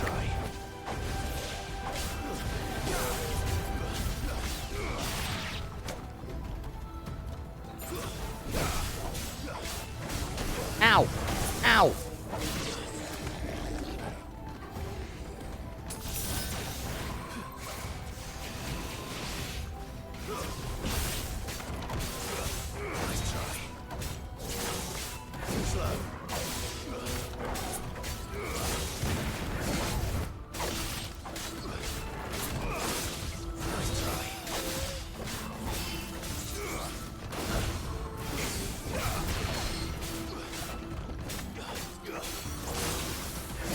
Ow, dick.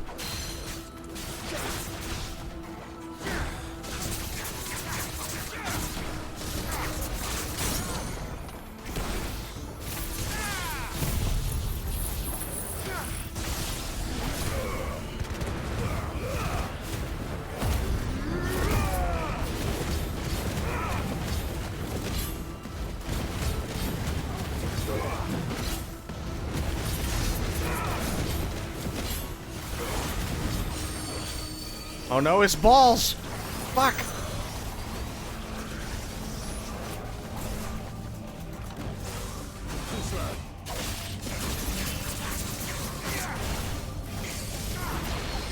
I missed. That's awful.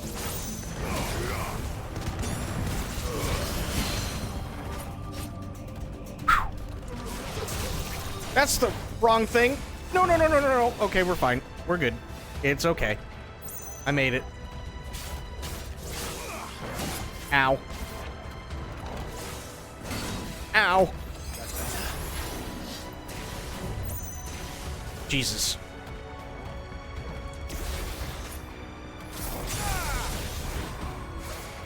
Ow, ow, ow, ow, ow, ow.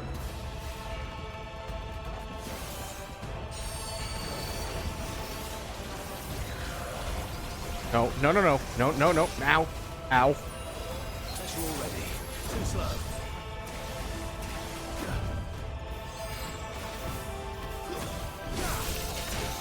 No.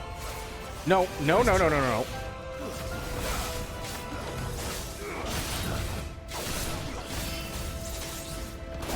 Ow.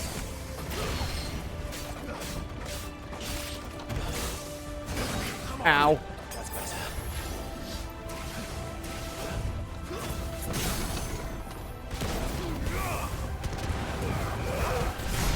There we go. Well, that was fun. Let's never do it again.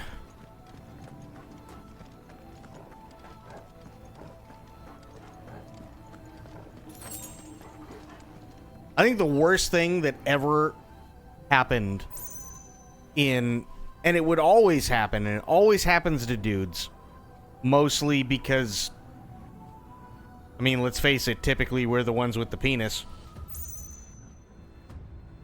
You're really tired because you were up all night the night before.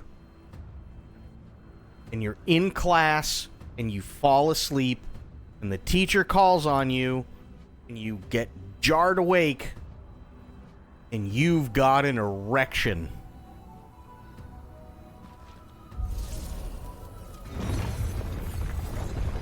And unfortunately, the teacher has caught you sleeping and now wants you to get up in front of everybody and do whatever problem it is on the board.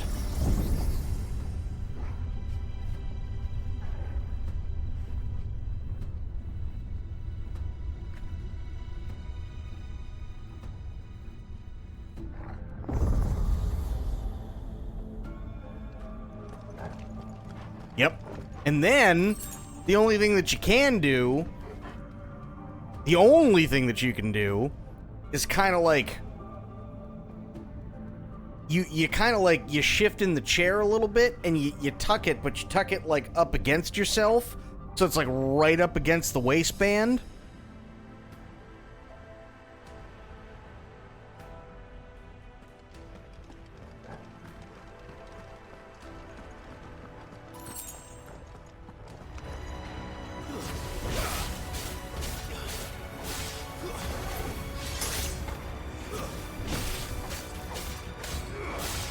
Teachers are smarter than you think.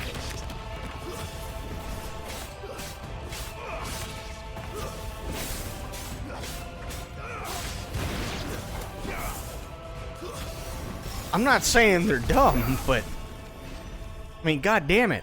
See, if you fall asleep again, I mean, it never stopped anybody from falling asleep. But there was always that chance. Always.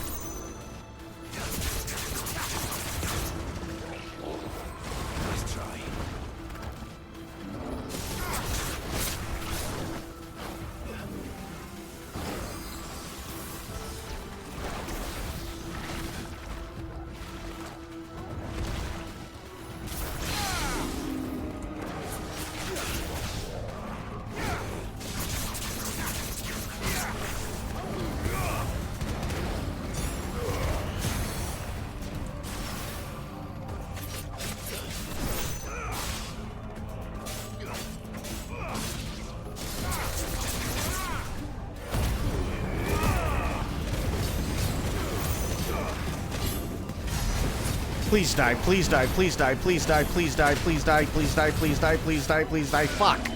Okay, there we go. One of the worst things that I ever saw happen in an exam was one girl was sick and she abruptly barfed all over her desk paper and everyone in a 2-desk radius like a lawn sprinkler. Yeah, that's a bad one.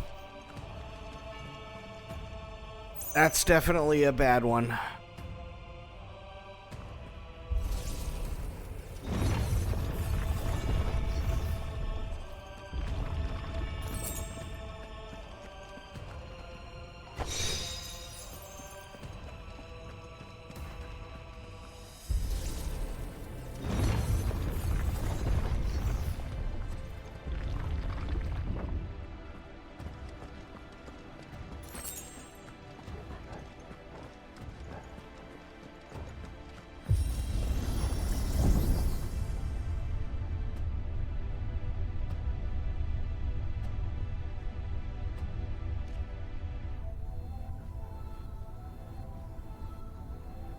If I were Barnabas, where would I be?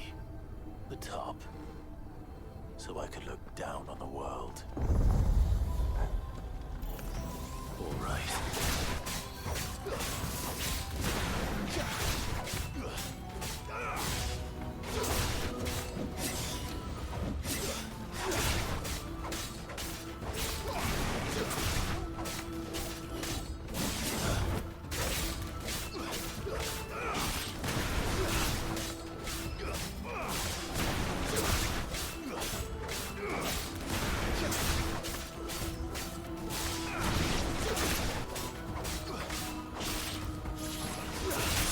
Ow, ow, ow, ow, ow, ow.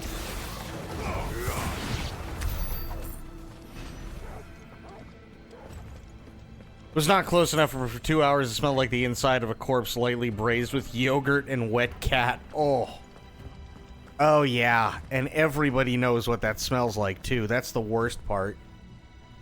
Everybody knows that smell. 2 other people ran out. I'm lucky I'm not a sympathetic barfer. Oh, yeah, you would have been in trouble. You would have been in a lot of trouble.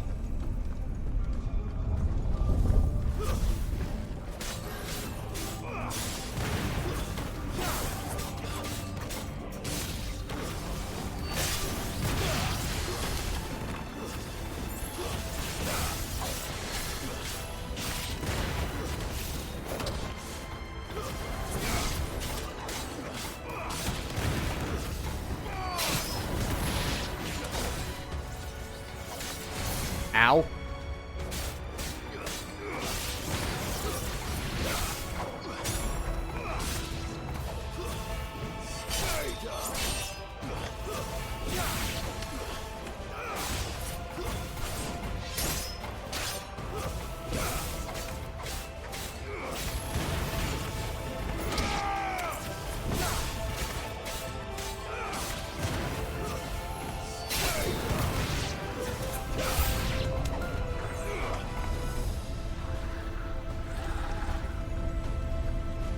Fuck me.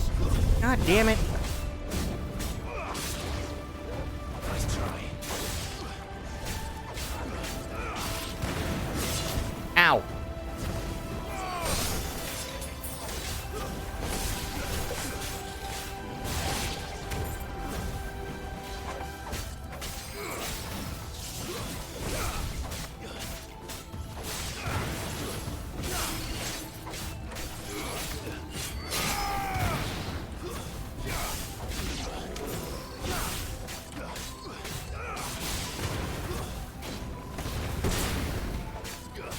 The barfing epidemic? Oh, those are horrible.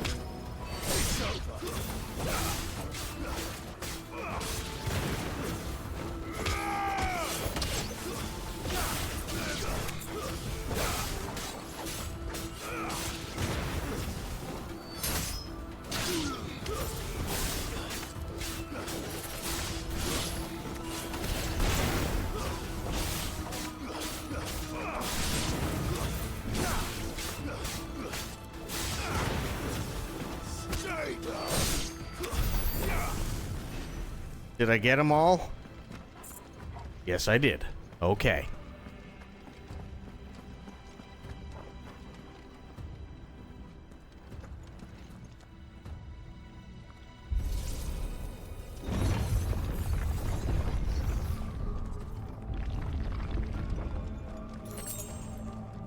I don't know why, but for the last, like, 2 days, all I've wanted to watch is Kung Pao Enter the Fist. I don't know why. It's such a great movie, but I don't know why I want to watch it.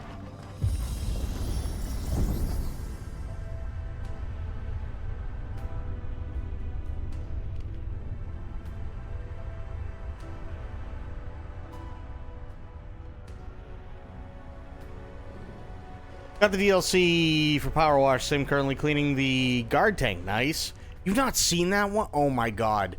Dude, okay. Kung Pao Enter the Fist is a it's a 1970s kung fu movie out of China that has been redubbed by a guy who created his own scenes and then digitally inserted himself into the movie and created an entirely different movie from it. So his name, his character's name is Chosen One, right? And the bad guy is a guy who changed his name to Betty. And Betty just comes up with the worst jokes ever. What do you get when you cross a camel and a crane? My ass. And then, like, because everybody's afraid of him, they gotta laugh, right? But because there are, like, all these different scenes and shit like that, Betty may be talking to people, but their clothing will change. So he'll just be like, oh, your clothes are red. And then everybody's clothes are red. And then it'll go back to him, and then they'd have to use another scene, and he goes, your clothes are black. And, like, it's just stupid shit the entire time. It's so fucking funny. There's a guy in there whose name is Wimp Low, and he's an idiot. That's the whole point of him. He's like, I am bleeding, making me the victor. It's stupid stuff. It's incredibly stupid. Kind of, sort of like Kung Fu Blazing Saddles. Kind of, sort of. But it's all redubbed, too. Which makes it even funnier. So, like, Wimp Low will come out of nowhere and just be like, my nipples look like milk duds. With no context.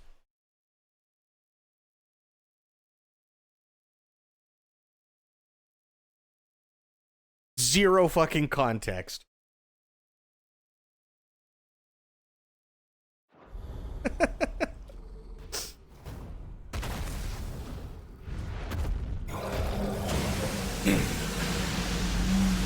Oh, Kung Fury was really good.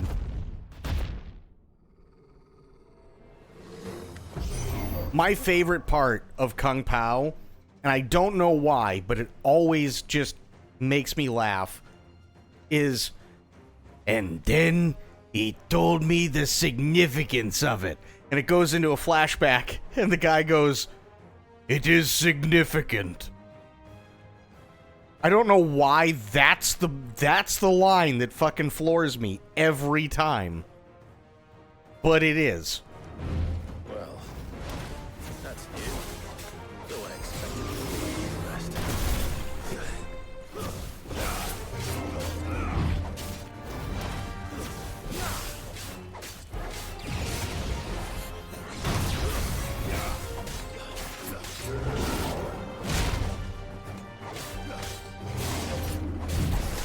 Nice try.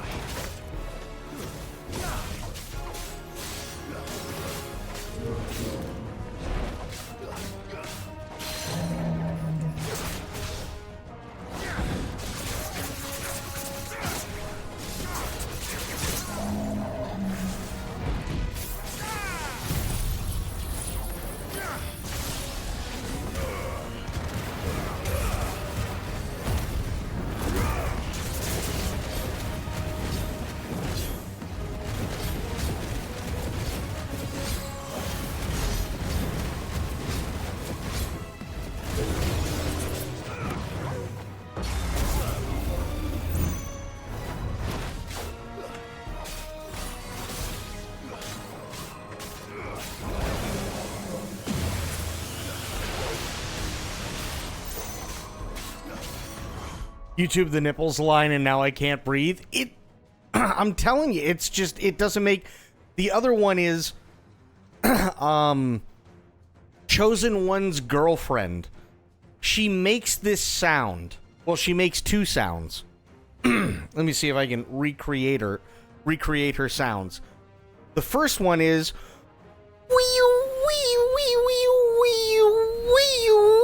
and the second one is that's it.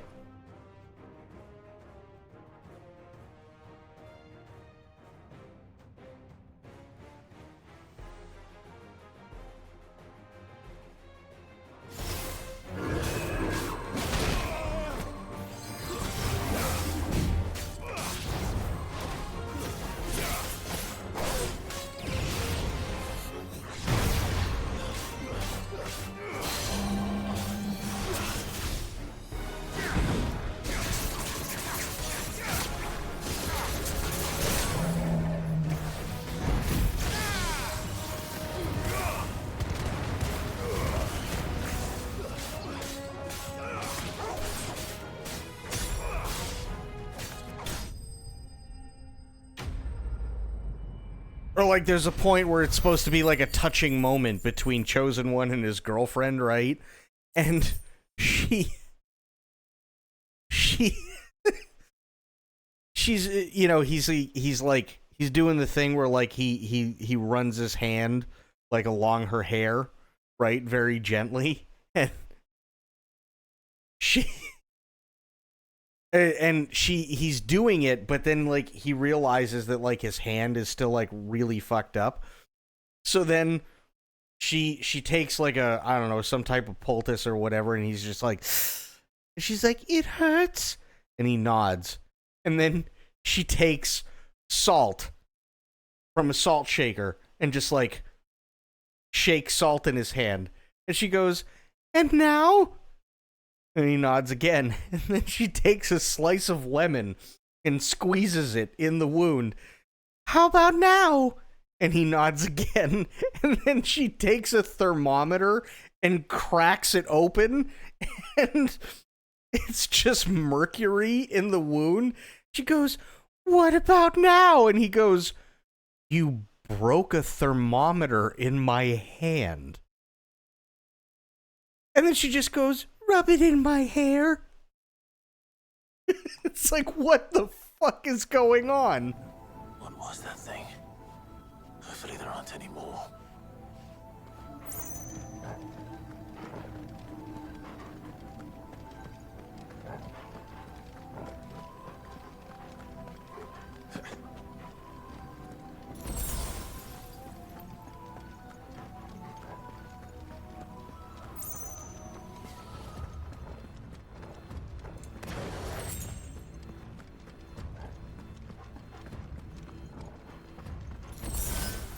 Truly random, irreverent shit makes me laugh like nothing else. It might be a millennial thing. It's gotta be.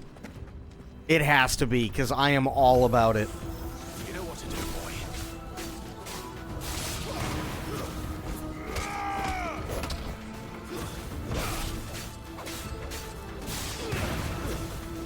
Stay down.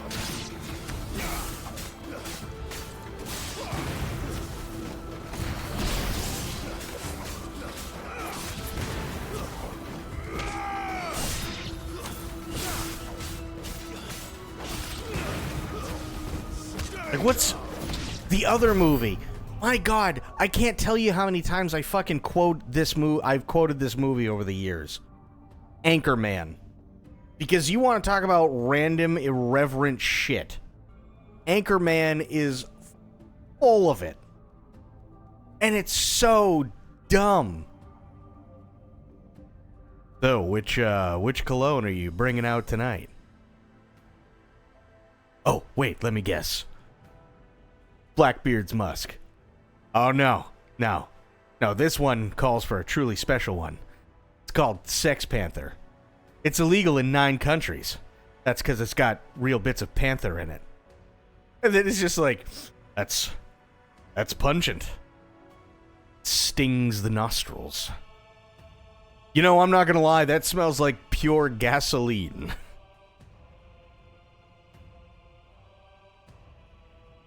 Your streamer randomly intermissioned right now, and a guy in a gorilla suit popped up and said, remember kids, choose a really good teapot or Biden will fuck your aunt. I would collapse laughing.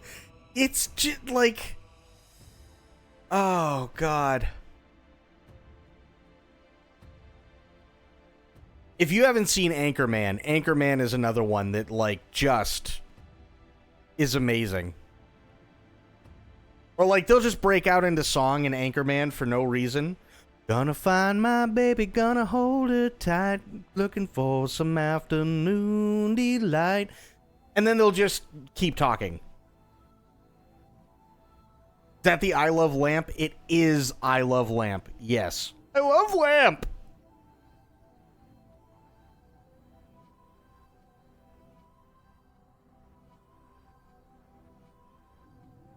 Do you really love the lamp, Brick?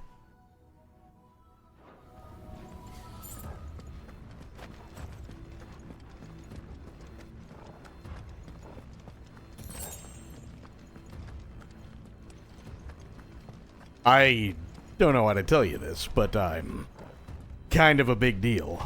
I have many leather-bound books that smell of rich mahogany. Wilt Chamberlain comes over sometimes. I don't know why I said that.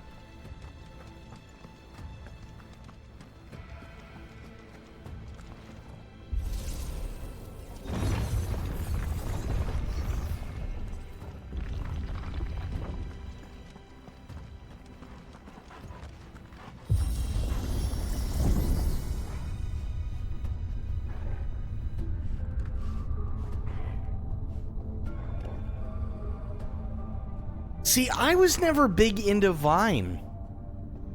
I really wasn't. But Anchorman always gets me. Every single time. Kung Pao gets me every single time.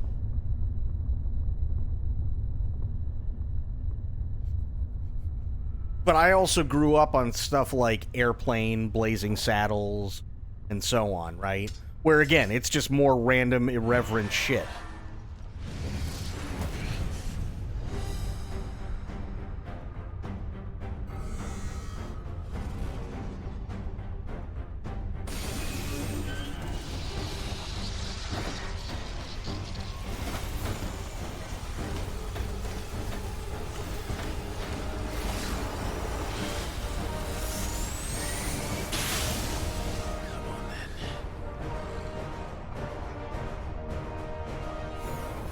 The fuck is this? Jesus!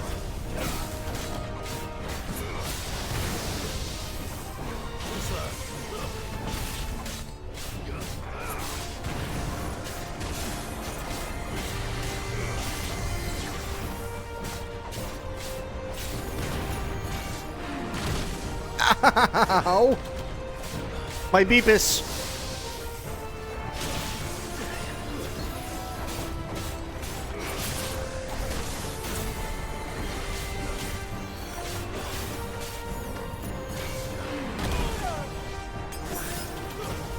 Oh, Young Frankenstein's amazing.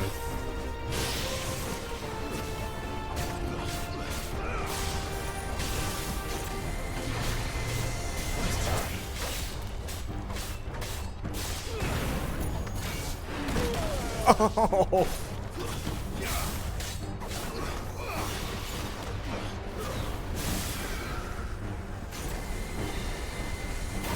Ow. That was dumb.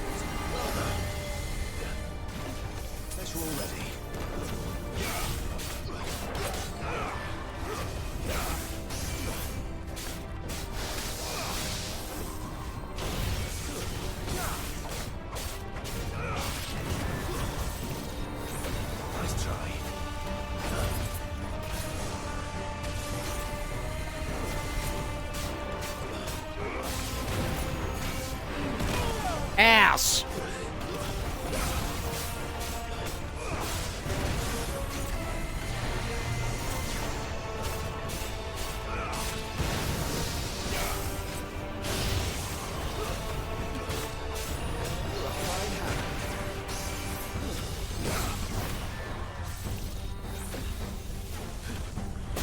Ow.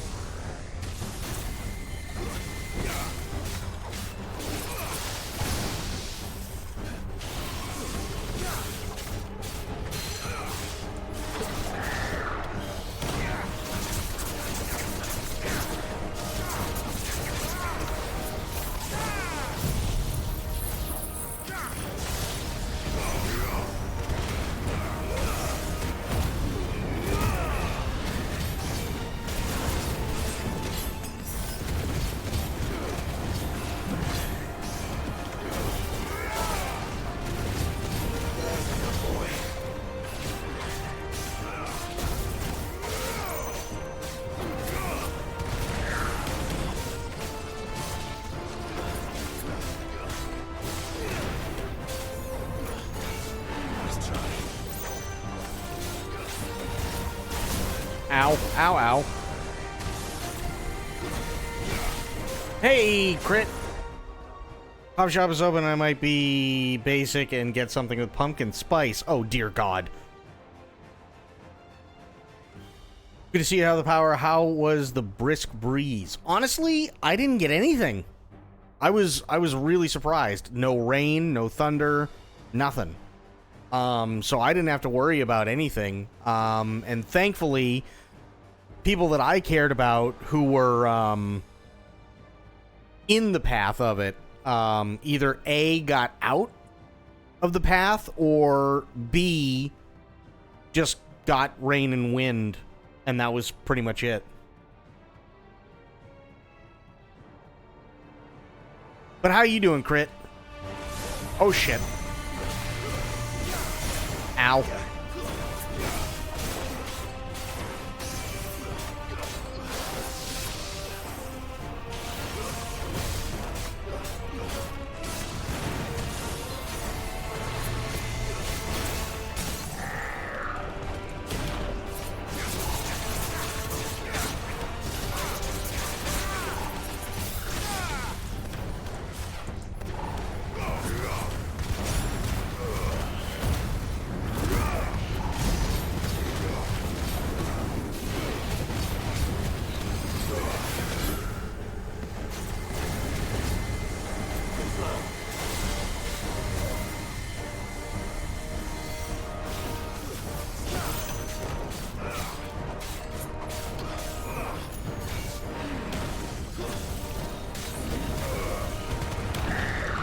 Got him.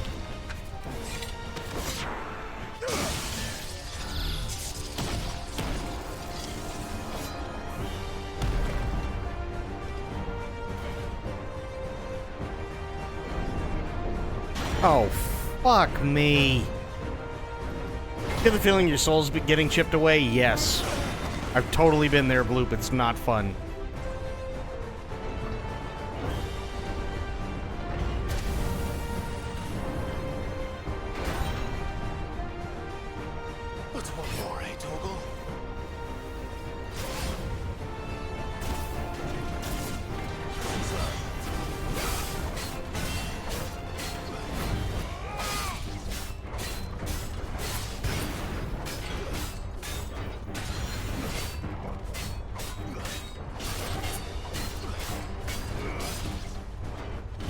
Ow.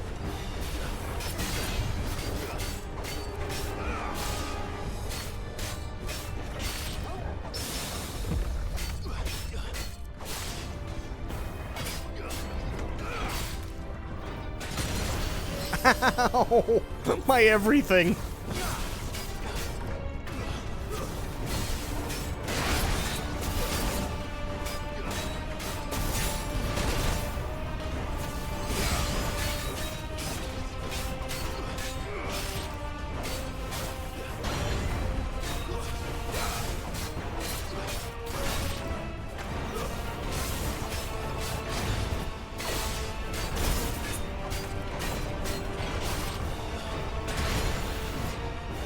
Fucking balls!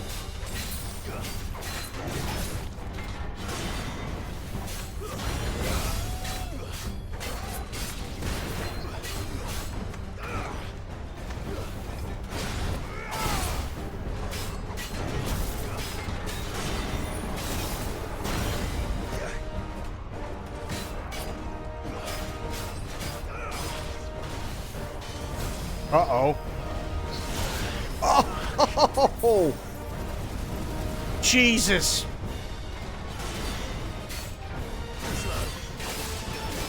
Nice try.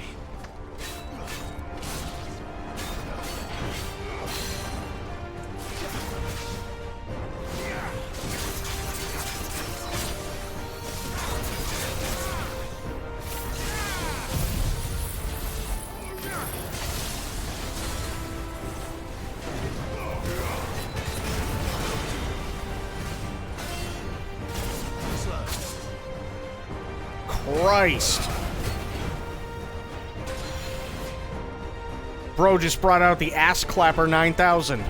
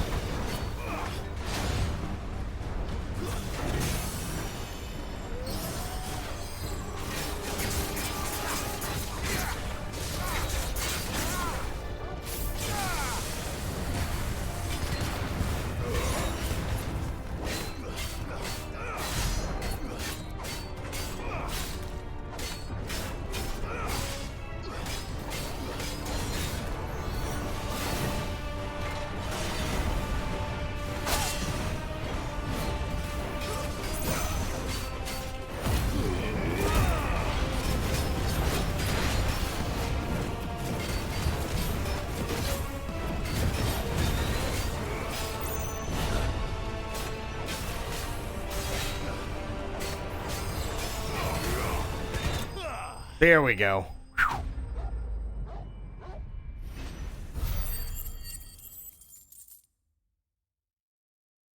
Jesus.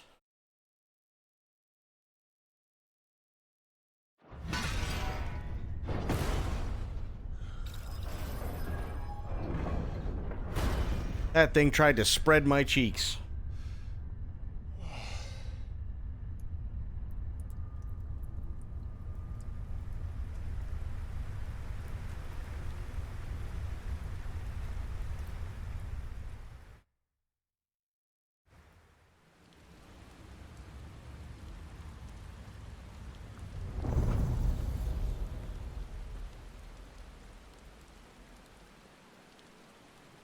Sudden loyalist bloop. Sometimes we get those thoughts.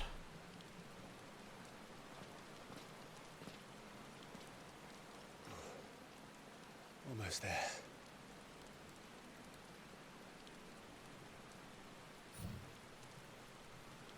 What happened? Oh, there we go. It had to load.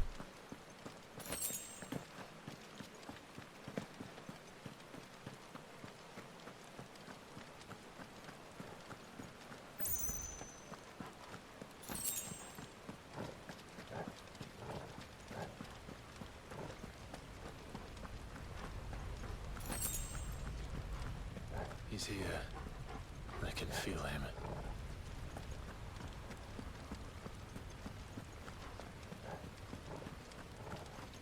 Okay. This could suck.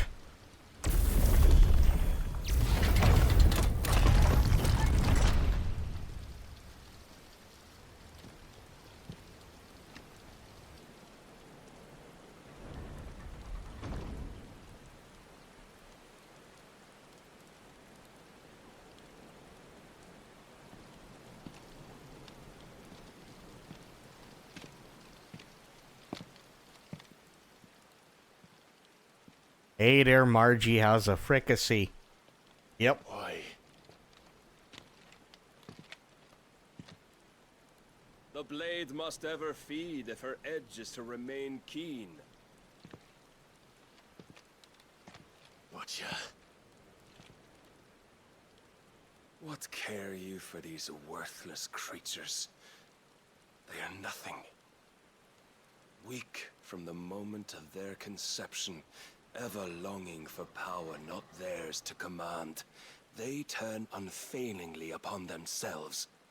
But like sheep. See, here's the problem. I've been watching a lot of Red Letter Media lately, and every once in a while they'll just they'll go full Youper, right? They'll be talking about the Winnebago, and it's hard. It's really hard not to fall into that, right? You know, sometimes you end up talking like that, and that you end up talking about the Winnebago, and you can't stop it, and sometimes it's pretty tough.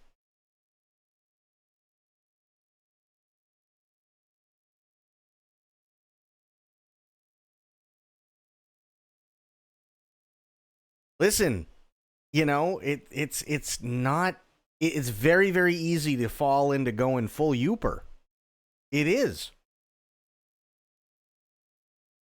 They roam in filthy flocks, eager to trample those few gifted a fleece of gold. Or that they might feel contentment with their pitiful existence. Prejudice and persecution, severance and strife, every earthly wrong springs from the malice in men's hearts. Malice born of the pain and suffering that is free will. Friends, don't let Shadow go whatever the hell you Its just corruption said. is gnawed at your being from the very moment of your birth. Listen, okay. You're wrong. Here's the thing, right? My dad grew up in Chicago. So, like, my dad's side of the family, they always talk like this, right? You know, you go over to Chicago and you end up talking like this. And then it's like, it's not that far away from going full Youper, right? So now you're in Chicago and you're talking about you're talking with your relatives, and now all of a sudden they're talking about their Winnebago, and it spirals out of fucking control. And then you got shit like Fargo, right? That's your friend there in the wood chipper. But you gotta get the true coat. You're a fucking liar, Mr. Lundegaard.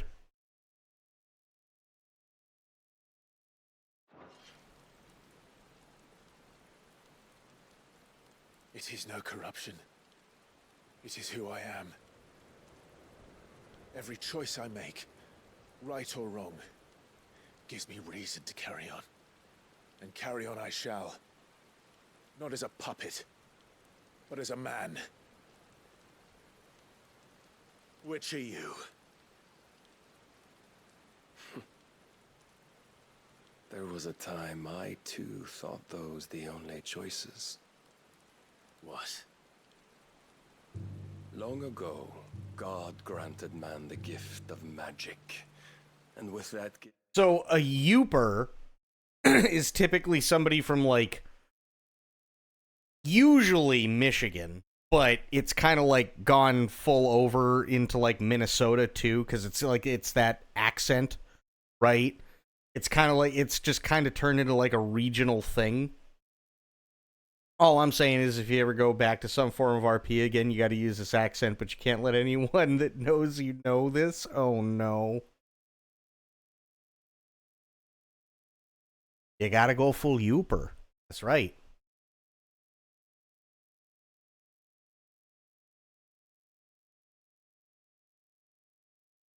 But see, if I ever go back to RP, makes you a Southern Youper. Mm-hmm. You're darn tootin'. But see, if you could do something like, if I could do something like that, but then there's always like Sober's favorite accent, which is just kind of a mix of different things. It's like half Scottish, half Northern Canadian, and also another half of something, and we're not entirely sure what. I'm gonna kick you in the fucking teeth. It just sounds stupid, but it works.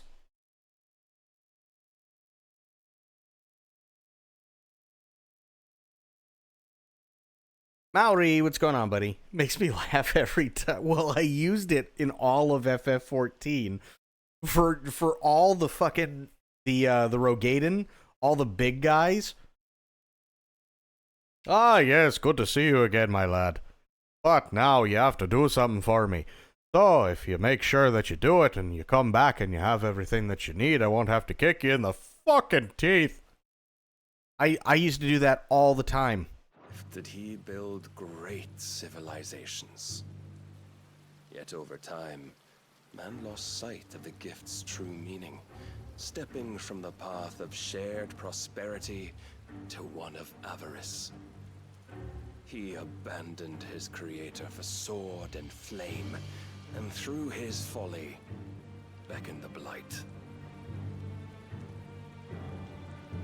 Yet, there were those few who refused to turn their eyes from the heavens, and they prayed to God that he might lead them back to righteousness. And the Lord, he did answer. Before the worthy shall the gates of paradise open. And so did I spread my arms to the ether, and cast my soul upon its gentle waters. I gave myself unto him. That's pretty fantastic each time.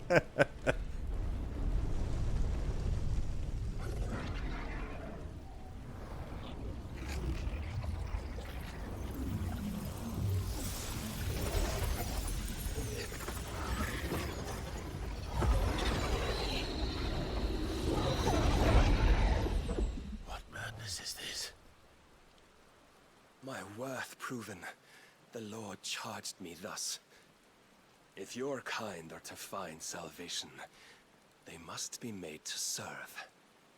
You see, paradise lies but a single step away. Could we only take it? Could we only leave our transgressions behind? For none save the pure of heart and mind may set foot in the new world. I will save us. But it all begins and ends with you. You are the key, Mythos. And with this humble offering, shall I prove my faith once more. So you forsook your kingdom. You forsook yourself to serve. Tell me, how is that living?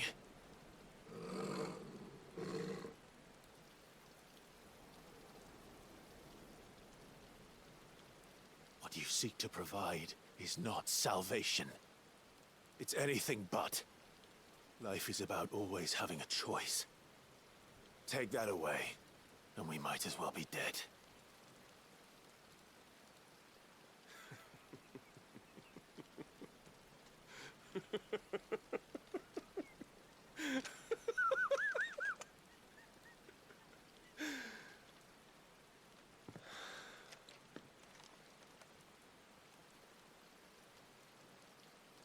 Very well. Come then. Show us the strength of your will. Oh, God damn it. It's not the strength of my will that should worry you, but the weakness of yours. Okay. Shit's about to go fucking sideways again.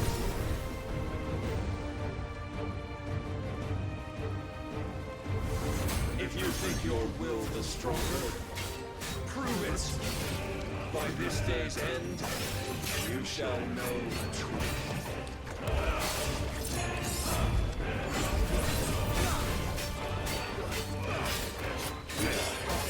Show me more. Oh, my everything.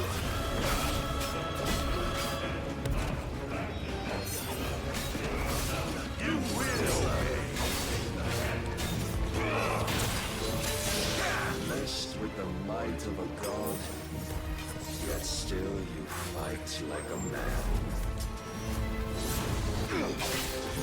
Ow! Stop it! I tire of this.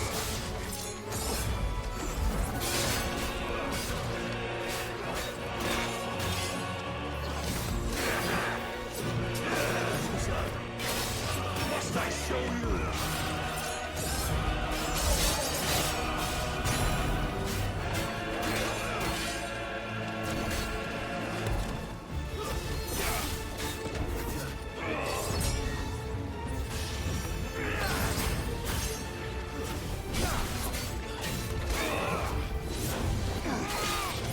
Ow! Stop it! Fucker!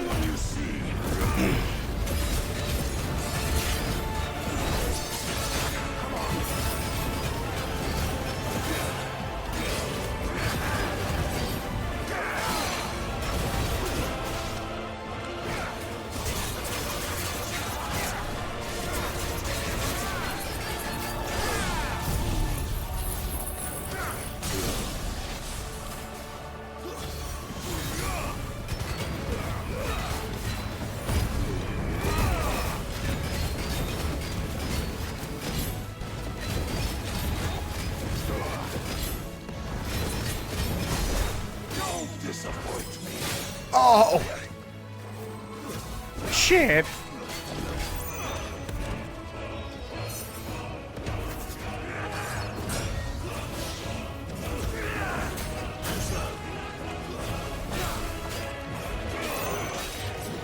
Ow.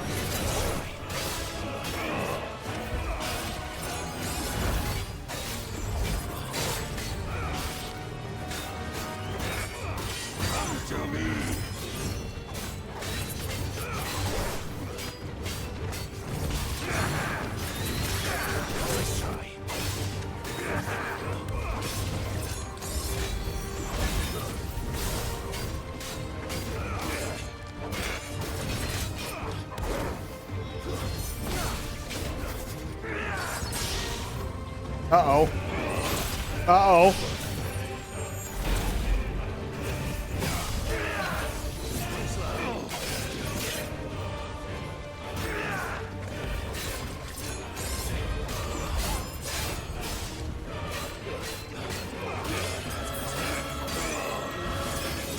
Oh!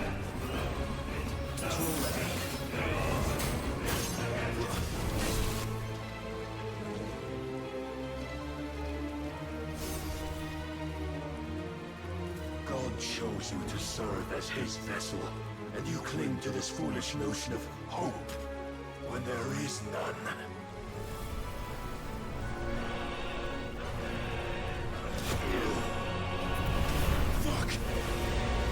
Fuck is right.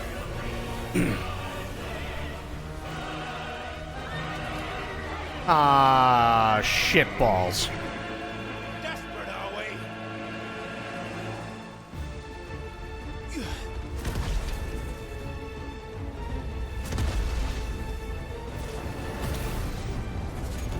Here we go.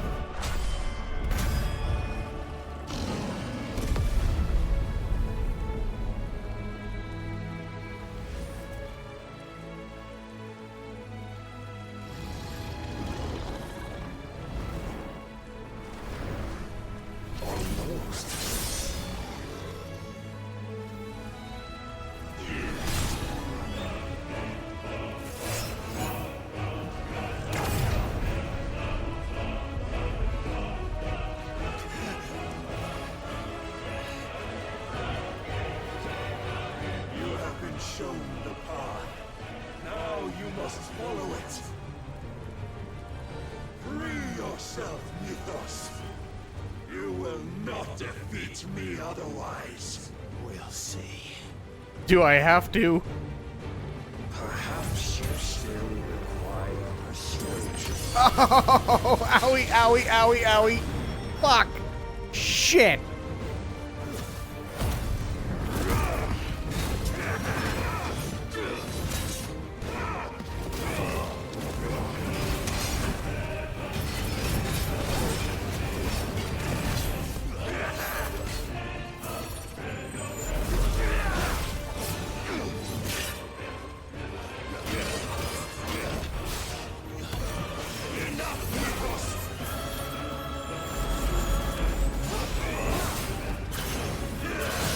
Cool.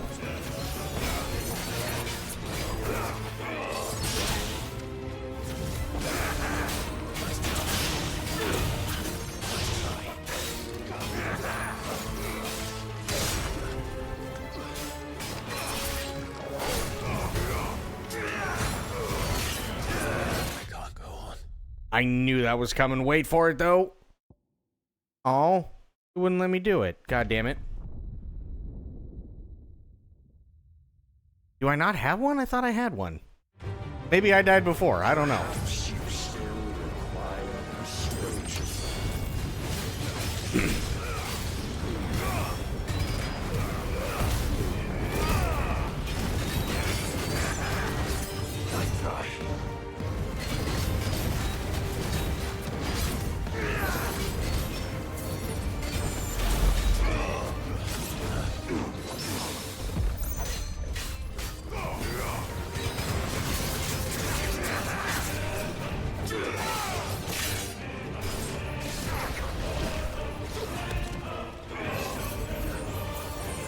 Jesus!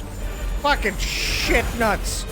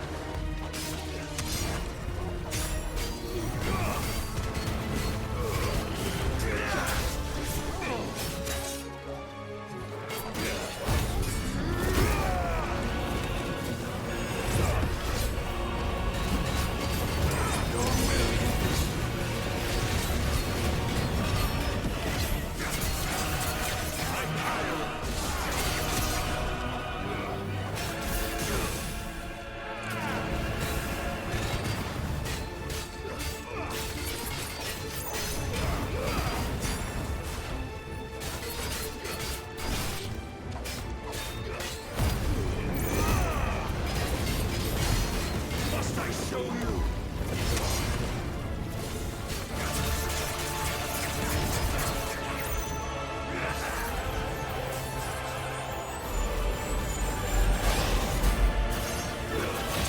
Shit.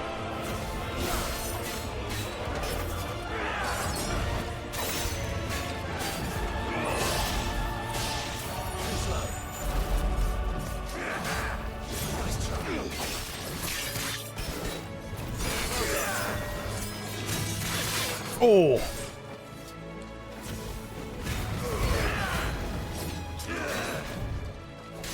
And will you see?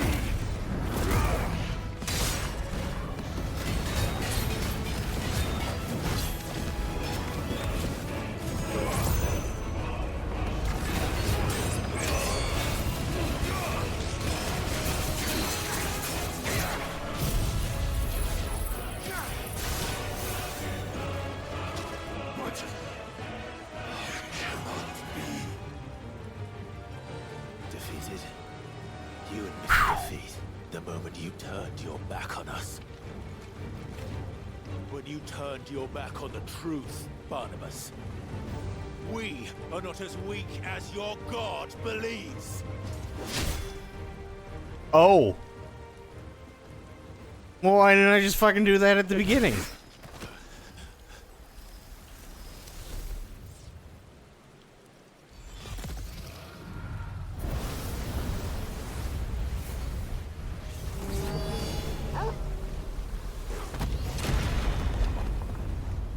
Oh, thank God. I would have been pissed. Damn it.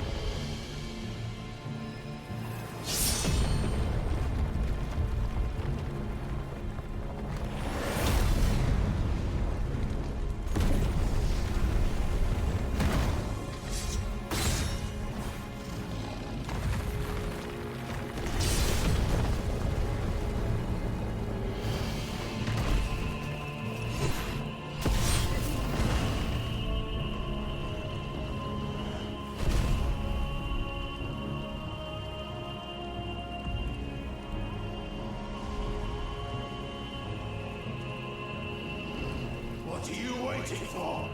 Men know nothing of strength.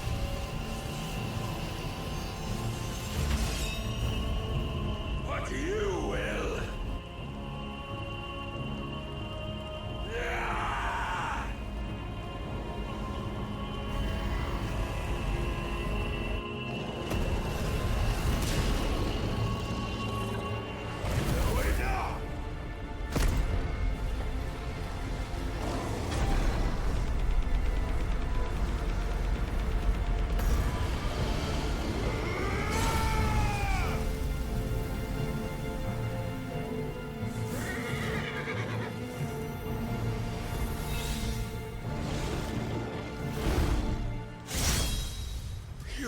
Oh, shit.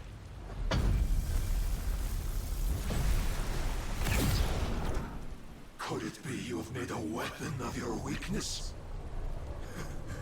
My apologies.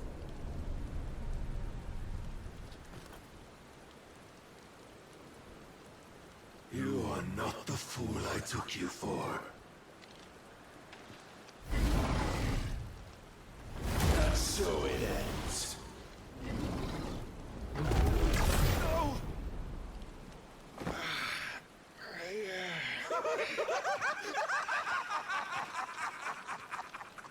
Don't tell me you are tired, Mythos! Your stubborn defiance has stirred my long-becalmed heart, filling it with a joy that I have not known for generations! I had thought the tantalizing kiss of self-indulgence a dream forever out of reach. And now that its sweet ruin courses through my veins. I shall not be quick to relinquish it. Show me your work, Mythos, that I might revel in it! Ah, fuck.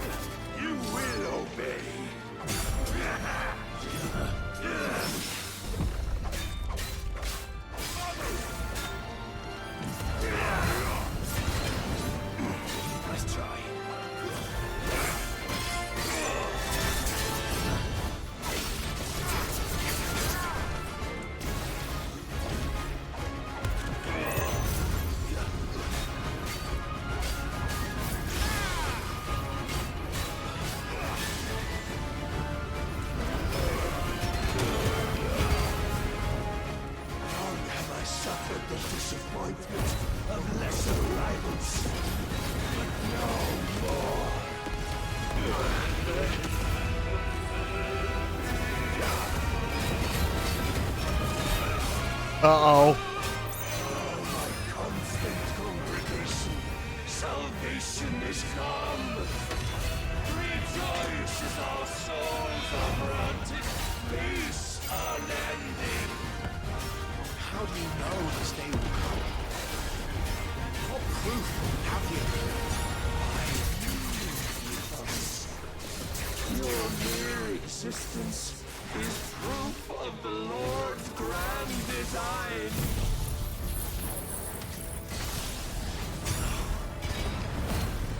I'll never serve your God!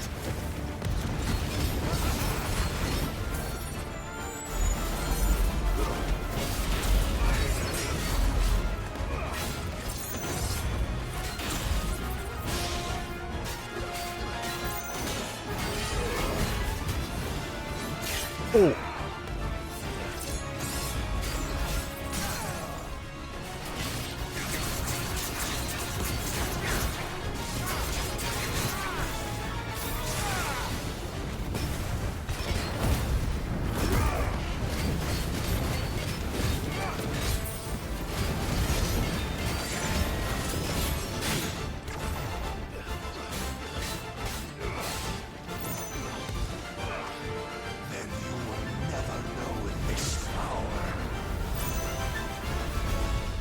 Oh, shit. My heart, it soars. As it did the Oh, day fuck. I won Ash. Ah! Okay, this sucks. Many have sought my crown, Mythos, but none could wrest it from my head.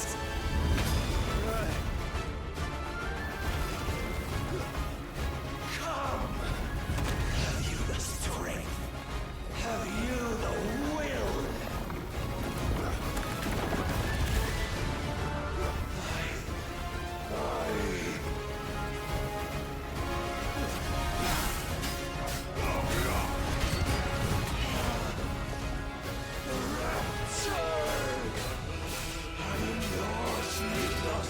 Ah, shit.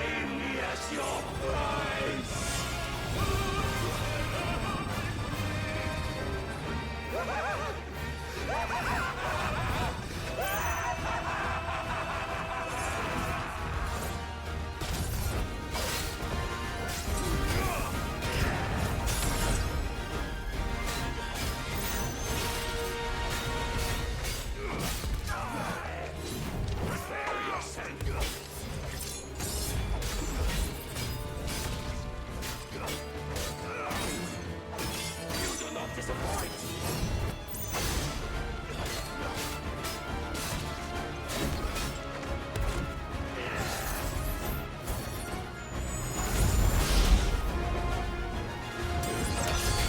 ow, ow, ow, ow, ow, ow, ow, ow, ow.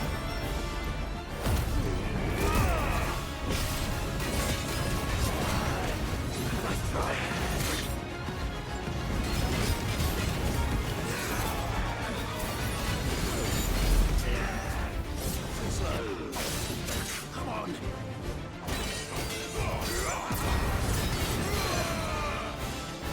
No more spot.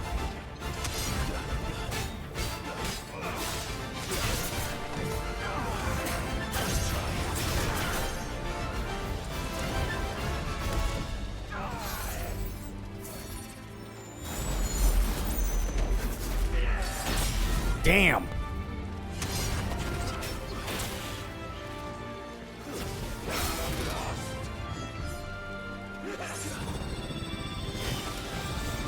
Jesus.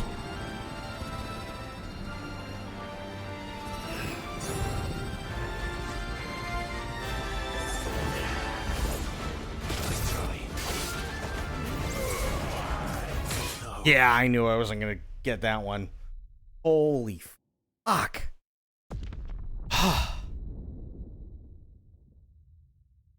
This guy's kind of gone off the deep end.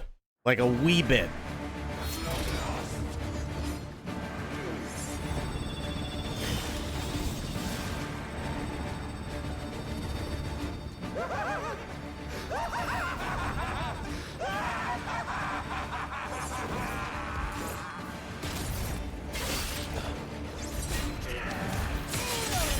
Oh.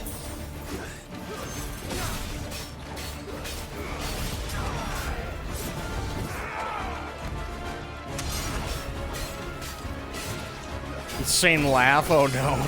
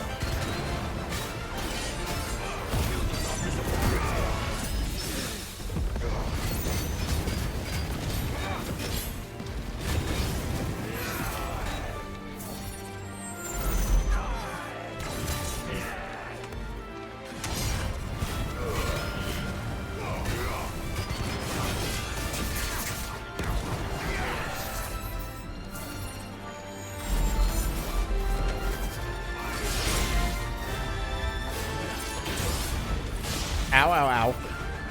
I needed that. Oh, shit.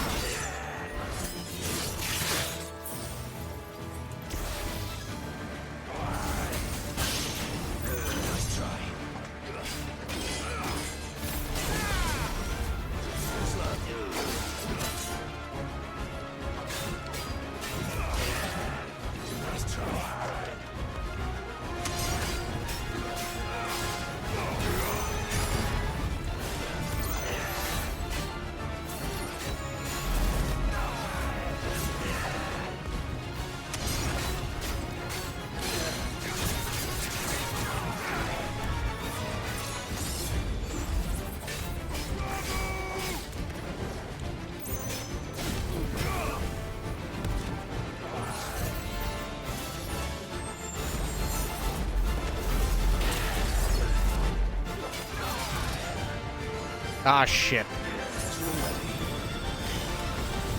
Come on. Too slow.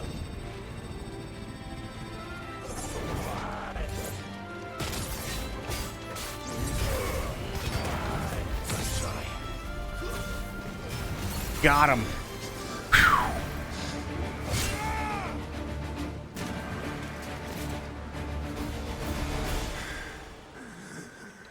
Well, the day is at an end. And we both know the truth. It is I who stand victorious. My will that prevailed. Your will? Yeah, I don't know.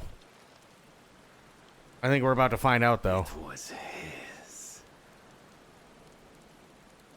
Clive Rossfield.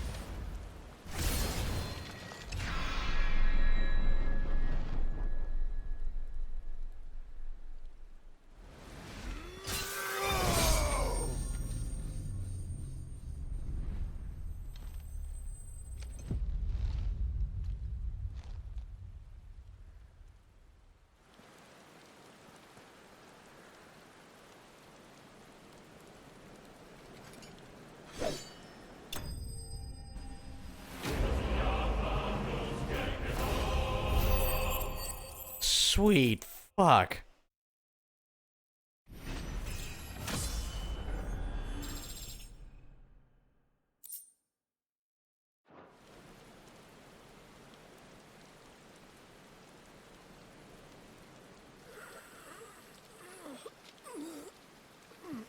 He's like, oh god, I fell on my keys.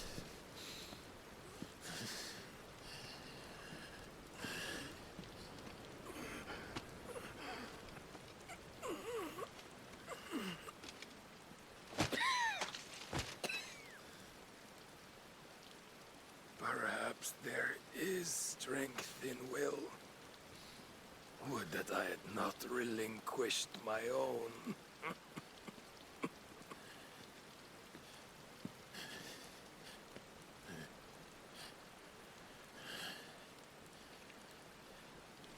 You relinquished nothing. What was it, if not will, that made you strive for a new world? Strive to win your master's approval.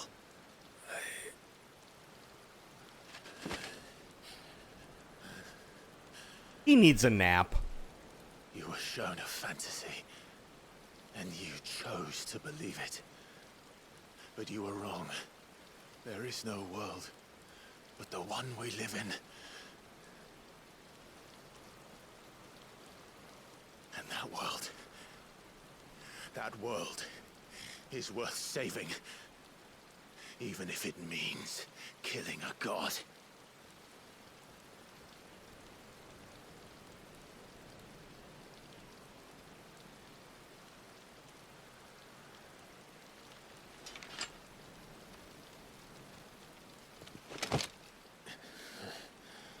Bold words. From one who has served the Lord so well. This is pointless.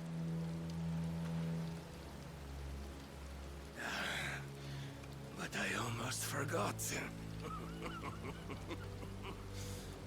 I promised that I would make you presentable.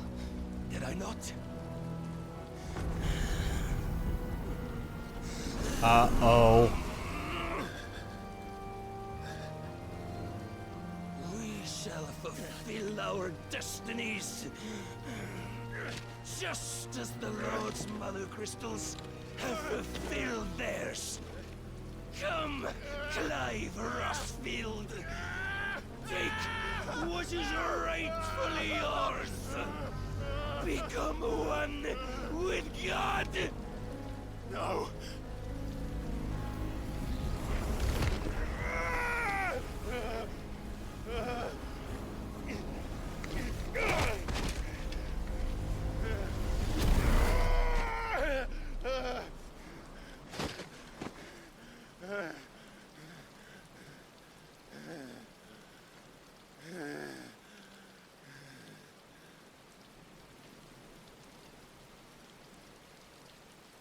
At long last, salvation.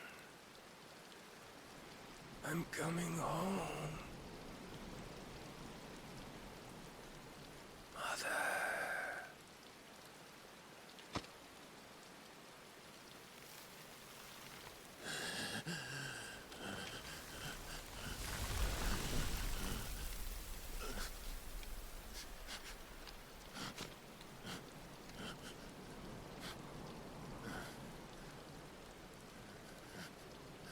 Tell me, how does it feel? Oh, shit. Show yourself! Face me! How does it feel to consume your rival's strength? To gorge yourself on their beam? To edge step by trembling step ever closer to the divine? With or without a will, you are still but a vessel. Our vessel. Behold, how your body shudders in anticipation of its fate.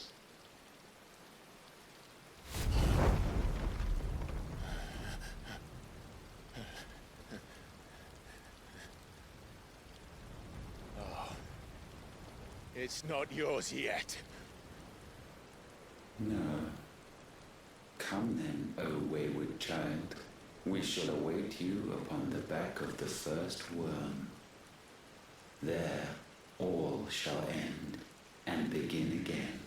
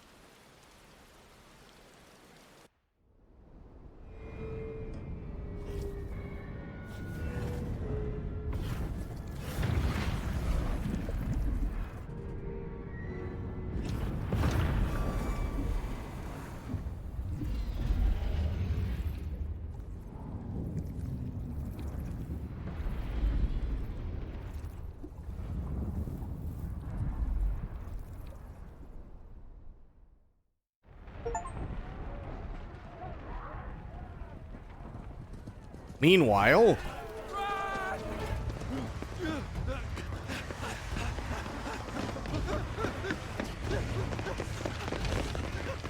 Quickly, my lord, quickly!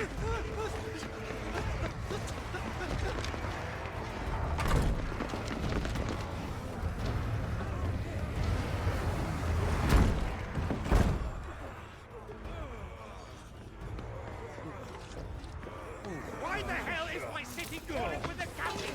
Don't ask me, ask them! nice. Since when was Eugen Havel want to hide when there was a fight to be had? Since they stripped me of my rank and banished me from the battlefield. Now I'm stuck driving the backsides of this lot while the city burns and my wife tells off the man half my age! And then you turn up! What the hell are you doing here anyway?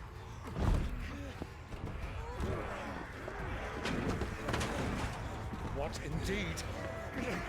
The enemy numbers 200,000 or more counting yours. There are simply not enough soldiers garrisoned in the capital to repel an army of that size. Then what of the central keep? Held by a contingent of soldiers and bearers from the surrounding boroughs. They are the sole reason it still stands. And all it took was an army on their doorstep to bring them together.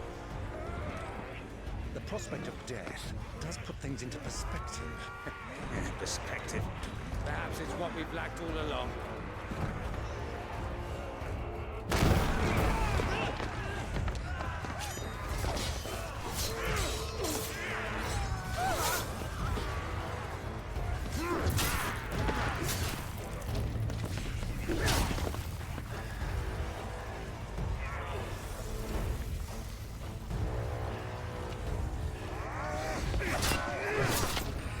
Havel, I need you to lend me some of your best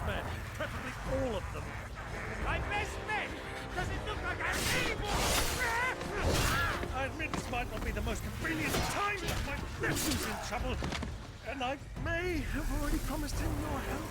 Your nephew, the outlaw?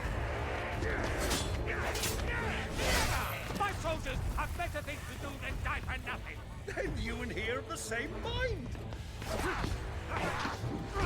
My fight's for the opposite. He fights for a world in which he shouldn't have to live and die for nothing.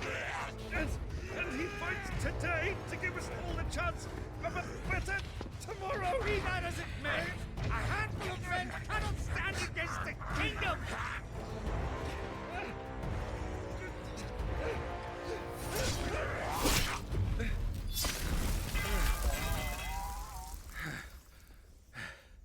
Then mayhap they are the wrong men.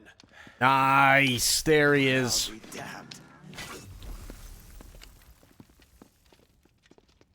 Our numbers are few, but I shall rally as many of my dragoons as I'm able. You, apprise the Lord Strategist of the state of the city's defenses. Yes, Your Radiance. And you would fight alongside us? I owe the Phoenix a debt.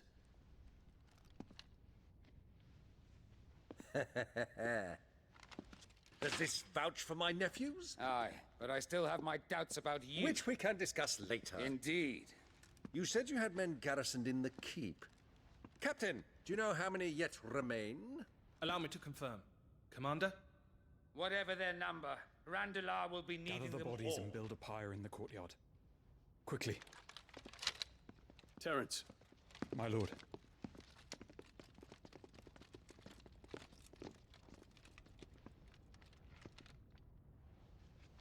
You will find a girl there. A girl? We are in the middle of a war. I owe her my life, and I always pay my debts. You are to see that she is provided for. Dion, I cannot leave. But you shall. If I'm ever to be worthy of the forgiveness of our people, then I must earn it. And I must earn it by my hand, and my hand alone. Know that I do not ask this lightly. And know that I will do it.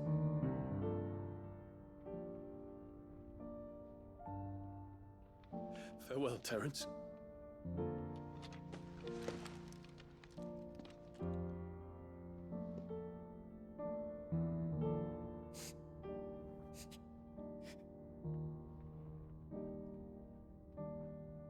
Farewell,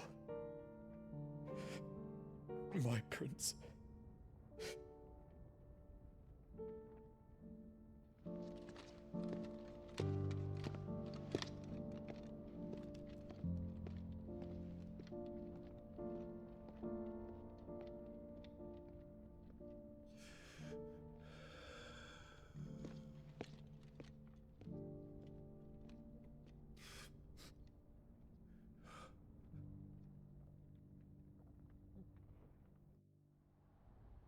Or Dion.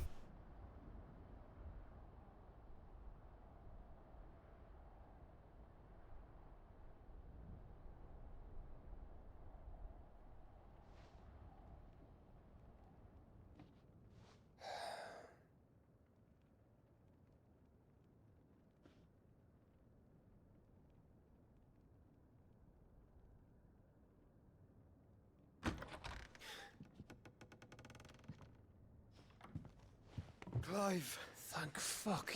You alright? I am. But I'm a damn sight better for seeing you, Joshua. And Barnabas. The king is dead.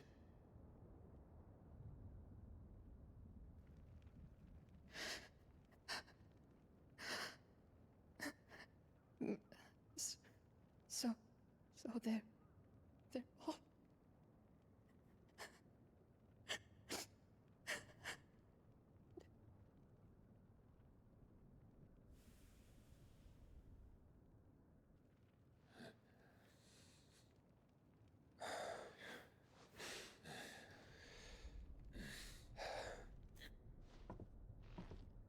they are, but so is their killer. He can't hurt anyone anymore. You're safe. No, this is basically all that's left of the kingdom that we came to. And she's a little bit pregnant. And now also husbandless. But it's okay, because Gav has a new waifu now.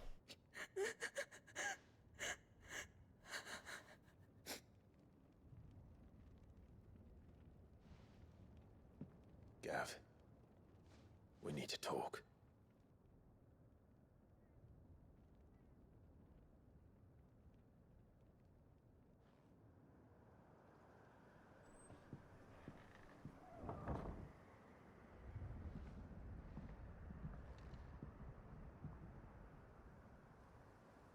I'm sorry, Clive. You know I want nothing more than to go with you. I do. But I'm glad you're heading back to the Enterprise nonetheless. And not just for Etta's sake. Our people need to know what happened here. You can count on me. As can she, I hope.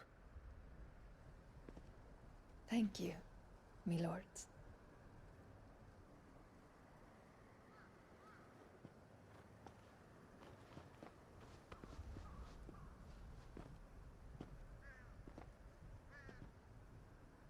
Do you think that was wise? Wiser than leaving a woman with child alone in the Deadlands. They'll be safer at the hideaway. For now, at least.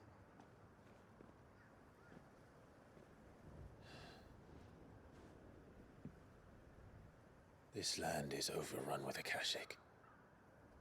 The king himself was long turned, albeit by choice. All to serve Ultima, in his damnable quest to forge the perfect vessel. The chaos Barnabas wreaked upon nation after nation. How many were killed for this? He didn't consider it killing. Or a mercy of sorts. A way to end their suffering. He truly wanted to save mankind, and ultimately use that. As he uses us. But why us? What are we? What are we? We are dominance. That is our fate. But that doesn't mean we have to accept it, which is why we fight. For the right to deny it. Is that not so? It is. For our sins.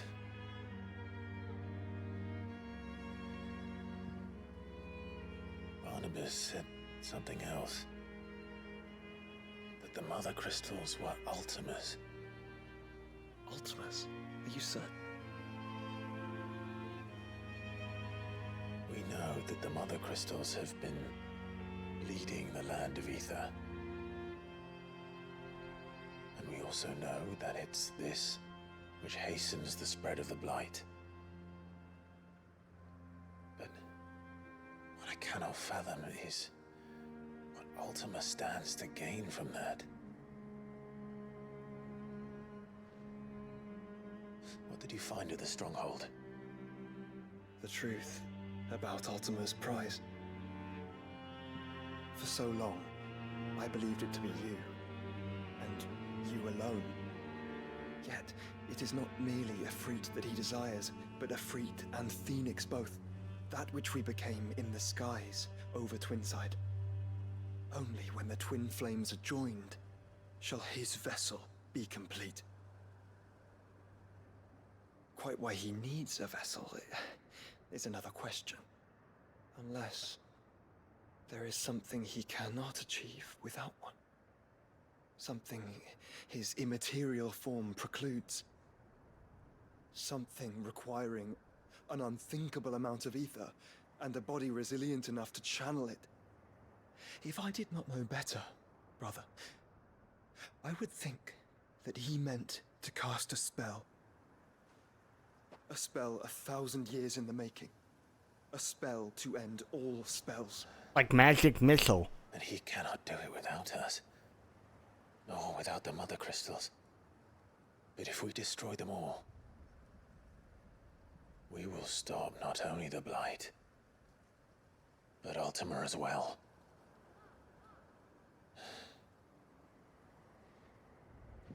Cast lightning bolt. We stick to the plan then.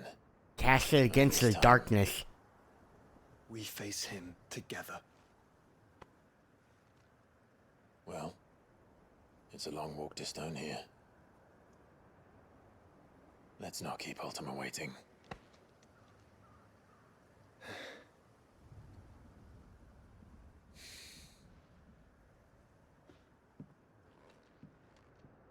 Outlander Kronk.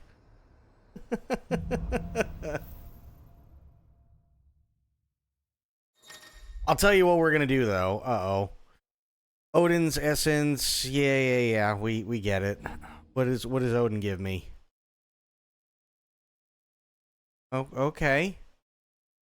Temporarily to transform Clive's weapon into Odin's legendary blade. Landing attacks slowly charges the blade, readying it for Zantetsuken, which is executed by holding X.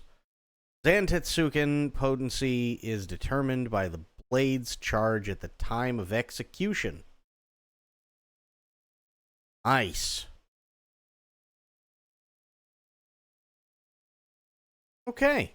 Well, here's what we are going to do. When Barnabas fell, his magic died with him. The road to Stone here is barred to us no longer. That's great. I'm going to save, if I can.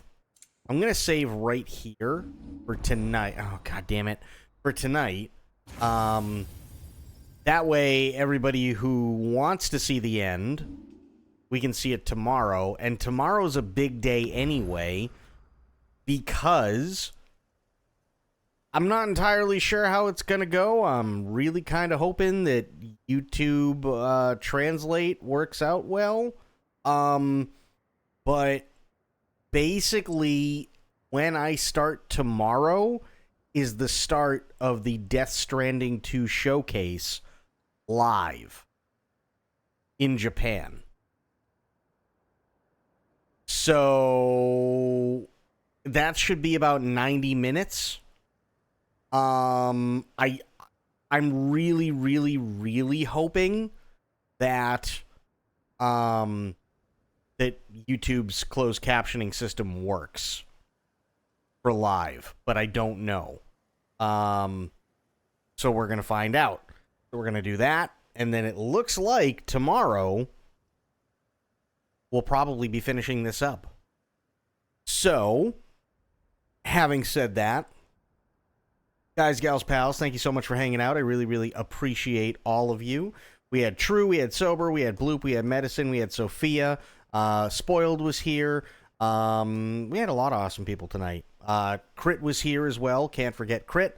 But yeah, thank you so much, everybody. Whether you are hanging out and lurking, or whether you're chatting, or giving bits, or gifting subs, or subbing yourself, or resubbing, or gifting subs, or whatever, donos, so on. It means the world to me. So regardless of what you do, as long as you guys are here, it means the world to me. Thank you so much. I really, really appreciate all of you guys. But till I see you guys later on today, have yourselves a great day, great night, wherever you are. Be good to yourselves, be good to one another. Stay safe, stay frosty, and of course, the number one golden rule around here: try to remember some of the basics. You see, I will be seeing you guys later on. Thank you so much, everybody. Yeah, have yourselves a good one. I'll be seeing you guys later on today. All right, thanks so much. Take care, guys. Bye now.